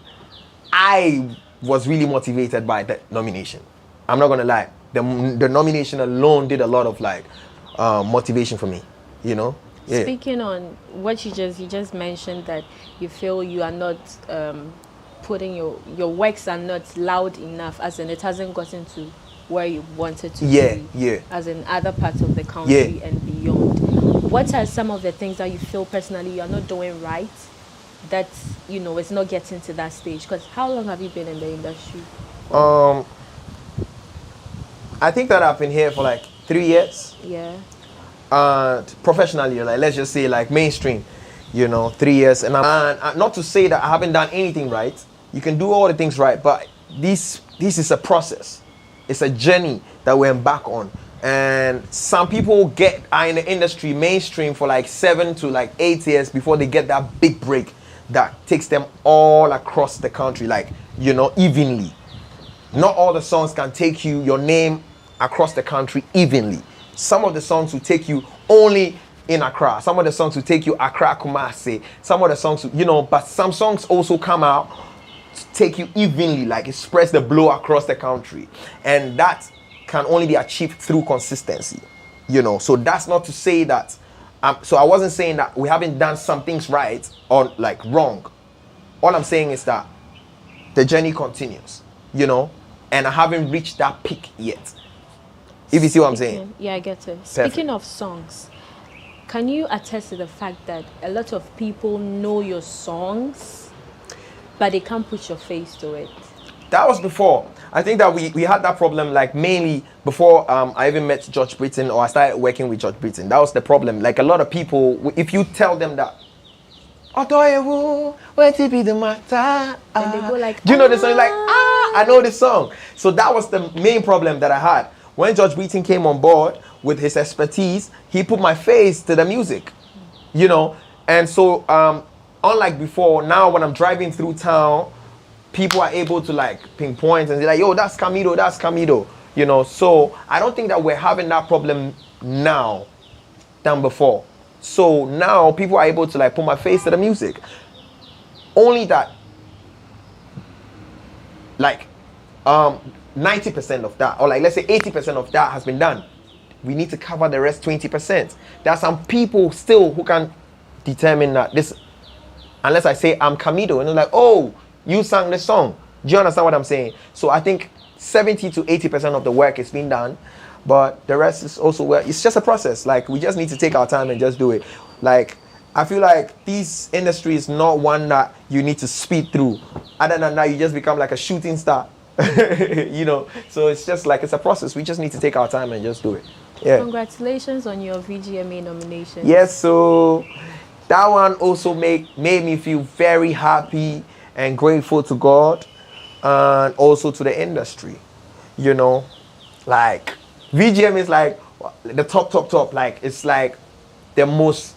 It used to be like the most recognized award scheme. It's like when you are nominated for VGM, and then you know that okay, you are proper in Ghana music. But like, how sure are you that you are going to be clocking all the categories that you were nominated for? I don't need to clock it. I don't need to win the award to show that, like, you know, VGM is just like growing up. That has been like the mark, you know, to show that yes, this artist is in the industry. Do you understand? So getting to this level, I'm just happy, and I don't need to win the award to confirm or to validate the fact that there's an artist in Ghana music called Camido. I've made some impact. If I haven't made any impact, I don't think that I will be nominated in the VGMs, in the 3 music awards. Do you understand? Which of them is a cool chop for you? Cool chop. Don't tell me.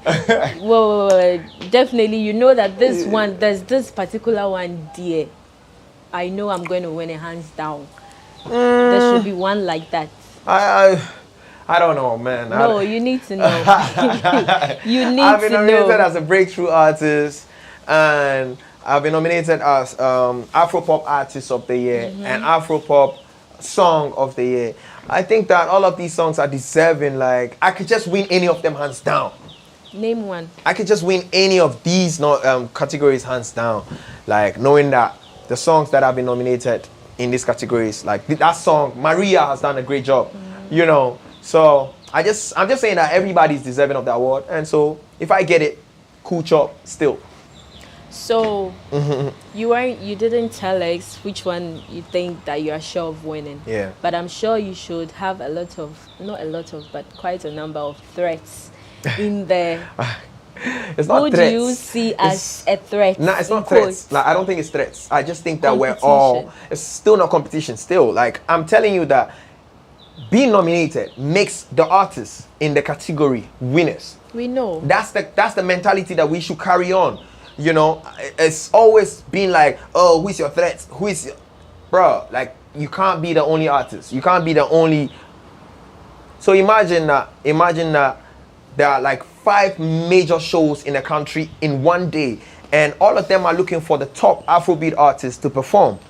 I can't be the only Afrobeat artist to perform in this 5. But you know it's showbiz. And even in business, people have competitors. Yeah. So this cuts across. So you should be able to see someone that you feel like, yo, if I'm not there, this person is there. Like he's the boss. Yeah, if I'm not there, then the rest of the people in the category should fit in. If they're not there, the rest of us should fit in. That is what it is. Yeah. Straight talk, real talk. How did your album Contingency Plan? Yeah. How did it fare for you? I think that it did really well. What targets did you set for yourself with regards to the EP? Number 1 target was to be recognized as an EP being released in the industry. Number 2 was to also help to further put my face to my music, put my face to my name. And I think it did just that.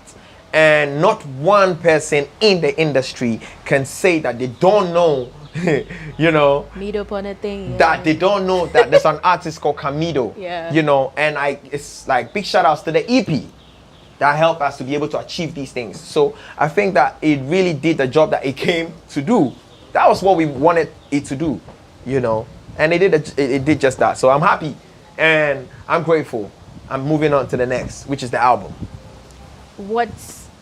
Okay, you answered my next question. Yeah. Tell us about the album, which is your next project. Yeah, which is my next project.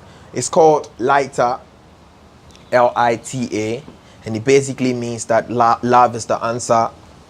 And I've always, like, growing up, I've always been loved by the people around me. I've been shown a lot of love and made me understand that love really is the key to, like, achieving the things that we as a people want to achieve. But many times we see other options above the love, and we really never understand what love means. Do you understand? So I just thought that I could maybe use my album to sell love, which is also the greatest of all commandments from God, the ultimate, you know. Yeah, and it's likely to have like 14 songs, and you know, it's a beautiful body of work that I'm looking to release at the end of the year. On this love note. Yeah, you see, say when they talk about love, beautiful breeze, like they blow, you know, to affirm the fact that love is indeed the key, you know. Before we continue with our chat, I'm giving you a sneak peek into Camido's performance during our mid-year party somewhere in 2020. Enjoy. Listen now, you want more of my comedy, cause it gets rid of your allergy. Yo, yo, yo, hey. Yo, yo, yo, yeah, yeah, yeah. Ah, your leg no fit my wallaby, so you chose to wear Charlie water from me, yeah, yeah. Oh, Charlie, my girl, no get shame, MG Maria, oh, Ria. Everybody say, it be you will bring me blessing. Although you they bring me blessing. Oh, baby, you they bring me blessing. Whoa, whoa, whoa. MG. Yeah, see, like a millipede, take it slow for me. Killy, killy, la russo, go sing. Killy, killy, I they show you ring. Yeah, yeah, I call you tinny, ninny, and you come to me. Give it to me, and you make her eat. Whoa, whoa, whoa. Baby, you make my head to the sweet, oh. It will make me wanna better now. Forever and ever, you're mine. You want me to put that thing like this. Continue to do me like this. Oh, OMG, Maria. Everybody say, it be you will bring me blessing. Oh, although you they bring me blessing. Oh, baby, you they bring me blessing. Whoa, whoa, whoa, whoa. OMG, Maria. Easy, so Maria. Let me put my hands around ya. Let me take you to my home, baby Gigi. I no go palanga lekwa, no, no, no. Say Maria. Let me put my hands around ya. Let me take you to my home, baby Gigi. I no go palanga lekwa, no, no, no. Yeah, I'm sure you've seen for yourself Camido's performance, which wouldn't have been possible, of course, without his manager, George Britton. Yeah. Nah, still wouldn't have been possible without GhanaWeb. Like, you guys welcomed us, and I remember very well, you guys were really, really like lovely. Like, everyone was lovely, and I just wish we had continued throughout the night. It was fun. Yeah, it was a lot of fun. It's because of you. You were not boring, so yeah. Yeah, man. Speaking of your manager, George Britton. Yeah. How do you feel when he goes out to say controversial stuff and people bash him for it? How do you feel? Yeah, I mean, that's the other brand. So that one, it has nothing to, it's limited to the other brand, you know, him as a pandit or whatever, you know. So that one there, I don't feel anything. I feel like it's part of the job, you know. Every job comes with, you know, the bashments and all of that. So me, I'm not really like, so long as he's healthy for us to continue the work that we're doing, the beautiful work that we're doing, I'm good to go. But sometimes you don't go like, hey, this statement you made there. Oh, George, he knows what he's doing. Like, he's been in the game for quite some time, so he knows what he's doing. So that one, yeah, I don't have anything. Me, what can I say? I'm a baby. He made a comment about Miss V's comeback. I'm sure you. And I'm sure that if you actually went to listen to I was there during the interview. I think, if you actually listen to the proper interview and you heard what he said, I don't think that. People always take people's comments out of context and then they come back to write their blogs and all of that. So what did he say? Right now, I chop plenty of blajo, I forget that one. It was in 2020. So you were like, if I heard what he said, so you should tell me because I didn't. Yeah, but I was there, and my mind can tell me that he didn't say anything bad about an artist, because I will not be happy if my manager makes a silly statement about another, like my colleague artist. It will not be a good thing, because another artist's manager can say a more silly thing about me, and he will also not be happy. But I know for a fact that, true for God, like I said. He didn't say anything bad. So yeah, so I'm good.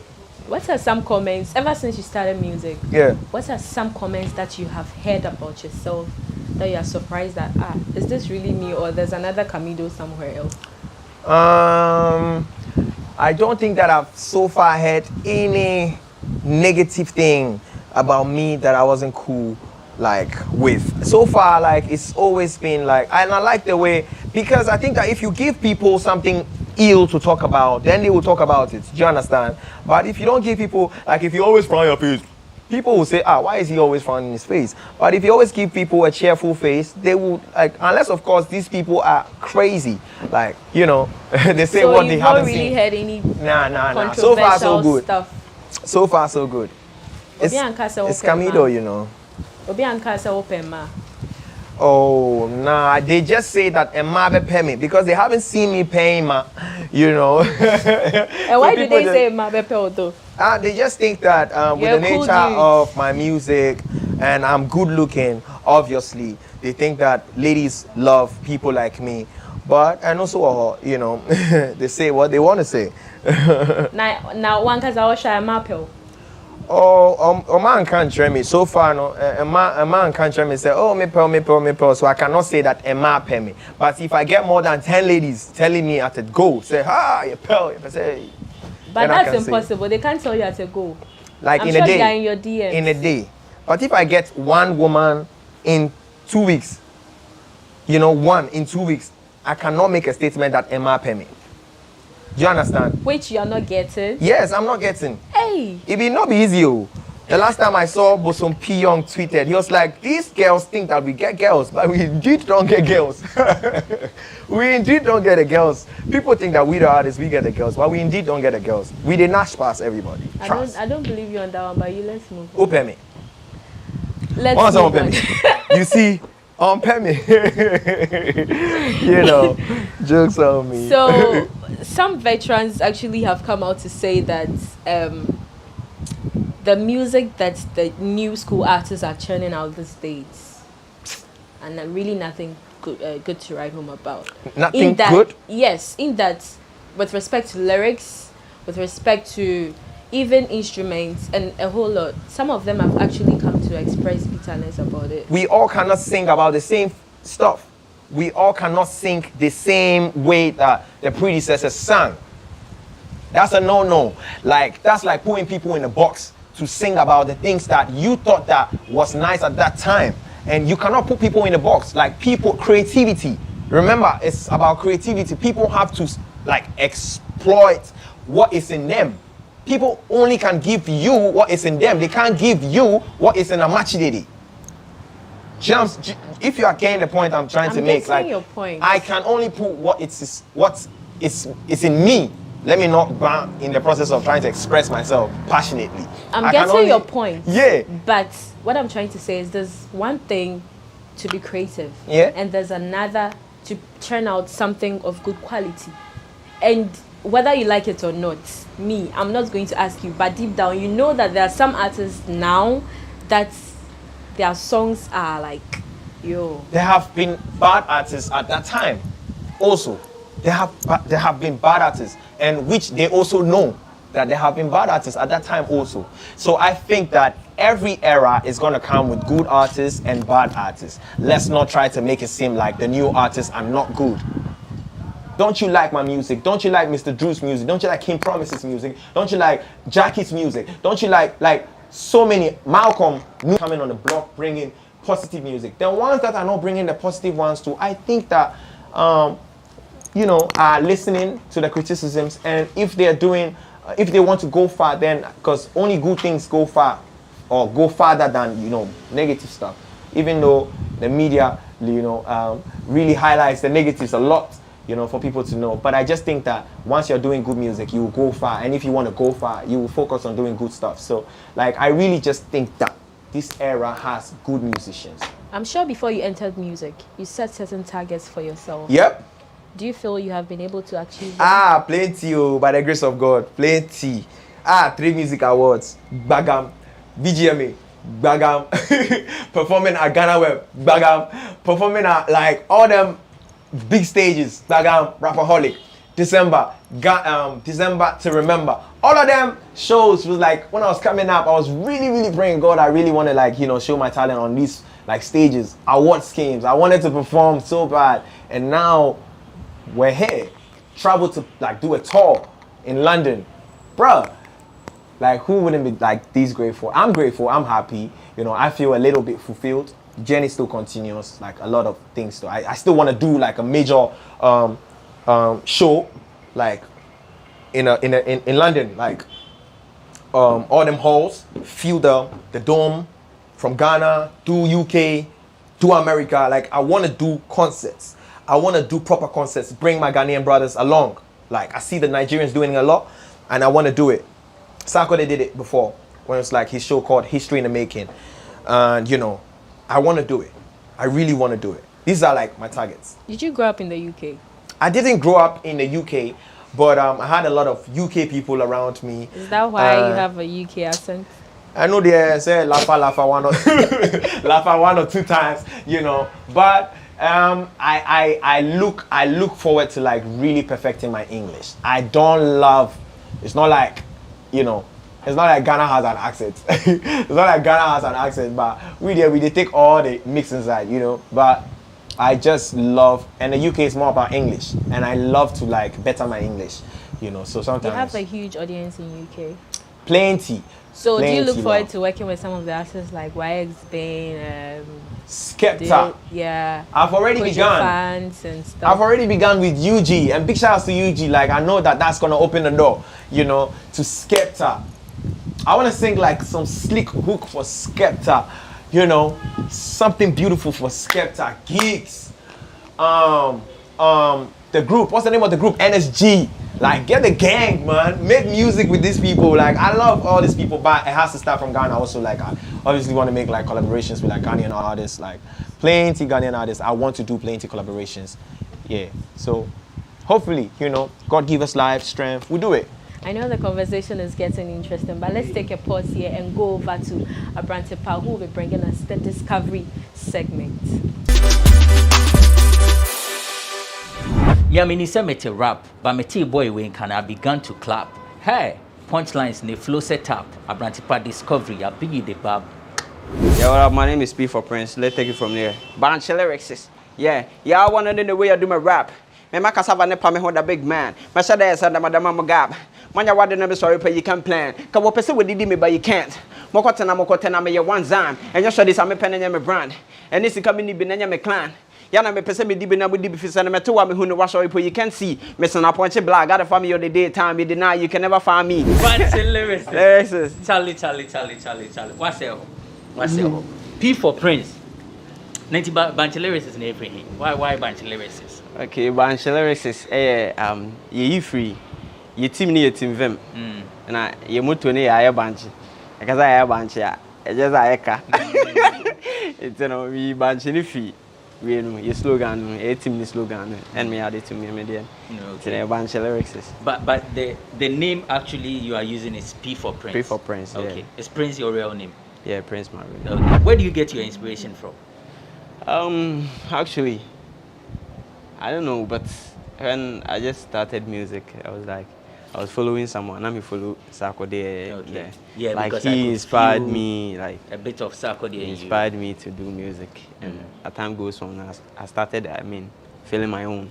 Like I started doing my own thing on, like doing things on my own. Like, yeah. So right now, I'm feeling myself. Yeah. And you know, they say Jenny no, it is saying, we shall see free him and a hen no abidu. Okay. So I say 5 years ni after say me complete SHS na I say. But before I sana me go SHS na music, but now I wasn't that serious. See after say SHS 2016 na me before music and it's so tight up till now. You be switching them here. I see. So far no sha saying it here who so we any obetimi but mwama and I said then progress no say na o sha we measure no. Okay, progress you know there. Sometimes you know artists be here more, but I thought that hard work and so then it pay. Because right now no not and che bia ya shall say ya she say no we kasa about artist, favorite artist. Yeah, Ghanaian favorite artist. And you know you better travel, but yes right now no ya shall say it's artist bia in so Ghana bia ya fan once a man in the form of rap. Me I about the bio na the 20 and no na me say a movie because there are some people so man say a good work say GhanaWeb TV ne Fox TV na then to almost share content na then so with me was a hard work and so pay and you say musician be na more tro ne ho rap so far I have 4 episodes. Okay. Yeah, Sarko there, yeah, Obrafo, yeah, Reggie Rockstone, and our Chama Kwame. I see. Yeah. Emudian na be person be perform ya my SSA. And I'm here. Ni na YouTube. Okay. Okay, but I'm sure say we Sarko there. Okay, shall see. All right, listen.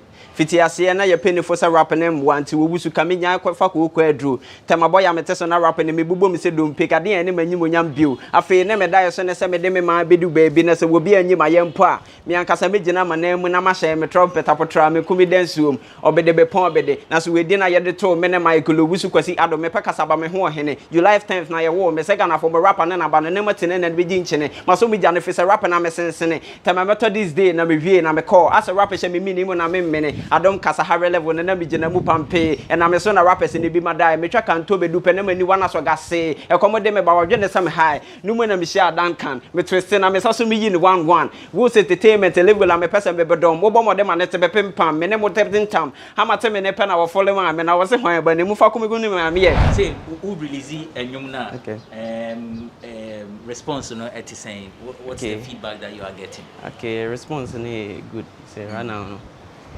minya so far yeah started minya comment be as will be a comment say it's bad or na yin ni say I think say every episode sana say send ye ko enim bia no it's all they need so that's what we're doing. I see. Is it future no who is saying one man who a certain number of years or sha or say by then no blow just will blow be a tunka. Okay, and this year. This year. So I said this year we're going to be here. And how are you working towards it? Okay, right now on the day we need to a team you go so ejuma and so far there yeshishi anana ade you focus for because it's a big whole thing. Bunch of lyricists, P for Prince. Social media handles P for Prince large. Okay. Instagram P for Prince large, Facebook and P for Prince official. YouTube. It's in a P for Prince, baby. Okay. Then rappers are than TikTok fans. Try to give a chance and I'm to what's some with you saying so watching I go feed the deadline. Uni permit and I want to cast away your rapper. I bet me with the stamina I'm a border saying, hey, se bona casa na yebikuna be this sala. What that's na what's a buku and I don't really want to do this. The person who be too big. It's like a rapper in your junior be do me quite chair. I feel na manya me big. Alright, let me do my music. Okasada do masa music. I can't say when you've been anywhere, Johnny. So, when you man and I brought kind of bullshit, large. Bang! By default, oh, by default, I for like to hold you down. I for like to show you nicer things inside me. Oh, baby, mega hesitate you. That's why I'll be available. available. I'll be available. Available to you. Anytime you want me, you can have me. You can have me anytime. I'll be available. Available. I'll be available. Available to you, you and you.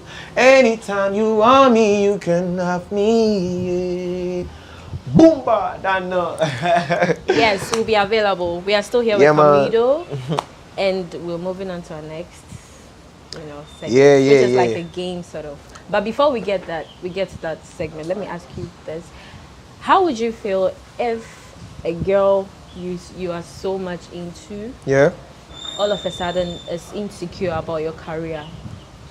How would you feel about that? And what are some of the things that you tell her as an assurance? Yeah, there's nothing, trust me, like that. I think that many artists, many creatives in the industry are facing. Many just don't things that push partners away from us. It's one of the major things because people feel very insecure because we're exposed to ladies, vice versa. The ladies are exposed to men every single time. And our work kind of like takes us deep into the night. Doing concerts and all of that. And it's crazy. Not everyone is able to handle it. Many people fail at marriages in the industry. That is the bitter truth. But we just pray that the Almighty God who has given us this path, who obviously has a plan for us. Some people, they find a way around it. People find a way around it. And I think that as long as we commit it to God and we're determined, we will find our way around it. So me, dear, I'm not stressed about that. You haven't answered my question. I just think that, to answer your question, I have been through that before. So what did you tell the girl? I didn't say anything. It got messed up. I said, shit. It's kind of shit. I lost the relationship to insecurities that my partner was feeling because I was in this line of work, and it hurt me so bad because she was one beautiful lady. And is that what inspired you to sing the For My Lover? Yes. Because it has similar lyrics. No, that particular lyrics was not really about my case, but it was knowing that I have been through that, and so I knew that people. And you drew inspiration. Yeah, I drew inspiration, from that to sing that song, especially the intro. Yes. Yeah. Mm-hmm. You always do music. Yeah, right. It's not easy. It's not easy, for you to be out there and not even have time for your partners, travel all around the world, and you are seen on TV. These same people see you on TV hugging girls and all of that. It's not easy, babe. Are you as romantic as your songs portray? I am very romantic. That one, I can't lie. I am very romantic. Yeah, I'm very romantic. and, unfortunately, it's not something that we can just experiment, so. No, but... Yeah. I'm just joking. Okay. You can still name 2 instances where you have been romantic. Not like the intimacy aspect, but there are some other ways, by all means, that you have been romantic. Yeah. I remember me traveling basically because my partner said that she missed me. Aww. And she wanted to just spend time with me. She was just feeling lonely, and I had to travel from I think we were in Takrady, so I traveled from Takrady back to the Volta region just to spend time with this lady. And I felt like I did something very romantic because if I could leave my work and come just to have spend time on the bed. We didn't go out or anything. It was just me lying by her on the bed and just talking stories and all of that. And that, ladies, they love that a lot. Yeah. So that was just one example of how far I can go for love. Have you ever had a one-night stand? One-night stand? No, I don't think I've had that before. It's not really a one-night stand because obviously we talk before these things, start to happen, but it's not. I've not had that before. I don't think I'm easy like that. I don't think I'm easy to have a one night stand. I don't think that I'm that easy. Yeah, I'm hard to get actually. Yeah. I see. So back to the game. But we cry if I'm who. You are artists, so we need to know. We are curious. I have to start limiting some things that I say. No, you don't have to. So first you push yourself out there, be ready to tell it. Yeah. So we are playing a game. So okay, you're going to name, I'm going to mention 3 things, and then you're going to point out one that you cannot step out without. As a man. Are you ready? I'm very ready. Okay. So number 1 is a condom. Number 2 is an after morning pill. And then number 3 is extra money for in case of any contingency plan. That one there with the money I have to do that. I can move without a condom because obviously like I said, I'm not easy to get, so I don't just have sex. Obviously that is like godly. Sex is godly for me. I feel like sex is really like godly. I take my time and I whom I'm having sex with is really important. So I can actually do without a condom, and then money after bill. Who has time for that? No. Are you serious? No, I'm just saying, like, if I'm gonna have sex with somebody I don't want to marry, then like obviously condom, But if, like I said, I really mind who I'm having sex with, So I don't think that it will get to the point where I have to be taking after pills and all of that because I have to protect the sex, Don't you protect your sex? So what's your take on weed? Please, okay, do you no. I'm the one doing the questioning here. So do you smoke your weed or you put it in your stuff? Like your tea or your porridge or stuff? My weed is different. My weed is in my head. So I don't have to smoke it. My weed is in my head. I don't have to smoke it. You can ask anybody. They ask me, they're like, so the weed way that we hear say people go feed smoke and way they make lively, how they come. I'm like, my only they emit my body they emit the weed. How does your body emit? Check my body. Kamido, stop putting me in a bottle. Shake my body, witty. Yeah, next question. No, we are not going anywhere. We are stuck here. Do you put it in? No, you like to smoke it? No. You smoke your weed? I'm not answering that. I'm asking you. Do you smoke it? Or you put it in your brownies or your porridge or your tea? I haven't tried that before, but I think that on my 29th birthday, I'll definitely want to try brownie. Yeah. Like, when people are bringing me cake on my 29th birthday, just make it like one of those. Yeah. And the funny thing is, me self, I know they chop the cake. So George Britain and the team, them go crazy. Are you saying George Britain to? No, because if them go taste the cake before I go chop them. But does George Britain also push? Maybe the way in beer day too, maybe. I don't know. Maybe. I don't know. The beer gang crew will come for you. I'm just playing. If you want to get all the news, live, get on GhanaWeb. Me don't say so. Don't go nowhere. News available on GhanaWeb. Boomba, that know. Me don't on the team, aka Mr. Grind on Stop. And I'll be available on all digital streaming platforms. Look out for the album Lights Out on the way coming. Peace and love. Always log on to www.ghanaweb.com. Boomba, say so. Finally, we have come to an end of this interesting conversation with Kamido. I hope you enjoyed it as much as I did. We hope to come your way another time with much more interesting conversation with your favorite artist. This has been Talkatainment, and I am your host, Elsie Lama. Say them, they follow me, oh, follow me, oh. They follow me, cause they know say, bounce up on this and give me blessing. They follow me, oh. Oh, the munye, oh, jipe macharava. My papa won't jipe my care for what I like. Lo, ole munye, ojiba machara palo. Makwaba wojiba makefa wotalakba. Yeah. Say me I came from a miracle. Nobody thought I will survive. Way back in my middle school, yo. My teacher tell me, boy, you so different. My uncle na the day kwe na ba matovo for la moto me. I'm a wajiha, popo. Fonya pa hadeka kwe togo fole. Odome.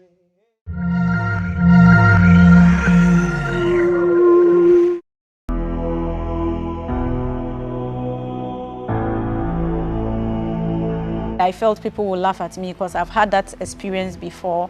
So it was really challenging when I was going to Takoradi Polytechnic. I didn't know how I was going to dress to hide my legs. So I took my father's outfit, the old school bars with 4 pockets. So that was what I was wearing in Takoradi Poly. When I asked him that, can't I be in the army whilst I'm correcting it? He said, no, I have to go and correct it and reapply. I'm like, wow.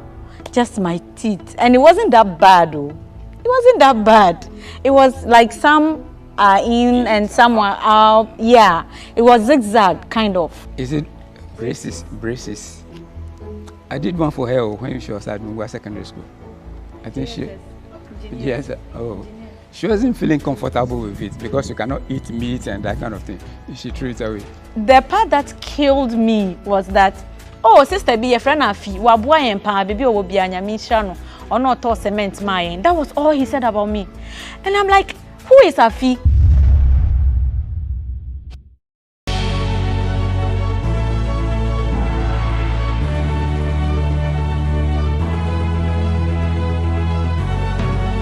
From the dawn of time, people have engaged in several businesses. With the onset of technology and innovation, life has relatively been made easier. By using debit or credit cards, mobile banking. Thank you. And your favorite, mobile money? Tech has indeed married business. On BizTech, we spend time with faces behind us in the country. Learn more about the new technologies and innovation, as well as find out about the trending issues in the world of business. Join us as we serve you with a variety of compelling interviews, projects, and others right here on GhanaWeb TV.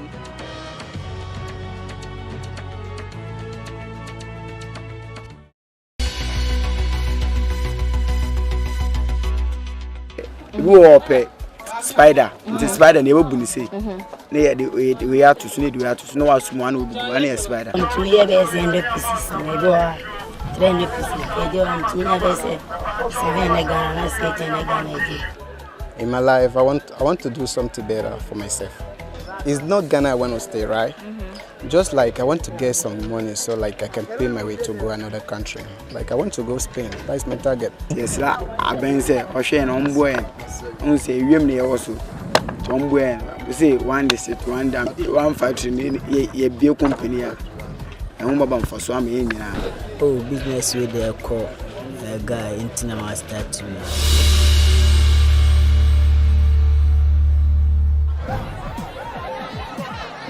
Powers and principalities.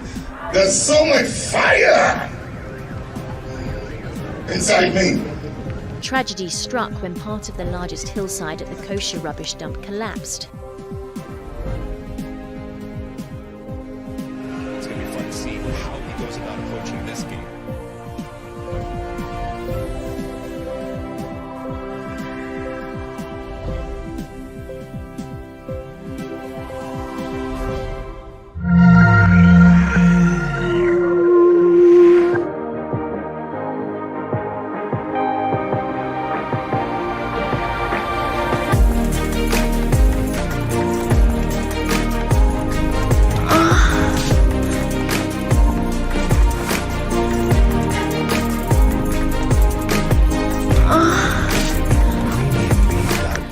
To a romantic relationship, You decide whom to roll with. Yes, you are in charge of your own happiness. But what happens when you become the subject of discussion just because you decided to date an older person who is twice or maybe 3 times your age? Does age really matter in a relationship? Is it true that men and women who date older people do so for the money and comfort? Well, on this episode of Moans and Cuddles, my guest and I delve into the pros and cons of dating an older person in a relationship. My name is Paulina Deda Opoku. We'll be right back.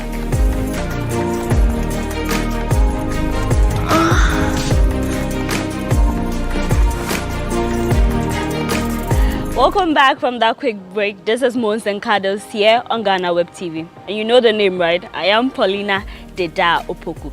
So today's conversation has been on the table for a very long time. We're looking into dating or marrying an older person. Yeah, this is just not for women. It applies to men also. There are some pros and cons, and people say they don't want to date older people, while some people find it very attractive. So today, with the help of my guest, yes, we're going to delve into it, find out why some people are attracted to older people, why some people say it's a no-no. Why is it so? So to help us do justice to today's conversation, I got here with me Nana Kwame Emmanuel Afo. He is the CEO of Prime Events and Nana's Kitchen. Nana, you're welcome. Thank you. Okay. And then Rosie Nana Ama Echa. Rosie, welcome. Thank you, darling. Rosie is a sexual health advocate. She's a designer. She's a businesswoman. Rosie is everywhere. She's a 360 woman. Rosie, thanks for joining us. Pleasure having me. You guys look good. Thank you. You look great. Oh, you don't. I'm taking you out after this. I mean, you can't sleep like this. Rosie, please do. Yeah. Please do. Okay. So let's go straight into our conversation. The issue of dating an older person. Because in this society, sometimes when you say you are with an older person, it's like, okay, why are you with them? Somebody who is old enough to be your mother or your father. So Rosie, let me start with you. What influences one, or what do you think might influence somebody to go out with a matured or an older person? One, anything should be influenced by your decision. So life is a choice. I'm a woman of choice. You're a woman of choice. He's a man of choice. So if I feel the older man is more appealing to me on every scale that I find appealing, then why not? It's a go for me. Okay. Yes. That's it. It's just simple. My heartbeat for you is an older person. It's an older person. You just actually, I would go with what she said. You just don't have to limit yourself on when you find love. You can't tell when love hits or knocks on your door. You try to restrict yourself because you think the person is old. But ask yourself, and someone also falls in love with you, would you restrict yourself because you're old? Or would you restrict yourself because the person is young? But let's be real. There are some people who say that in cases like that, it's just money or comfort. It's funny to me. Do you agree that when a woman is in a relationship or is married to an older person, maybe old enough to be your father, it's about the money the man has, or when a man, of course, a man who in our society they say you have to be the head, ends up with an older woman, do you think it's because of money? What's wrong if it's with money and comfort? Okay. Because everybody wants to get comfortable. Yeah. If you're with someone who is not financially up there and you're comfortable, you're living within that means and you're comfortable, it's still comfort. So if the person has more, the more the merrier. What's wrong if there is more money, and more comfort, and there is more love? I also think that if you don't have money and you are not living the life you want to live, and you found someone who is coming in, you then go for the person came in, and the person has the money. To hell with that. Like, I want money and comfort. Everyone wants it. Let me tell you, you can't tell me that you are comfortable when you are poor.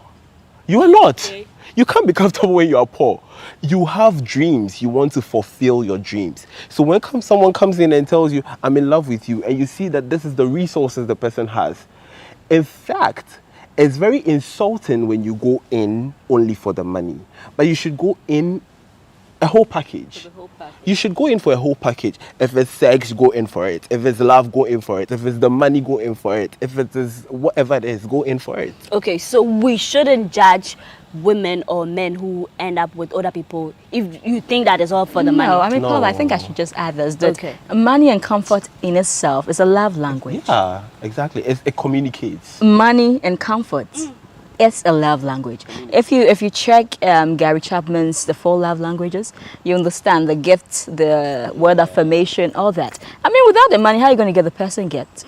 Money itself it helps you prove your love to someone, because love is a proof of itself. Love is a verb. And without the money and comfort, I mean, you don't have the luxury to even chase someone. Okay, so let's be real here. In a romantic relationship, or the ones that we see at churches, mostly, you see the marriage between people who are of the same age, at least, if not like 5 years, 10 years and all that, you just name it. It kind of looks like that is the acceptable one, if you are not going to go for people's preference and all that. But what would you say should be the acceptable, in quotes, age limits when it comes to dating someone?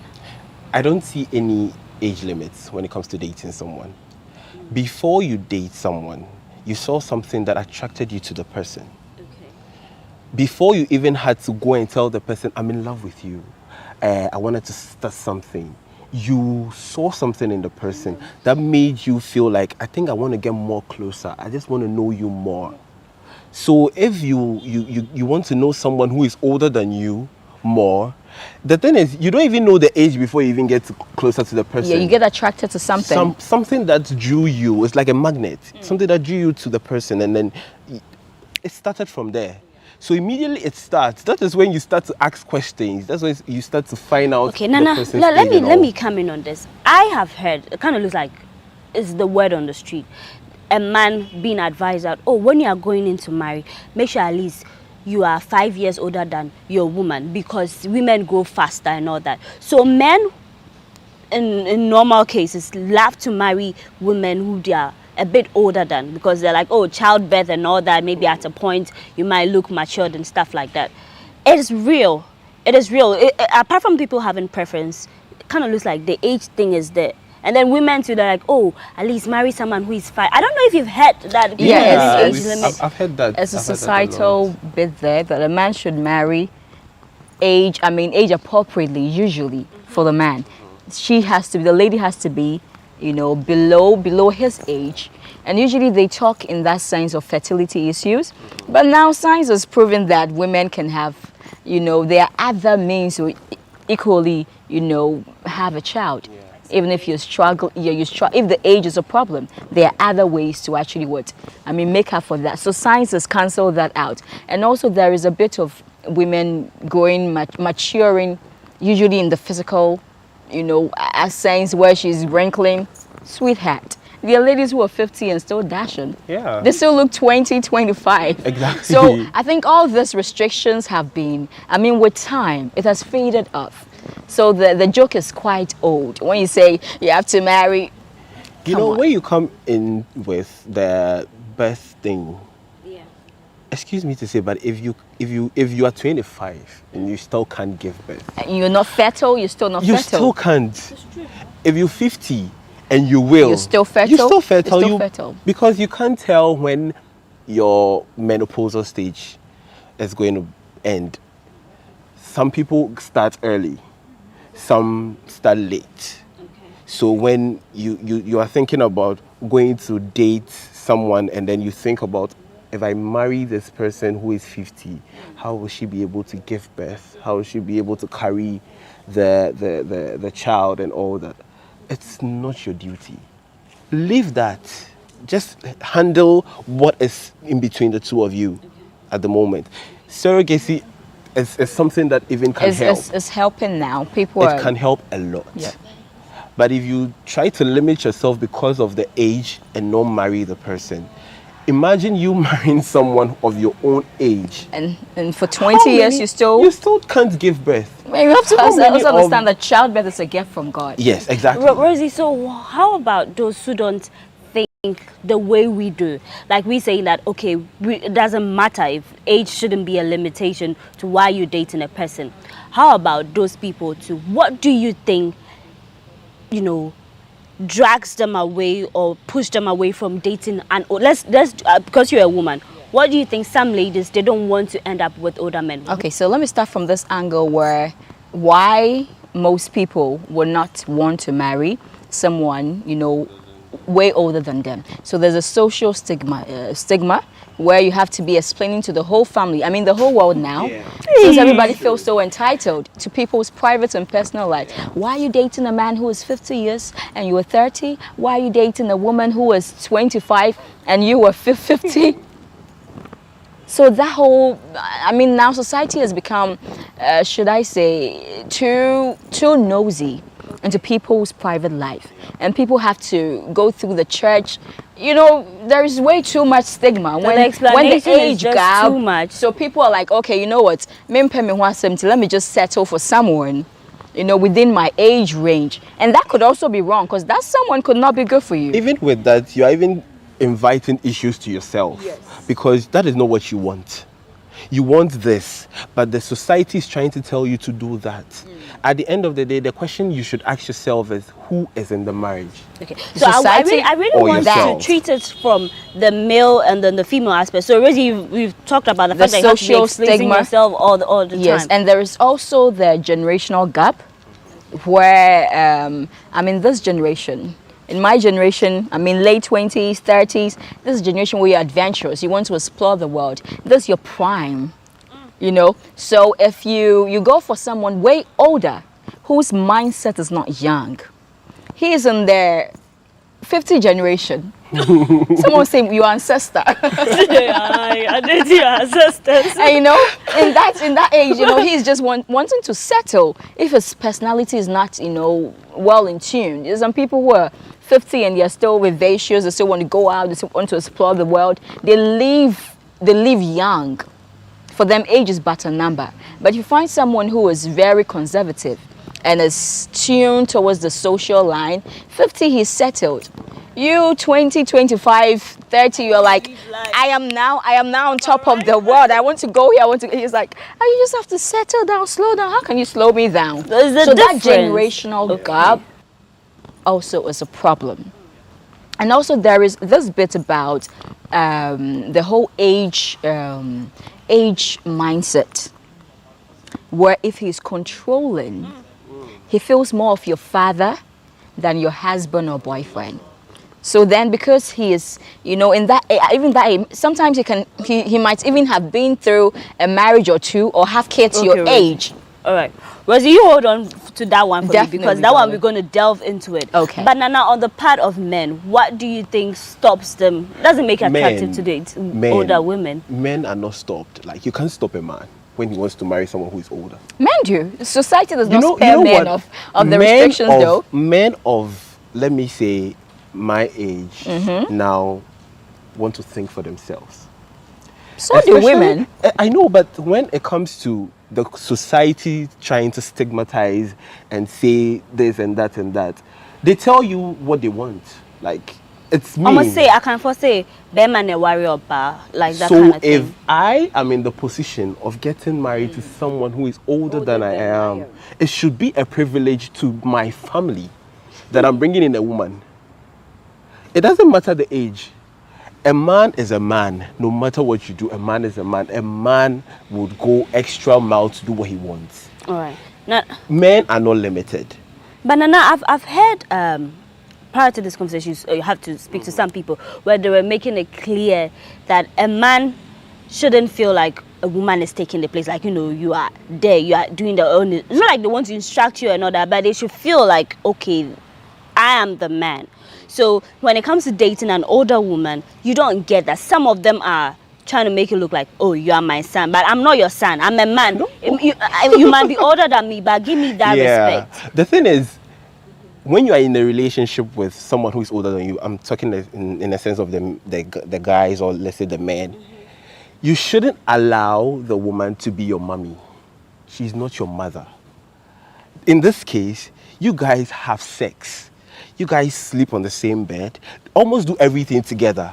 So you shouldn't be a big baby yourself too. Yes, and you shouldn't act like I'm a child. You should show maturity. Okay. She's 50, you are 25 or 30, half or quarter her age, you should act much up to her age. Make sure that she sees the man in you. You don't have to get there before you act like a man. Your mind is matured, though your body it looks like the 25 or the 30 person, but you should act matured. You don't have to wait for her to tell you, you need to do this and that. In that case, then why don't you stay with your mom? Because your mom tells you how to do everything. You match up to her age, and then she sees that I'm dating someone who is 25, but this guy fits me so well. You don't have to act like you are picking up from let me say, try to pick up from a child's pocket.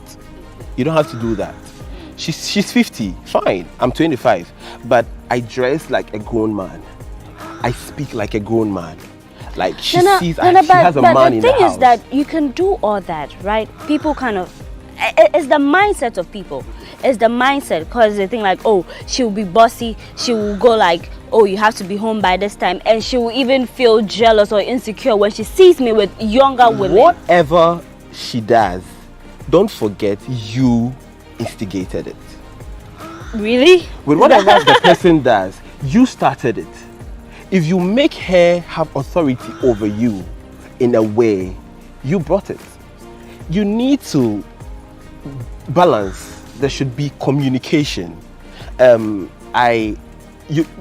a point that she's going to do that. You need to sit her down and be like, you know what? You are older than I am, fine, but I'm trying to catch up with you. Okay, Nana, so your advice to men who feel like something in there, but okay, yes. Okay. So your advice is men who think that there's other factors that are going to get in their way of dating other women, is that you should let a person know that, okay, yeah, we are going in a relationship, but I don't want to feel like you are the mom and I'm the child. Me. Okay. Then don't be a big baby. Yes. Because my people will tell you, say, well, yeah. If you go in there and you're acting a big baby, she's going to treat you like one. I mean, how you sell yourself is how people buy you. Yeah. If you're not matured. So you see, this kind of relationships are for the matured minded. If you're going in for someone older than you, the level of maturity should be on the same level. It's true. It's not with the age, No, it's just maturity. Sometimes even with our community, someone will sit back and be like, oh, when you so he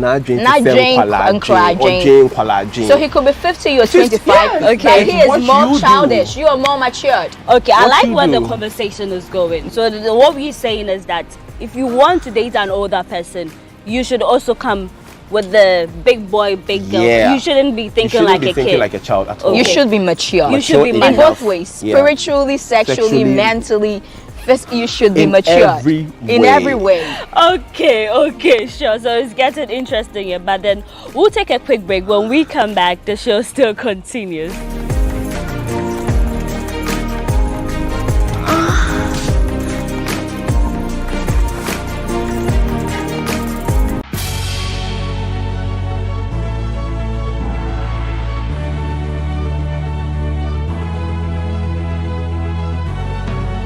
From the dawn of time, people have engaged in several businesses.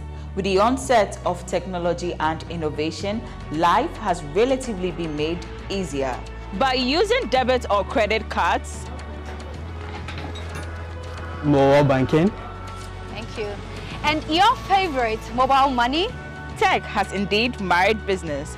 On BizTech, we spend time with faces behind known and upcoming businesses in the country. Learn more about the new technologies and innovation, as well as find out about the trending issues in the world of business. Join us as we serve you with a variety of compelling interviews, projects, and others right here on GhanaWeb TV.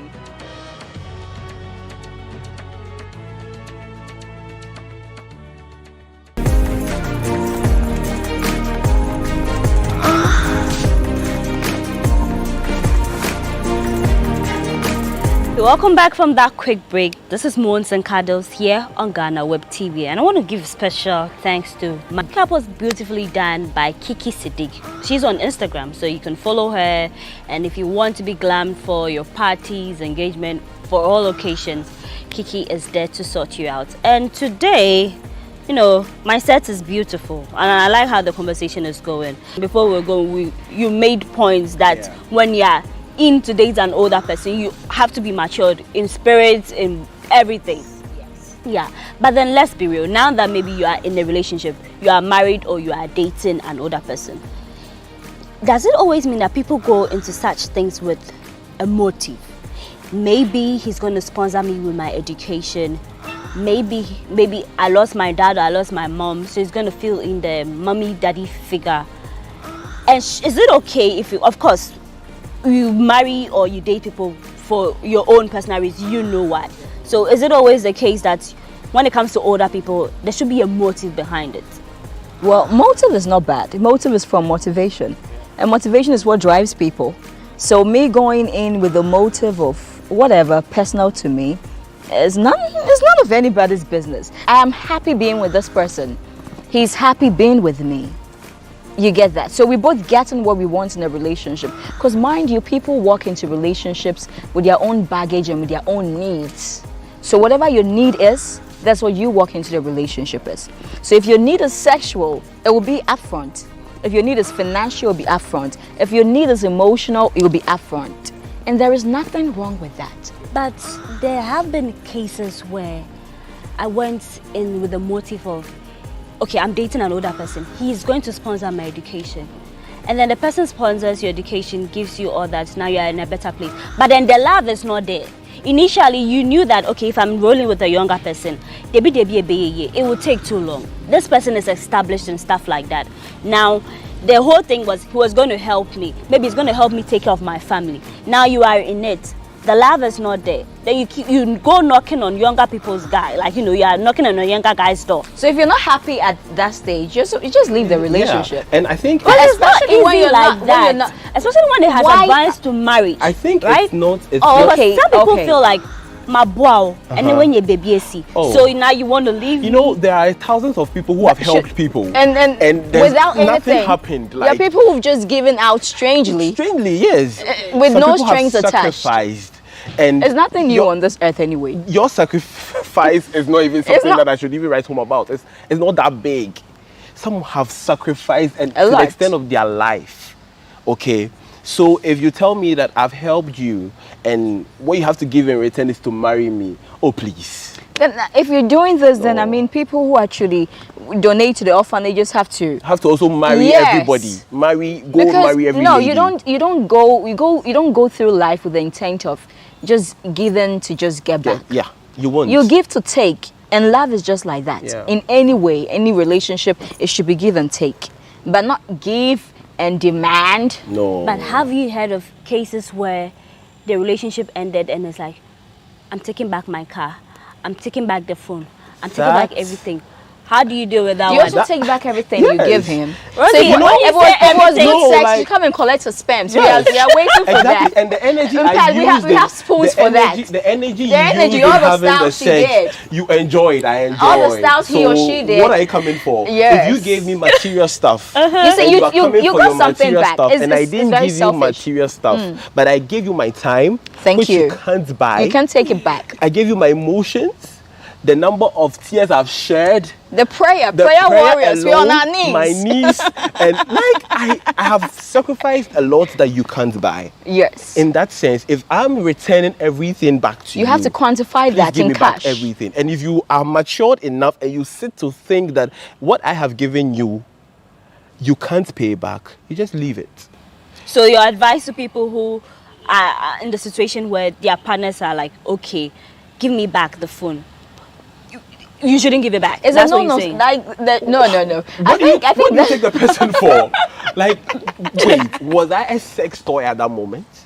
That's the question you need. No, if I was a sex toy, then pay me for the good sex. I mean, exactly. let's get paid here. Once you're quantifying the relationship, you need to quantify everything in the relationship. No, so if you've started quantifying, let's quantify the sex, let's quantify the emotional availability, let's quantify the times I comforted you, let's quantify the days that I waited for you to come home, the days I actually cooked. That's a lot of money. You see, that's a lot. So I'm a businesswoman. That's a whole business on its own. From the ladies' part, that is the whole thing. That's the whole bit. But let's say from a man's part, my energy, please. the sex. It's all good. And also trying to understand your drama alone. Imagining me sitting down and thinking of what to do for you. The psychological damage it does to you. Trying to battle with myself. How to make you happy. Because it's been a lot. Hostels, you see people come in, take their stuff, and then an older person bought a car.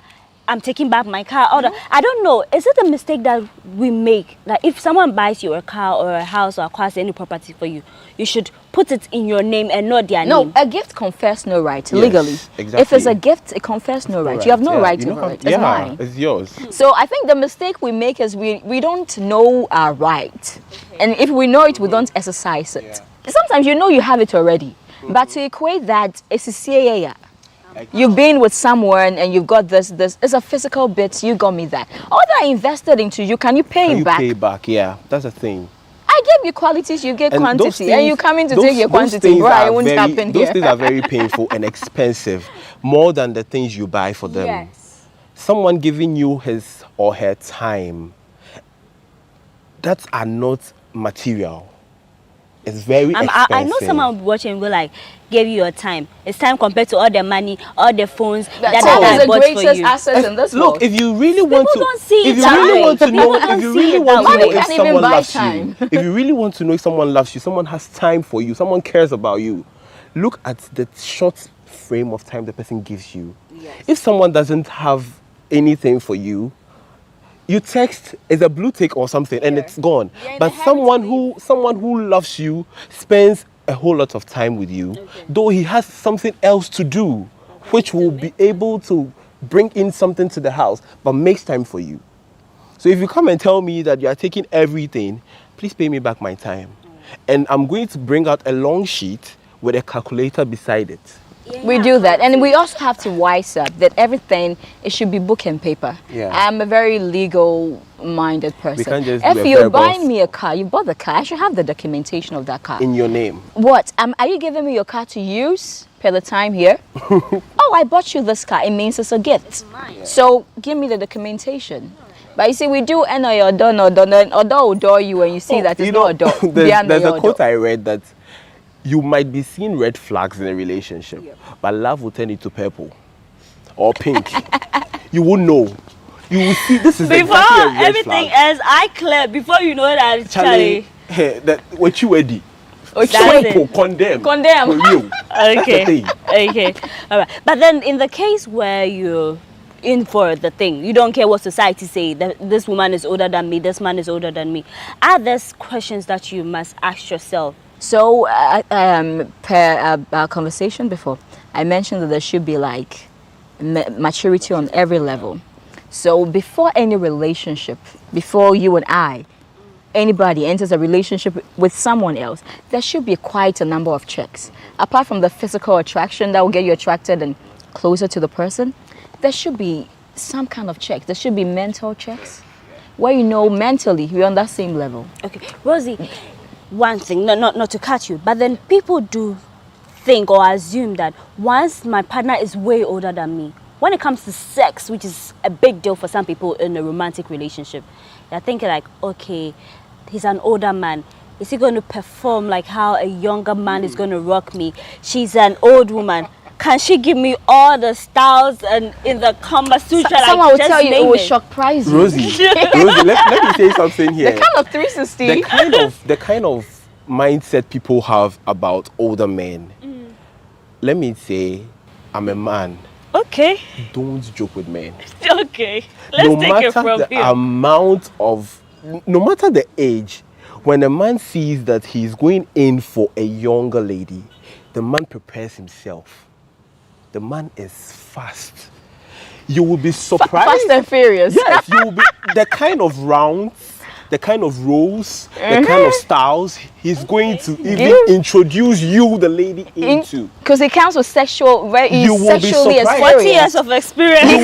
You would ask yourself, he'll maneuver. You would ask yourself, Daddy, how did you do that? Did you do that? And at the end of the day, you will be calling him Daddy. Zazie.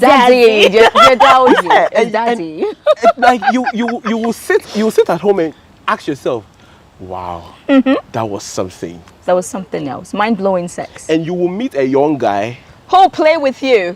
let me just stop. Anyhow, he doesn't know his way around a woman's body. You ask the guy. You ask the guy. What did you just do? What did you just do? Get up. And then he preparation. Oh boy. Nothing. There's nothing. No shit, no cover. Or call one. Or call one. I call half. The man can go more than one.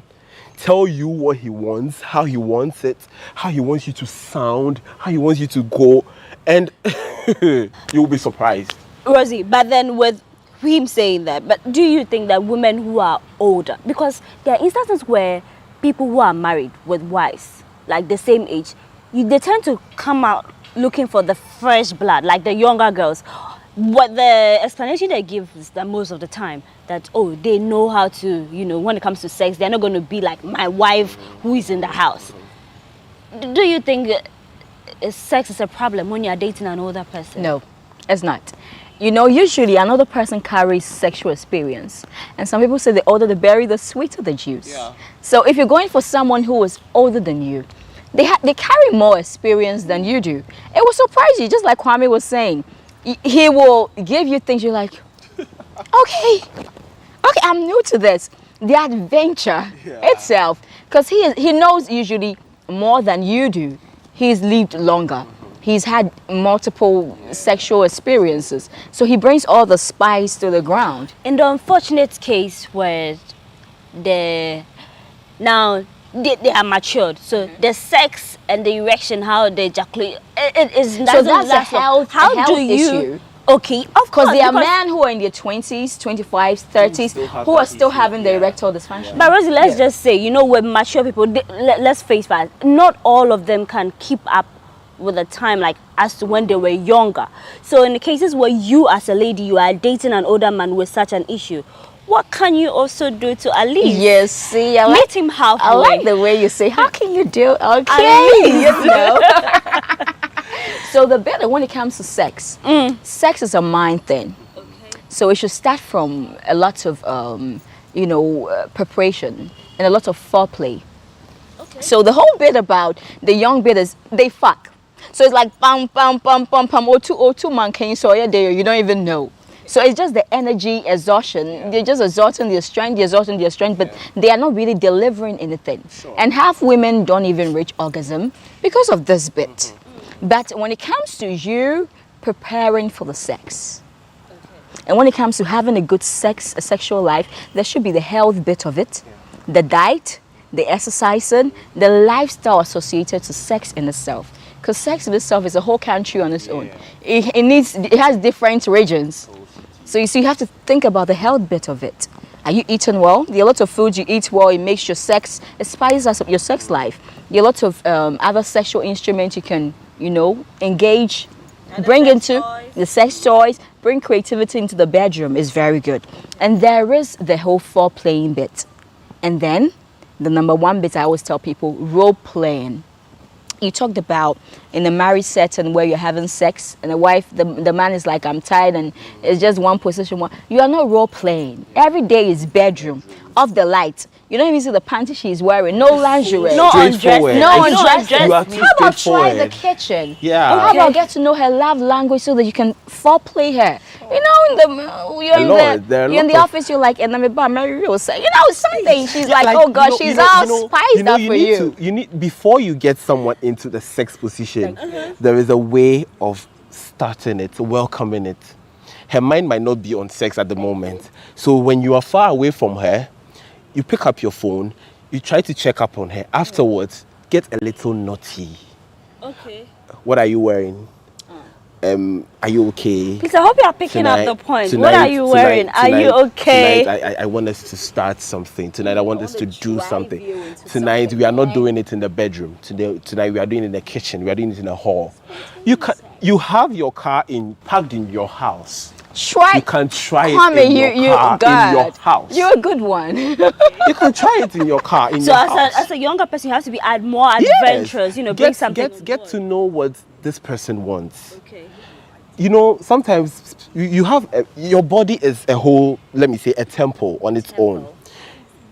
I will trigger you in a way and you will give me a love language. Yeah. And I might say something in your ears and you go like, oh, that is where I can see your thinness. So I'm like, okay, I've found it. Because That of the alone- lover's language, actually. Sure. So that alone will not be where your whole stuff is. I can try another part. So let's say Monday, I try, it's there. Tuesday, I can find under your feet or something. The next day, so gradually, you are getting there. So every day, there's something new in our sex life. Okay, but then we spoke about the fact that the disadvantages, which some people say is when you the children and all that. But as a younger person going in for a man or a woman who already is married, has kids and all that, should you prep yourself? Are you going to be okay when you're going to be like a stepmom? And then sometimes his children are even older than you, or her sons are older than you. If an issue is going to come up, it will be from the children. If the scenario whereby the children are older than or the same age mate, and you are going in as their stepdad, it's funny because if you don't take care, they are going to pollute their mother's mind not to go ahead with the marriage. And your own attitude or your own way of responding to these children will also bring the downfall of your relationship. So if you are going into a relationship where there is a mother, she's a mother to, let's say, 3 kids who are your age mates, this is where I say you have to come down to everyone's level. Be on their mother's level when you are with their mom. Be on the child's level or her children's level when you are with the children.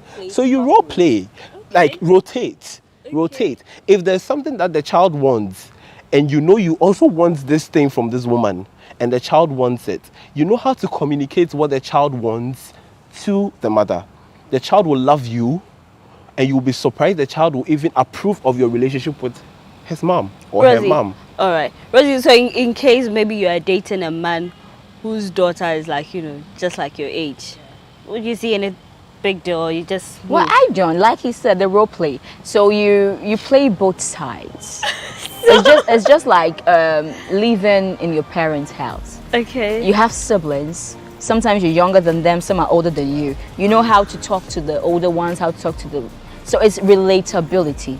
You should bring that on the table. No, your human skills. Can you say that, so babes, I want to hang out with your daughter. So like, you go out and that's what you do. You should have a boundary. No, it can't happen. You know why? With healthy boundaries in check. You know why I'm saying you should have a boundary? For me as a guy, I'm going out with someone whose daughter is my age mate. Why would I go out with the daughter? One, don't forget the woman thinks a lot. The woman is old. You came in for the woman, not the daughter. You might have a pure sense of mind. This is a dicey one. You might have a pure sense of mind with you might have a pure sense of mind with the daughter. But ask yourself, what is the mother thinking? Before you are caught up in a situation that it can lead to something. Funny enough, the daughter might end up falling in love with you. Oh, you might also fall in love. If you don't take care, situation, you might be setting fire. Before you realize, hey, it's just to feel hot. So you should set boundaries. Boundaries, but there should be relatability. Yeah. So in this situation, there will be a need. Maybe you cut some strings off because she's female. And the male energy is a spicy one. You don't want to mess with. No. So the youthful exuberance is already there. A bit of indiscipline, and anything can happen. So that's that one day, yeah. Because it's very this thing is something we should really think about, because it happens in various homes. People are dating older women who have children their age. And if the lady or the child is not willing to fall in love with you, it has a motive of trying to destroy your relationship with the mother. So if you don't take care, she's either going to spoil it or even make it worse. So if you want to go out or make that child happy, do it through the mother. And when the mother is not in the house, just be careful. Okay. Just be careful. Kwame is a very careful dude. He doesn't want no trouble for No himself. trouble. All right. So yes, you have to tread cautiously. But we'll take a quick break. You're still watching Moons and Cuddles here on GhanaWeb TV.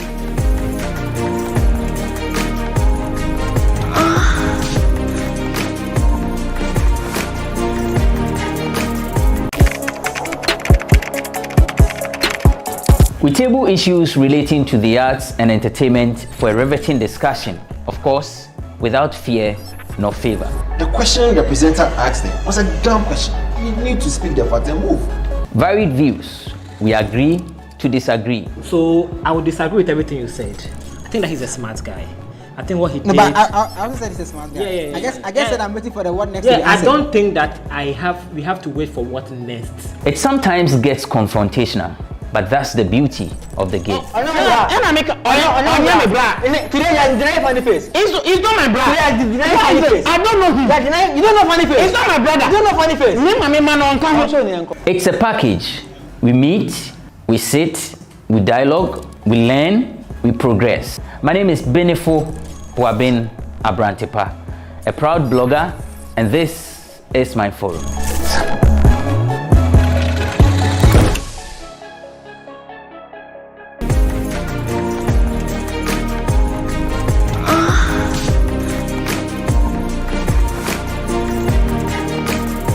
Welcome back from that quick break. You're still watching Moons and Cuddles here on GhanaWeb TV, and my name is Paulina Deda Opoku. So today it's been very simple. We're just finding out why or what influenced people not to date older people, and then those that decide to settle with older men and women. What is the motive behind it? What is the drive? Is it the sex? Is it the money as society claims it is? But Nana, when we talk about dating an older person, some people have the thoughts that they are going to be possessive, they are going to have insecurities, stuff like that. Is that an issue for people, or is it a reality on the ground? Are they always like that? It is. It's a very big deal in our setting now, because you can't date someone who is old and not feel like you are not being controlled. When you are dating someone who is old, your age difference is the thing now. So if you are free to do your thing, you are 25 or 26, 27, and you have this energy that drives you, it's different from that person. The person is different from you because of the age. So in case where you want to go out and you are all dressed, in this case she's not part of you, she's not going with you, and you're all dressed and you're like, I'm stepping out for a minute, I'll be back. That is when she goes like, where are you going? To do what? With whom? She tries to find out, trying to be like she cares, like she's trying to control your movements. When she does that, you allowed it. I always say that when you want to communicate to people, your form of communication welcomes what they want to say to you. If you want to be controlled and you allow yourself, she will control you. She will tell you what to do. But if you tell her that though you are young, as I said initially, you are young, but then you are matching up to her age, she stops it. She advises herself without no one telling her not to even try it. You are going out. You communicate to her in a way that she will understand that you are going out. You are going out, but not with anyone. But must you always explain yourself? Like, okay, detail, I'm going to hang out with this. It's tiring though. No, it's with time you get tired. With time you get tired of those things. Yeah. If I explain myself to you every day, a time will come, I'll leave the house without even telling you anything. Yeah. I will come back, you will nag about it. Yeah. I don't care. So it's what you start. From the beginning, you like doing the explanation. When you're going out, because it's new love. Oh, you give her a perk. I'm going out. I'll be back. Every day. And then one day you have to go out. She's not in the house. She will be expecting you to call her, tell her where you're going. You are not free. There's actually nothing wrong with communicating your movements, because it's very good. I mean, security-wise and even personal-wise. You don't know what is going to happen to you. you know, on your way out. But like what he's saying, when the foundations are faulty, the relationship will suffer anyhow. So per communication wise, I mean, you lay the groundwork. And one is because we are entering into relationships where the maturity level, one is a child, one is a mother, one is a child, one is a father. So there is no, you know, neutral grounds or middle grounds, let me say, when it comes to maturity. Because in the situation where we both have, we are mature people mentally. I'm going out, you're like, oh baby, I'm leaving out, I'm going partying. Oh, where are you going with? Oh, I'm going with Araba, you know, there's a party there. Oh, you take care, baby. You know. Yeah. But what, okay, only one echo. Into the really like the what say like So Rosie, how do you handle that? How do you handle the possessive, the insecurity when you are with a mature person? If you've not entered that relationship, don't delve into it. Don't go into any relationship where your peace of mind will be threatened. Don't be with anybody who is insecure. Because if they're insecure, they'll project that onto you. You get that? So if you're already in it, then this should be the remedy where there should be a conversation. And this conversation should once start on communication, good communication, active communication, not passive one, where someone is saying something emotional, the other person is saying it sexually. If you're saying it sexually, let's be sexual. If you're going emotional, let's have a heart-to-heart, tete-a-tete. Let's have that conversation, you know. And if you're having like a mind, you know, that mental, you know, kind of delve in, let's get to know how you think. Oh, sometimes you're like, oh, it's just something as simple as that. Oh, minim say how na me just up so there be.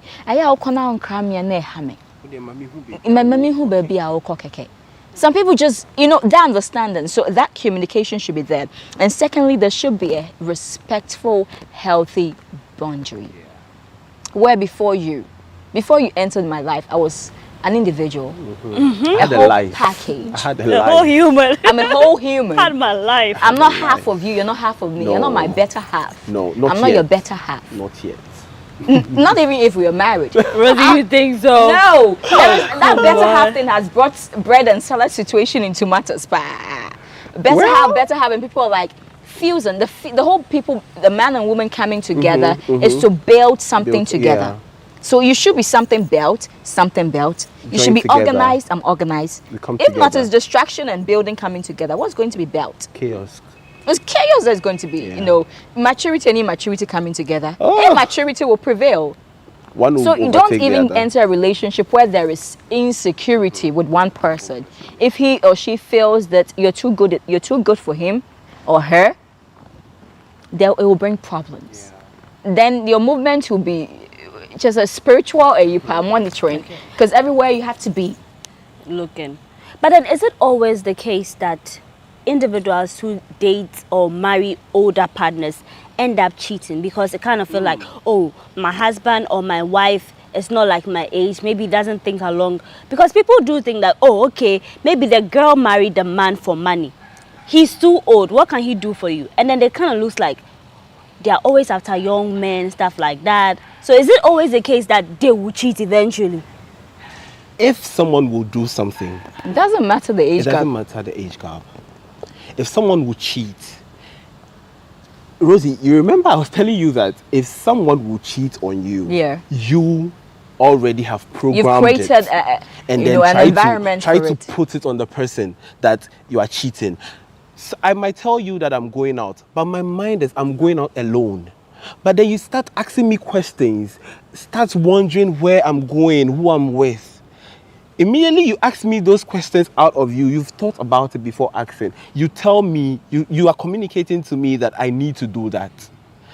In the first place, I haven't thought of it. I haven't thought of going out with anyone. But immediately you say, oh, I hope it's not that girl that you are going out with. That girl cry, you've not been checking her out. So now I'll go and check her beautiful legs house and be like, okay. Immediately you say it. Immediately I get out, I'm like, hey, where is she? Every day people say that cheating is associated with men. I won't lie to you. Yes, but women too cheat. a lot. Diplomatic cheating. We all have our side of cheating. I might cheat on a scale of 100. A man might cheat like 50. A woman would cheat exactly 100. Rosie, do you agree? With a 0.1. Rosie, do you? With a reason.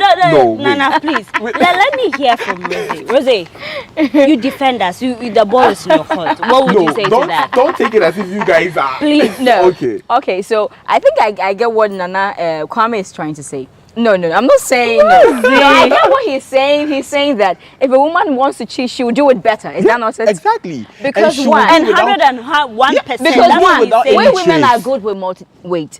Men are very single focused.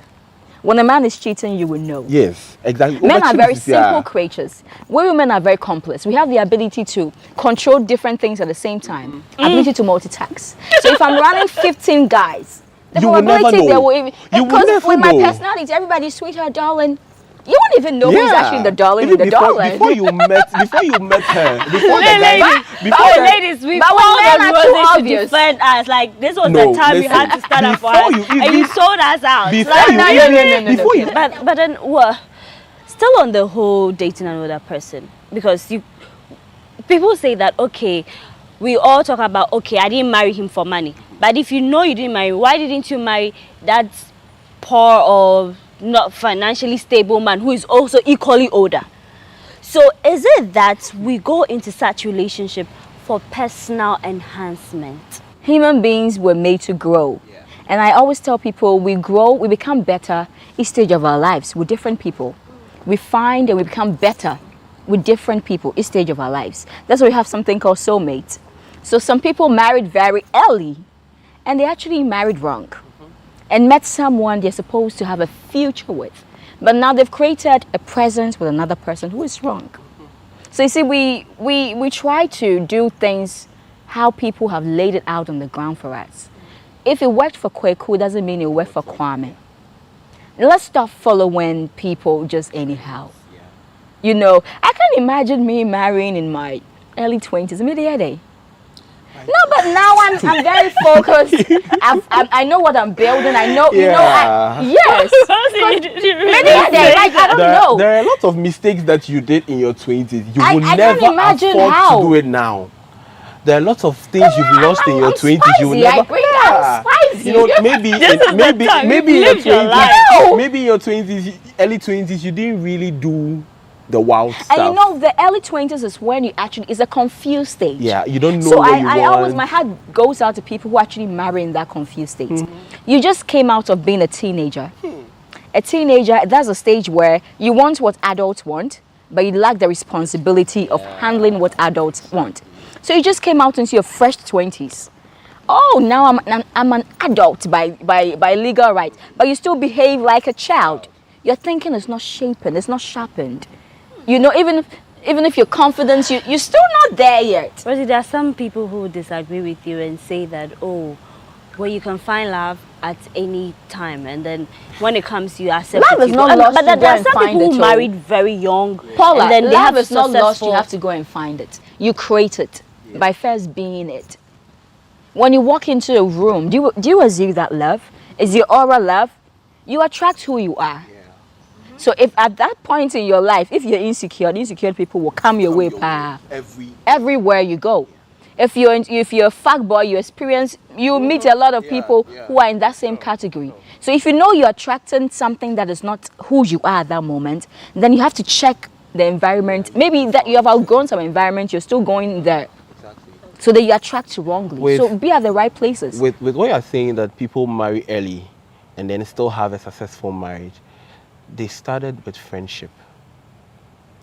We all sometimes miss the friendship part, which is the basics of love, every good relationship. We don't get to know each other well, and we think we are in love. Then we just started. You don't even get to know yourself well. That's what I'm saying. Like statistically, people who marry early, per research, people who marry in their early 20s, they end up regretting it. And sometimes you see them. But then there's the case where society is also saying that, oh, you should marry, that's where they come. So you should marry quickly because the society getting 30. Because the same men, when you are 26, 27, you will hit 30, then you feel like, hey, I have to quickly marry because they will say the age thing is playing in there. No matter your age, if you are destined to marry, you will find someone who is still interested in you. No matter that the you age. are right. It's not even destined. If you want it. Yes, you will right. find someone. There's someone who wants what you want. Yes. They are there. Yes. I mean, what's the rush? We have a rush spirit. That's the whole bit. People say the biological clock. Which clock? Who is You know, when you follow society, you will, and the same society will tell you, why didn't you wait? Yes. Into where who wait? It's even a fire. Have a mind of your own. Society Think for is yourself. always controlling us. So if you don't sit back, observe yourself and know what you want, you end up somewhere you are not supposed to be. Ask yourself, if this your auntie or your uncle is looking for this for you, ask yourself, what is she looking for? Her own child. I go outside and then I find a rich woman older than I am and I bring her home and I tell my mom this is what I want to marry and she agrees. Who are you to tell me you don't agree? Let your son or your daughter also go out and find it. And you know what is going on in your house. Like, you know how financially unstable.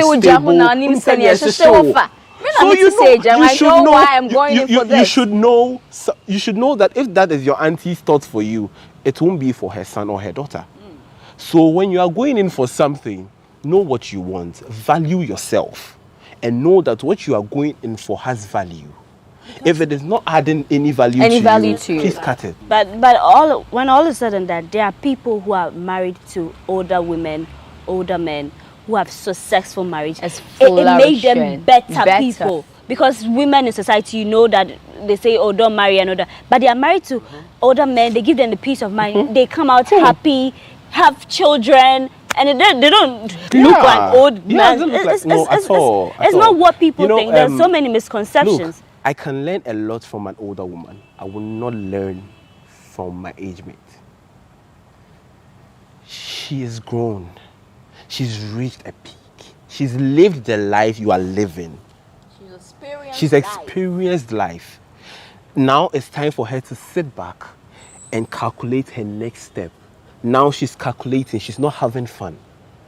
But if when you are in your early 20s to 30s, you have fun, but you are not thinking about what your next move is. When you get in touch or connected to someone like that, you have a little fun. You think about your next move. You see, that tells a lot about the kind of person you are. You are looking, you're futuristic. Yes. You have a vision. Because it's not just today. And that is not just with the age dynamics. Because you can have someone who is older and their focus is very shitty. Excuse my French. It can happen. Yeah. Yes. And you meet someone who is very young and has, because you meet men who are in their 40s and they behave like 15-year-old boys. You meet someone who is 25 and he's focused. So this age bit is very tricky. If you follow age, people say it's but a number. It is very true. You would end up marrying somebody you're not supposed to marry. And you sit back and so there's a downside to it too. But before we wrap up the conversation, let's just put out the advantages and disadvantages. Because we can say it's good and all that, but you not get everything perfect as it is. Yeah. So Rosie, are you going to take the advantage or disadvantage? Let's take the advantages because you've been up on the whole, we shouldn't limit you. Yeah. So just point out some advantages of dating So another the sexual bit is there. They bring very good spice, their experience, and there is sense of security.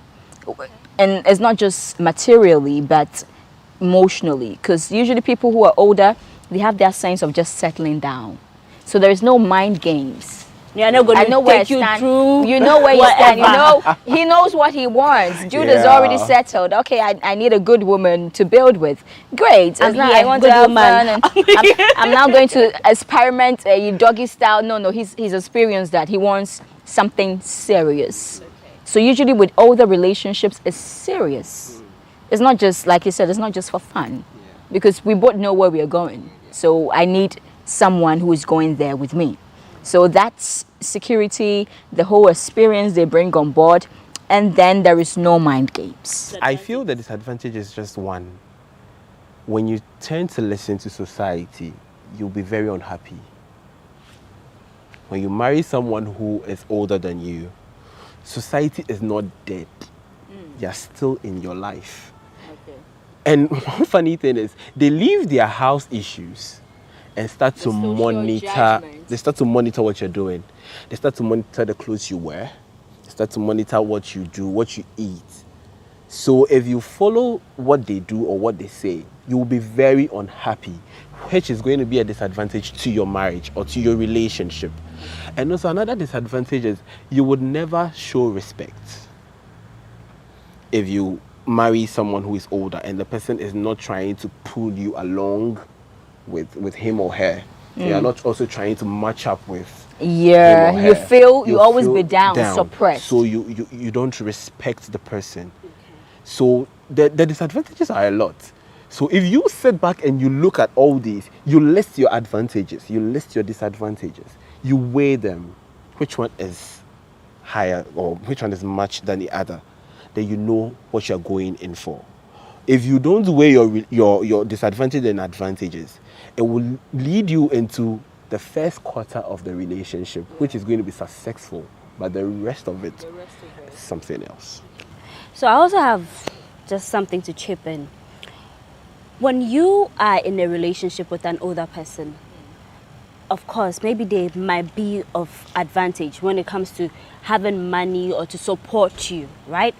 But then one thing is for sure, if you want respect, you always don't have to go in as the person who is always dependent on them. No matter what, if the person has money and is ready to buy you a car, get you all that, sis, make sure that at least you are using that money to establish something for yourself. The money is not going to be there always. And then men find women who are, trying to work something, trying to also make their money attractive. So no matter what it is, he might be older, he might have all the riches, she might be older, she might give you everything you want.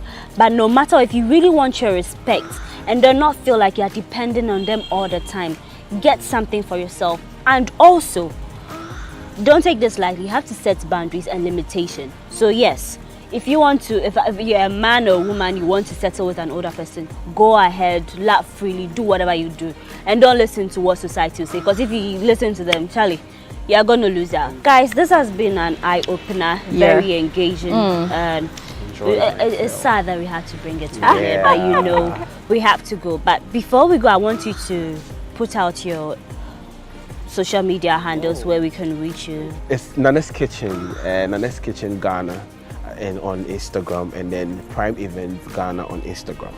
Nana's Kitchen, we handle all occasions, wedding parties, funerals, bridal showers, just name it, all your enjoyments and all your sad moments which you want food, we will come in.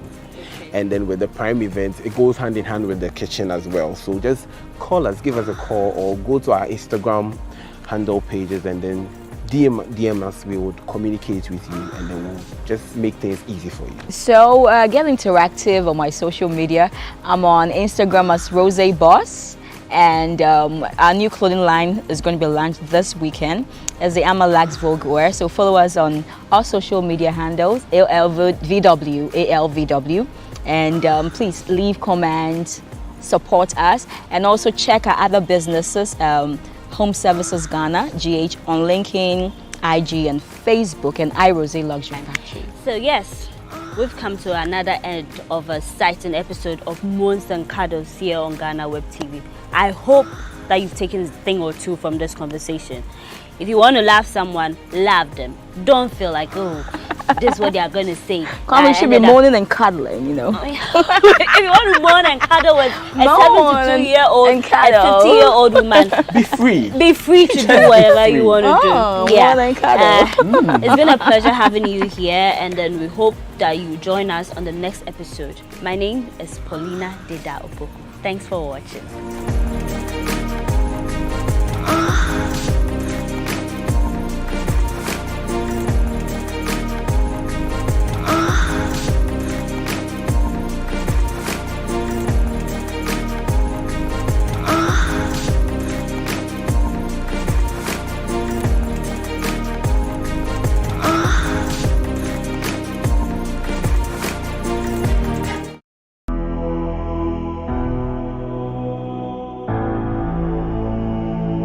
I felt people would laugh at me because I've had that experience before.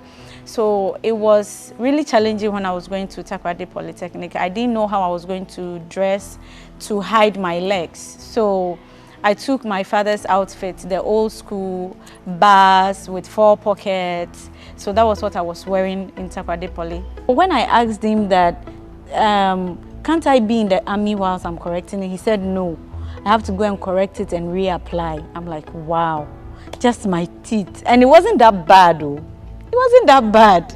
It was like some are in and some are out. Yeah, it was zigzag kind of. Is it braces? Braces. I did one for her when she was at secondary school. I think she, yes, oh, she wasn't feeling comfortable with it because you cannot eat meat and that kind of thing. She threw it away. The part that killed me was that, oh, sister, be a friend of you, waboy and pa, baby, or be an yamishano, or not to cement mine. That was all he said about me. And I'm like, who is Afi?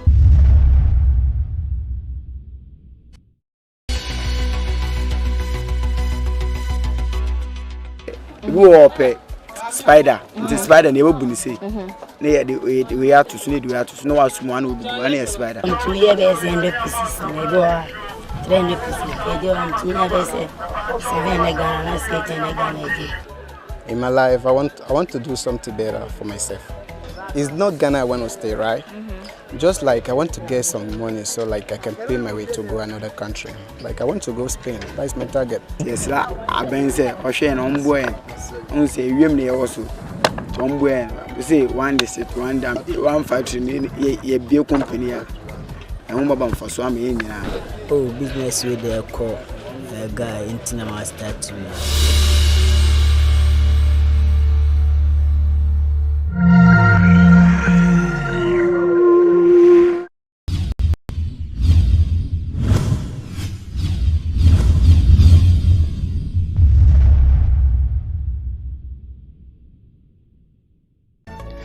I'm the girl who is always there for people when they need help.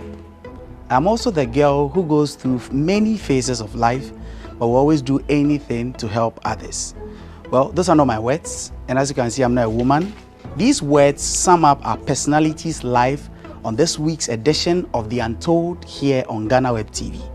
Afi Antonio shares her story of philanthropy with us, about the frustrations and whether or not it's worth it being a philanthropist in these parts of our world. Welcome to this week's edition of The Untold here on GhanaWeb TV with me, Eche Atisu. We'll be back with more details.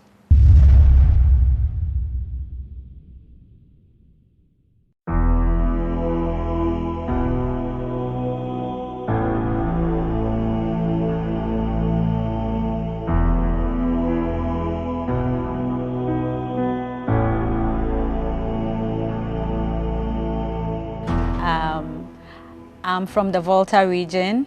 My dad is from Tegbi and Uwe, and my mom is from Angloga. So I'm a full Voltarian. I have 2 other siblings after me. I was born and bred in Bema Camp. My dad was a soldier. He's retired now. So I was born in 1937. We grew up here in Accra. And I attended Kotoka Primary School. And I feathered when my dad retired from the army and we own house. I feathered at 48 Engineers, JSS, now JHS. And I continued at Nungwa Secondary School where I read visual arts. From there, I went to Takoradi Polytechnic, now a university. I read graphic designing there. Afi says her former schoolmates remember her as the old school girl due to the way she dressed while in school, but none of them knew why she used to dress that way. I don't have very straight legs. I have kind of knock knees. Those who don't know knock knees, that's Alantakakwa. So it was a challenge when I was going to Takoradi Polytechnic because I didn't know how I was going to dress. I didn't want people to see that. I felt it was a deficiency or something, and I felt people would laugh at me because I've had that experience before.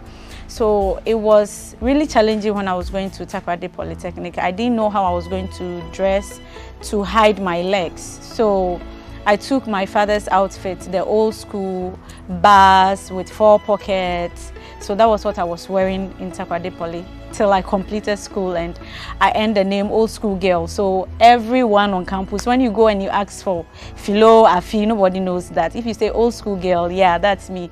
And I remember when we were going for orientation, when we went like fresh, some of the girls later when we became friends were like, they thought I had some mental challenge when they saw me because of the way I was dressed. But they realized, oh, I was okay, but that was how I wanted to dress.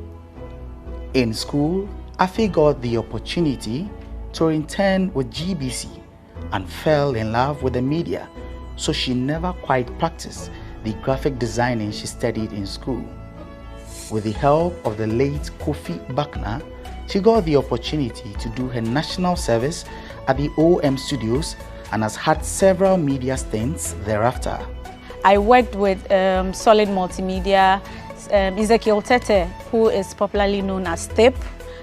He was also working at OM Studios. So when I finished my national service, he called on me and said he wanted to start his company. So since I'll be out there looking for jobs anyway, if I would want to join him and work with him, although he won't be able to be paying me, but he will sort my transport out and all that. So I told my dad about it, and he said, okay, if that's what I want to do, that's fine. So I started Solid Multimedia with Step, and I worked for him I think about 5 years, and then I moved on to other places, but still in the media. I worked for J Foley, Jeremy, 2131, Raku's Production. So I stayed in the media basically. So I moved from one place to the other. I went to Prime FM. I did a little of radio. I was their front desk executive as well.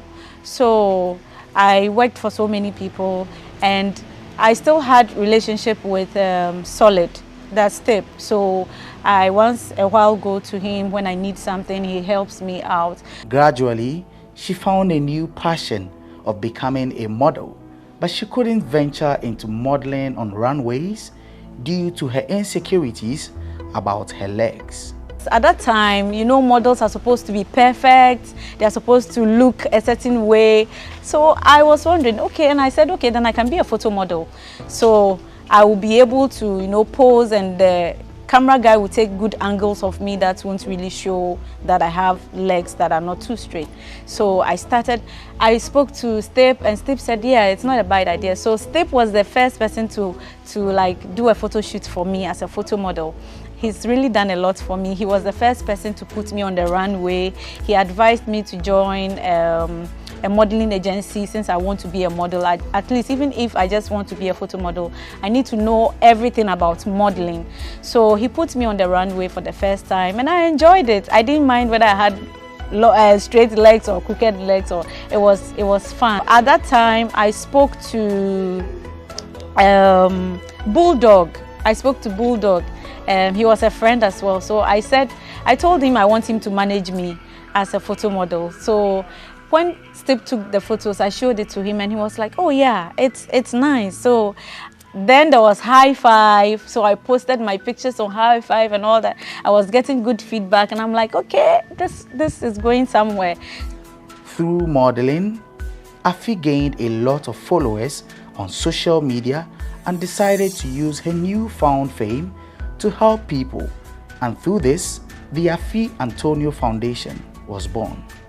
I had a TV show then, my own TV show called Celebrity Delivery, where I connect people to their mentors, their celebs, and they hang out together. They ask them all the questions they want to ask, and they hang out. Like if it's a gym, they go to the gym, they gym together, we go to the restaurant, they eat, and they ask questions and all that. So there was this girl who was disabled. She sent me a message on our Facebook platform saying she looks up to Nana Abba Namwa. So and she would like to meet her and be like her. So I was like, okay, I'll try reaching out to Nanaba and then I'll get back to him. And she was a single mother, so I was curious. And I asked her where the child's father is. I gave her my number and I took hers as well. So we're chatting on WhatsApp. And she told me her story that the guy who impregnated her left her because she refused to abort the baby. I was interested in her story, so she told me more about it. And I was like, how can I help this girl? I called her and I told her, will she be okay if I share her story on my Facebook and see if through that Nanaba Namwa will even see it, because I will lace the fact that she wants to see Nanaba in it. So she was reluctant at first. Like, she was like, what if the guy sees it and comes at her? And I'm like, she shouldn't worry if the guy calls her or anything. She should just direct the guy to me. I'll deal with the guy for her. So she finally agreed I could share her story. I shared her story and it went viral. Nanaba Namwa saw the story and she wanted to meet her.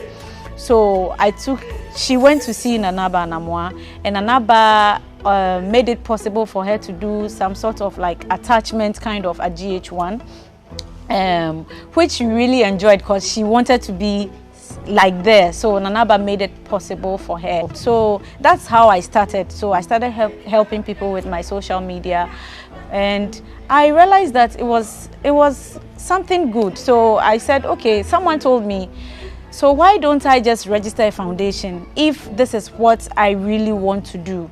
So I decided to register my foundation on my birthday 3 years ago. My foundation is 3 years this year. So I registered my foundation and I continued the good work using my social media platforms. The path Afi's life has taken is not the path she has always wanted to go.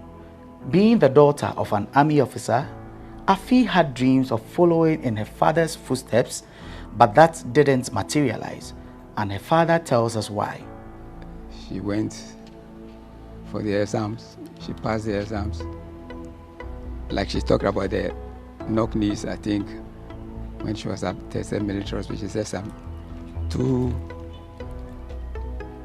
lady officers were standing behind her and they were talking about the knock knees. And it's like they were not going to select her. She called me. I have been mentioning a certain officer's name, Kenneth Damwa. Kenneth Damwa was once a paymaster, my boss, when he was a cashier, Ghana Armed Forces cashier. I worked with him. We were so close. He left the pay service and went to PA, Personnel Administration, where they recruit soldiers and then take care of these military cadets. And he was with them at S7 that time. She mentioned it.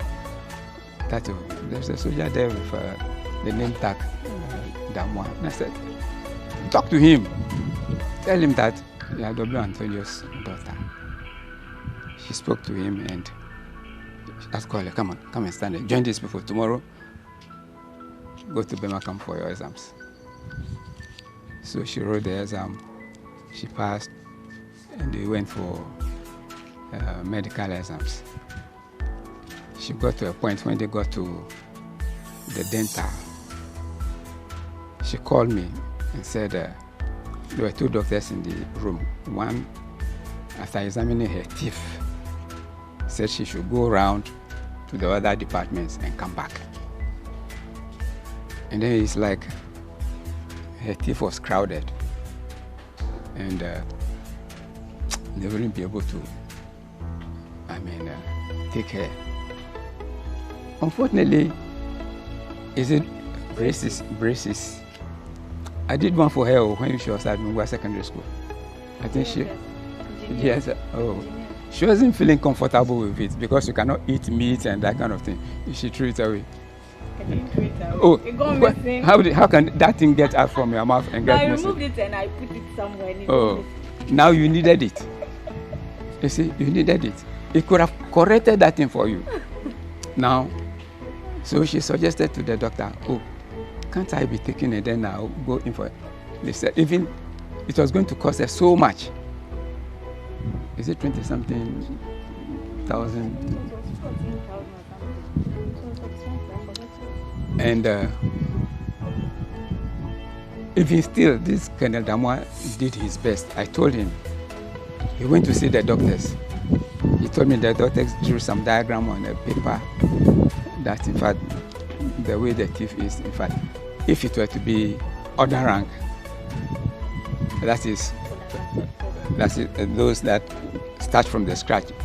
But commissioning, if they see that kind of thing, they'll be in trouble. And so she missed that one.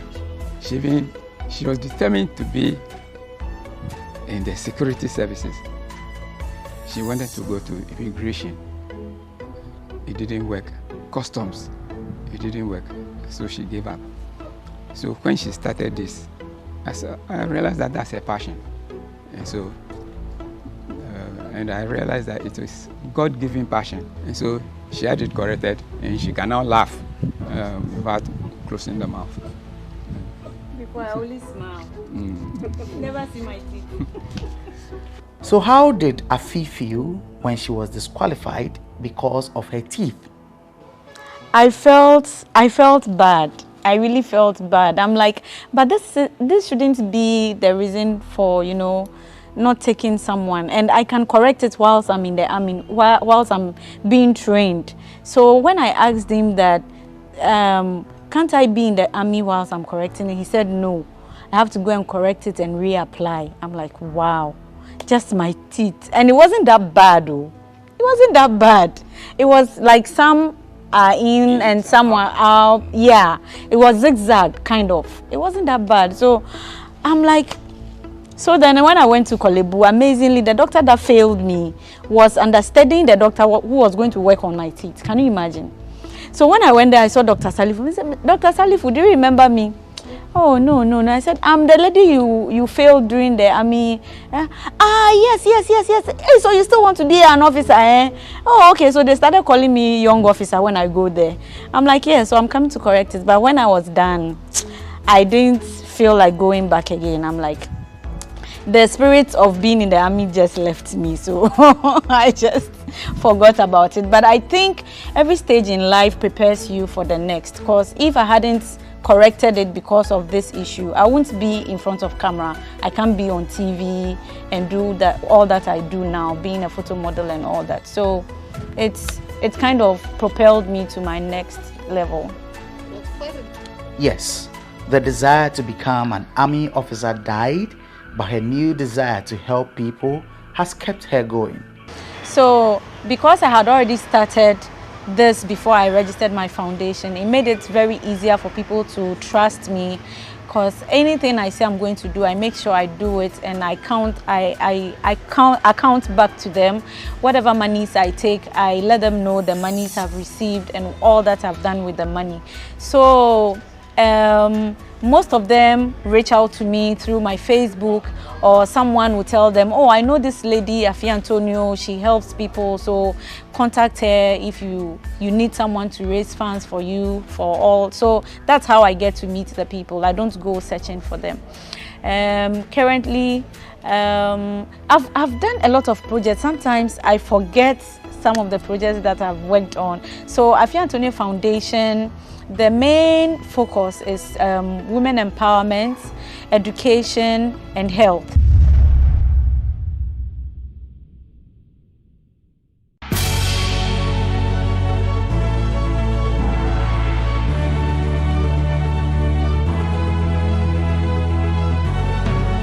From the dawn of time, people have engaged in several businesses. With the onset of technology and innovation, life has relatively been made easier. By using debit or credit cards, mobile banking. Thank you. And your favorite, mobile money? Tech has indeed married business. On BizTech, we spend time with faces behind known and upcoming businesses in the country. Learn more about the new technologies and innovation, as well as find out about the trending issues in the world of business. Join us as we serve you with a variety of compelling interviews, projects, and others right here on GhanaWeb TV.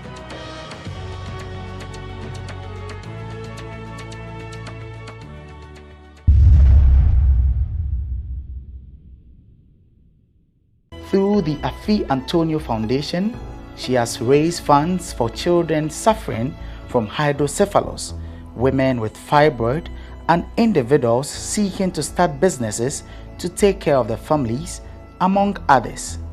She shares a few of the projects she has undertaken. The Blue Eyes Girl, the little girl called Chota with Waardenburg syndrome. So her condition gives colored eyes and pigmentation of impairments, like she can't hear and she can't talk. So the mom reached out to me and said she knows I help people, so if I could help raise funds for their daughter to send her to SA, because South Africa, the surgery can't be done here in Ghana. So I'm like, okay. The money needed then, I think it's 3 years ago, if I'm right, the money needed was $57,000. That was a lot of money. We were able to raise part of the money, and it took over a year to even do that. We raised part of the money, and we did the surgery for only 1 year. So we are hoping that we raise the rest of the money so that she'll go back to have the second year, the implant, and then have therapy over there. So now what we are doing to raise funds is we are no more begging people for money. She's now a model. I've trained her to be a model, a photo model. So this year she turned 5 years. We had a photo shoot and we adored her as a photo model. So anyone who sells kids, clothing, shoes, whatever, you can use her to advertise your product and pay something small, and that money will go, we'll save that money, which will be used for her second cochlear implant surgery in South Africa. There's a little girl called Perpetual, whose father, someone told me about the father. The father was on a program on GH1. They were celebrating mothers, and he was celebrated as well because he's taking care of her daughter, who is 9 years, physically challenged. Her legs couldn't form very well because the mom tried aborting her, but the abortion didn't work and it affected the legs. So she crawls on the floor, and because of that, the man is unable to work. Like, he does just small works around his area, and he was living in someone's uncompleted garage, and the person was taking it back because the person said he wanted to continue the building, so they had to move. And the unfortunate bit was that the woman left the marriage. She said the man couldn't take care of her, so she left and left the child with the man. So the man had to be the one taking care of the child. He will carry her to school, and when they close, he will go and carry her back. So because of that, he's unable to work to earn money and all that. So I decided to help them. They needed a place to stay. We found one uncompleted building B like that, and we needed to complete it for him. So I raised funds and we completed the house. Just recently they had lights because I had to pay for their meter. It took almost like over 5 months for the meter to be installed after paying. So he said anytime they put the lights on, they remember like all the good things I've done for them. Some beneficiaries of the Afi Antonio Foundation had this to say. I've been working with Afi since 2018. So I think it's, I think the first time we started formally working together was 2018, but we've been together, we've known each other quite some time now for over 20 years. So it's not like it's just business. It's more or less like family friendship. And that's how come we've been together for all this while. Afi is a good person, I would say. She's like a sister to me, and then she's somebody with a drive. That's what I would say, because I don't know what pushes her. I feel I'm a strong woman, but what she does, it takes drive. If not, I don't know how she's been able to do this all this long. She keeps pushing, even though things are hard. She keeps pushing, and I always like, I feel umbre, because when I confronted her with my daughter's issue, she said, "Why not? We'll do it." It got to a time I felt that it was just too much asking people for help. It was too much asking people for help, but she kept saying that, no, let's do it, let's do it, let's do it. So I think she needs a lot of help. Afi. She has been helping my daughter. I mean, a lot. My daughter Nanaya and the other girls. Afi she has been done a lot for them. Actually, I know Afi. I think I saw a picture on Facebook. That was 4 years ago. Nanaya and her mom. So I contacted the photographer, and he gave me Afi's number. Yeah. So I chat with Afi, and I told her that I want Yakoba to take part. And she said, okay, that was how the whole thing started. And she's like a sister to me. Afi, she's so good. I mean, to me and my daughter. So now she's even part of the family. Yeah. Afi is now part of my family now. But I really love her like my sister. Afi has also been working with children with autism, setting some of them up in modeling. I didn't set out to, do anything on autism. It just happened along the way. A mother posted a photo of her daughter on Facebook saying that she needs someone to help her to be a model. So someone commented with my name because the person knows I'm a model. I saw the post and I said, okay, what can I do to help this girl? I had then booked a photo shoot session with Kweku David. So I quickly called Kweku David and asked him if he was okay for me to bring the girl along for my photo shoot. He said, oh yeah, he doesn't mind. So we took the photos, it went viral. Other mothers saw it and they also started contacting me that they want their children to be models just like Nanaya. So that's how it all started. And then BBC saw the photos. They didn't believe that these girls had autism because the way they are able to pose and all that, they were surprised. So they contacted me, they came down, filmed our photo session, how I'm able to direct them to pose and all that. So yeah, as I'm talking now, GhanaWeb has also, contacted me. They are filming some of my models. They want to do a little story on them as well. The Afi Antonio Foundation is hoping to hold the first edition of Mr. and Miss Autism in a few months, but that hasn't been easy. She recalls how a hotel manager asked for sex when she went to seek sponsorship for the project. You won't believe that I went to one hotel. I'm searching for a venue for the event. And there's this one hotel, I won't mention the name of the hotel. I sent a proposal I went there to do a follow-up. The marketing manager was able to ask for sex, just because I need your venue. At the end of the day, I'm going to promote your place for you in return. And you want to sleep with me too, like seriously. Sometimes these things happen and you sit and you ask yourself, like, you don't get it. Look, so yesterday a friend called me and he was like, you don't look cheerful. And I'm like, Charlie, I'm down. It's been difficult finding sponsors for the autism Mr. and Miss Autism Ghana. So he asked me to send my proposal and the budget so he will see if he can talk to some people.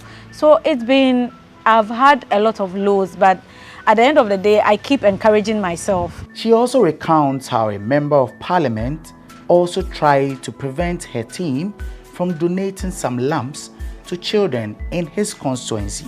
There was this time we're going to one particular constituency, and I managed to trace the MP in that constituency.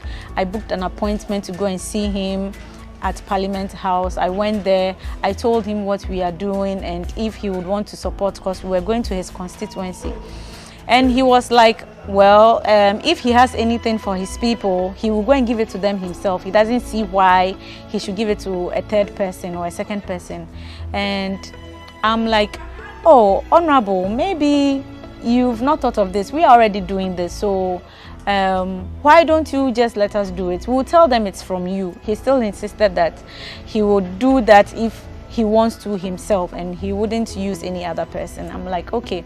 So what he actually told me is the trick here. He told me that with his constituency, they've started erecting poles. So he's sure in the next 3 years, his people will have lights. But there's this village behind his constituency. He doesn't know when they will have light. So we should rather send it there. And he gave me 40 cedis for my transportation. Anytime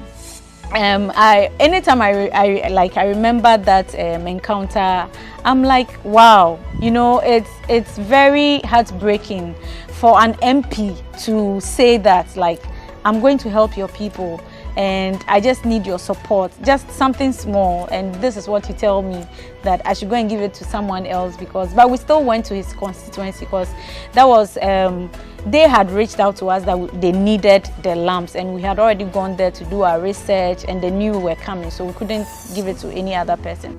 Sometimes the people she helps tend to stab her in the back, and this discourages her from continuing her good works. If I tell you what Perpetual's father did, you'll be surprised. He went on Kofi TV without telling me, and this is someone I'm already. And if I'm helping you, I make sure I help you for a very long time. Like I just don't do it one time and I leave you. So Perpetual and the father has been with me over 2 years. That I've been helping gradually, because finishing a building is not that easy. We do it in bits, and when they need some money, the father will call me, oh auntie, today then I'll send them something small. Sometimes me myself, I don't have money, but I'll try and send 50 cedis, 100 cedis. So he calls once in a while. So I was there and someone called me that I should watch, I should go on Facebook, Kofi TV. Is that not Perpetual's father on Kofi TV? I'm like, wow. I went and I was watching it. And the part that killed me was that, oh, sister, be a friend of you. Waboy and pa, baby, or be a nyamishano, or not to cement mine. That was all he said about me.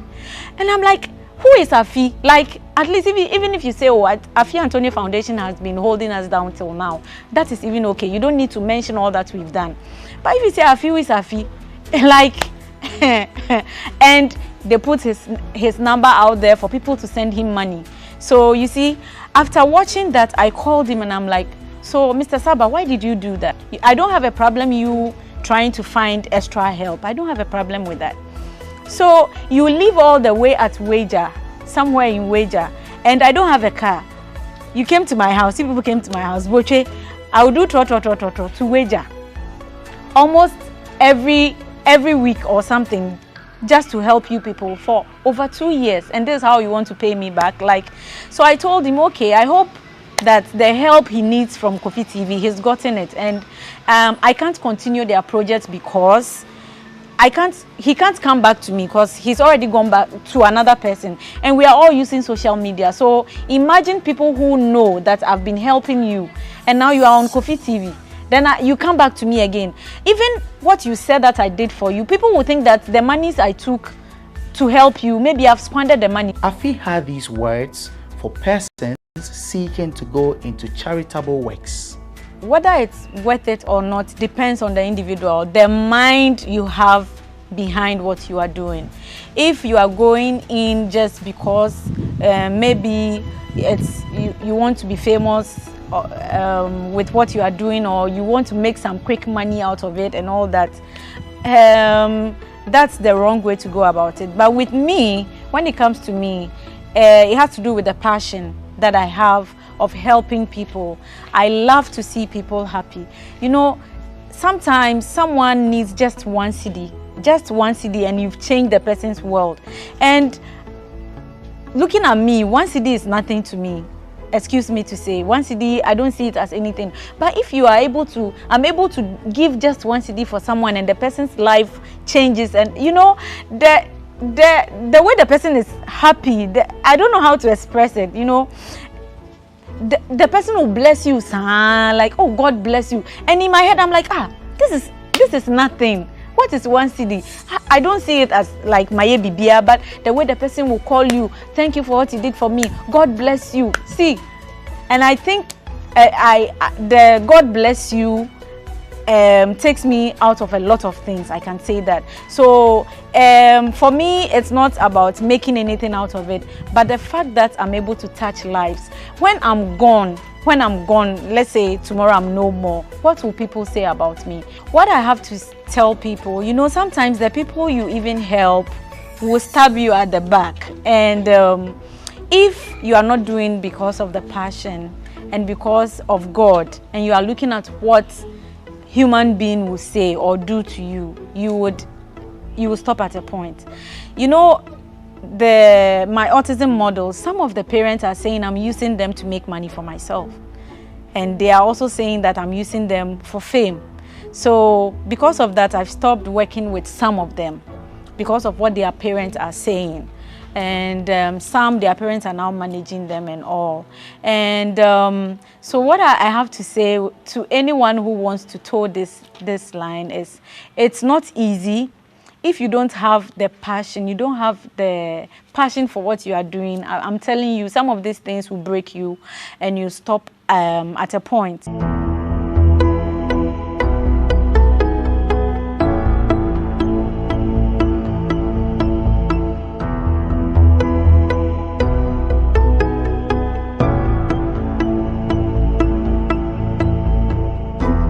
Afi Antonio, founder of the Afi Antonio Foundation story, brings us to the end of this week's edition of The Untold right here on GhanaWeb TV. If you want to support Afi Antonio in all that she's doing, link up with her on social media. On all social media platforms is at Afi Antonio. We trust that you've been inspired like we always do on this show, and we hope that you join us again another time. Do remember to join us on all social media sites at The GhanaWeb, and visit us on www.ghanaweb.com for all news on entertainment, business, what have you. Stay glued to our YouTube channel for more content. My name, as always, is Eche Atisu.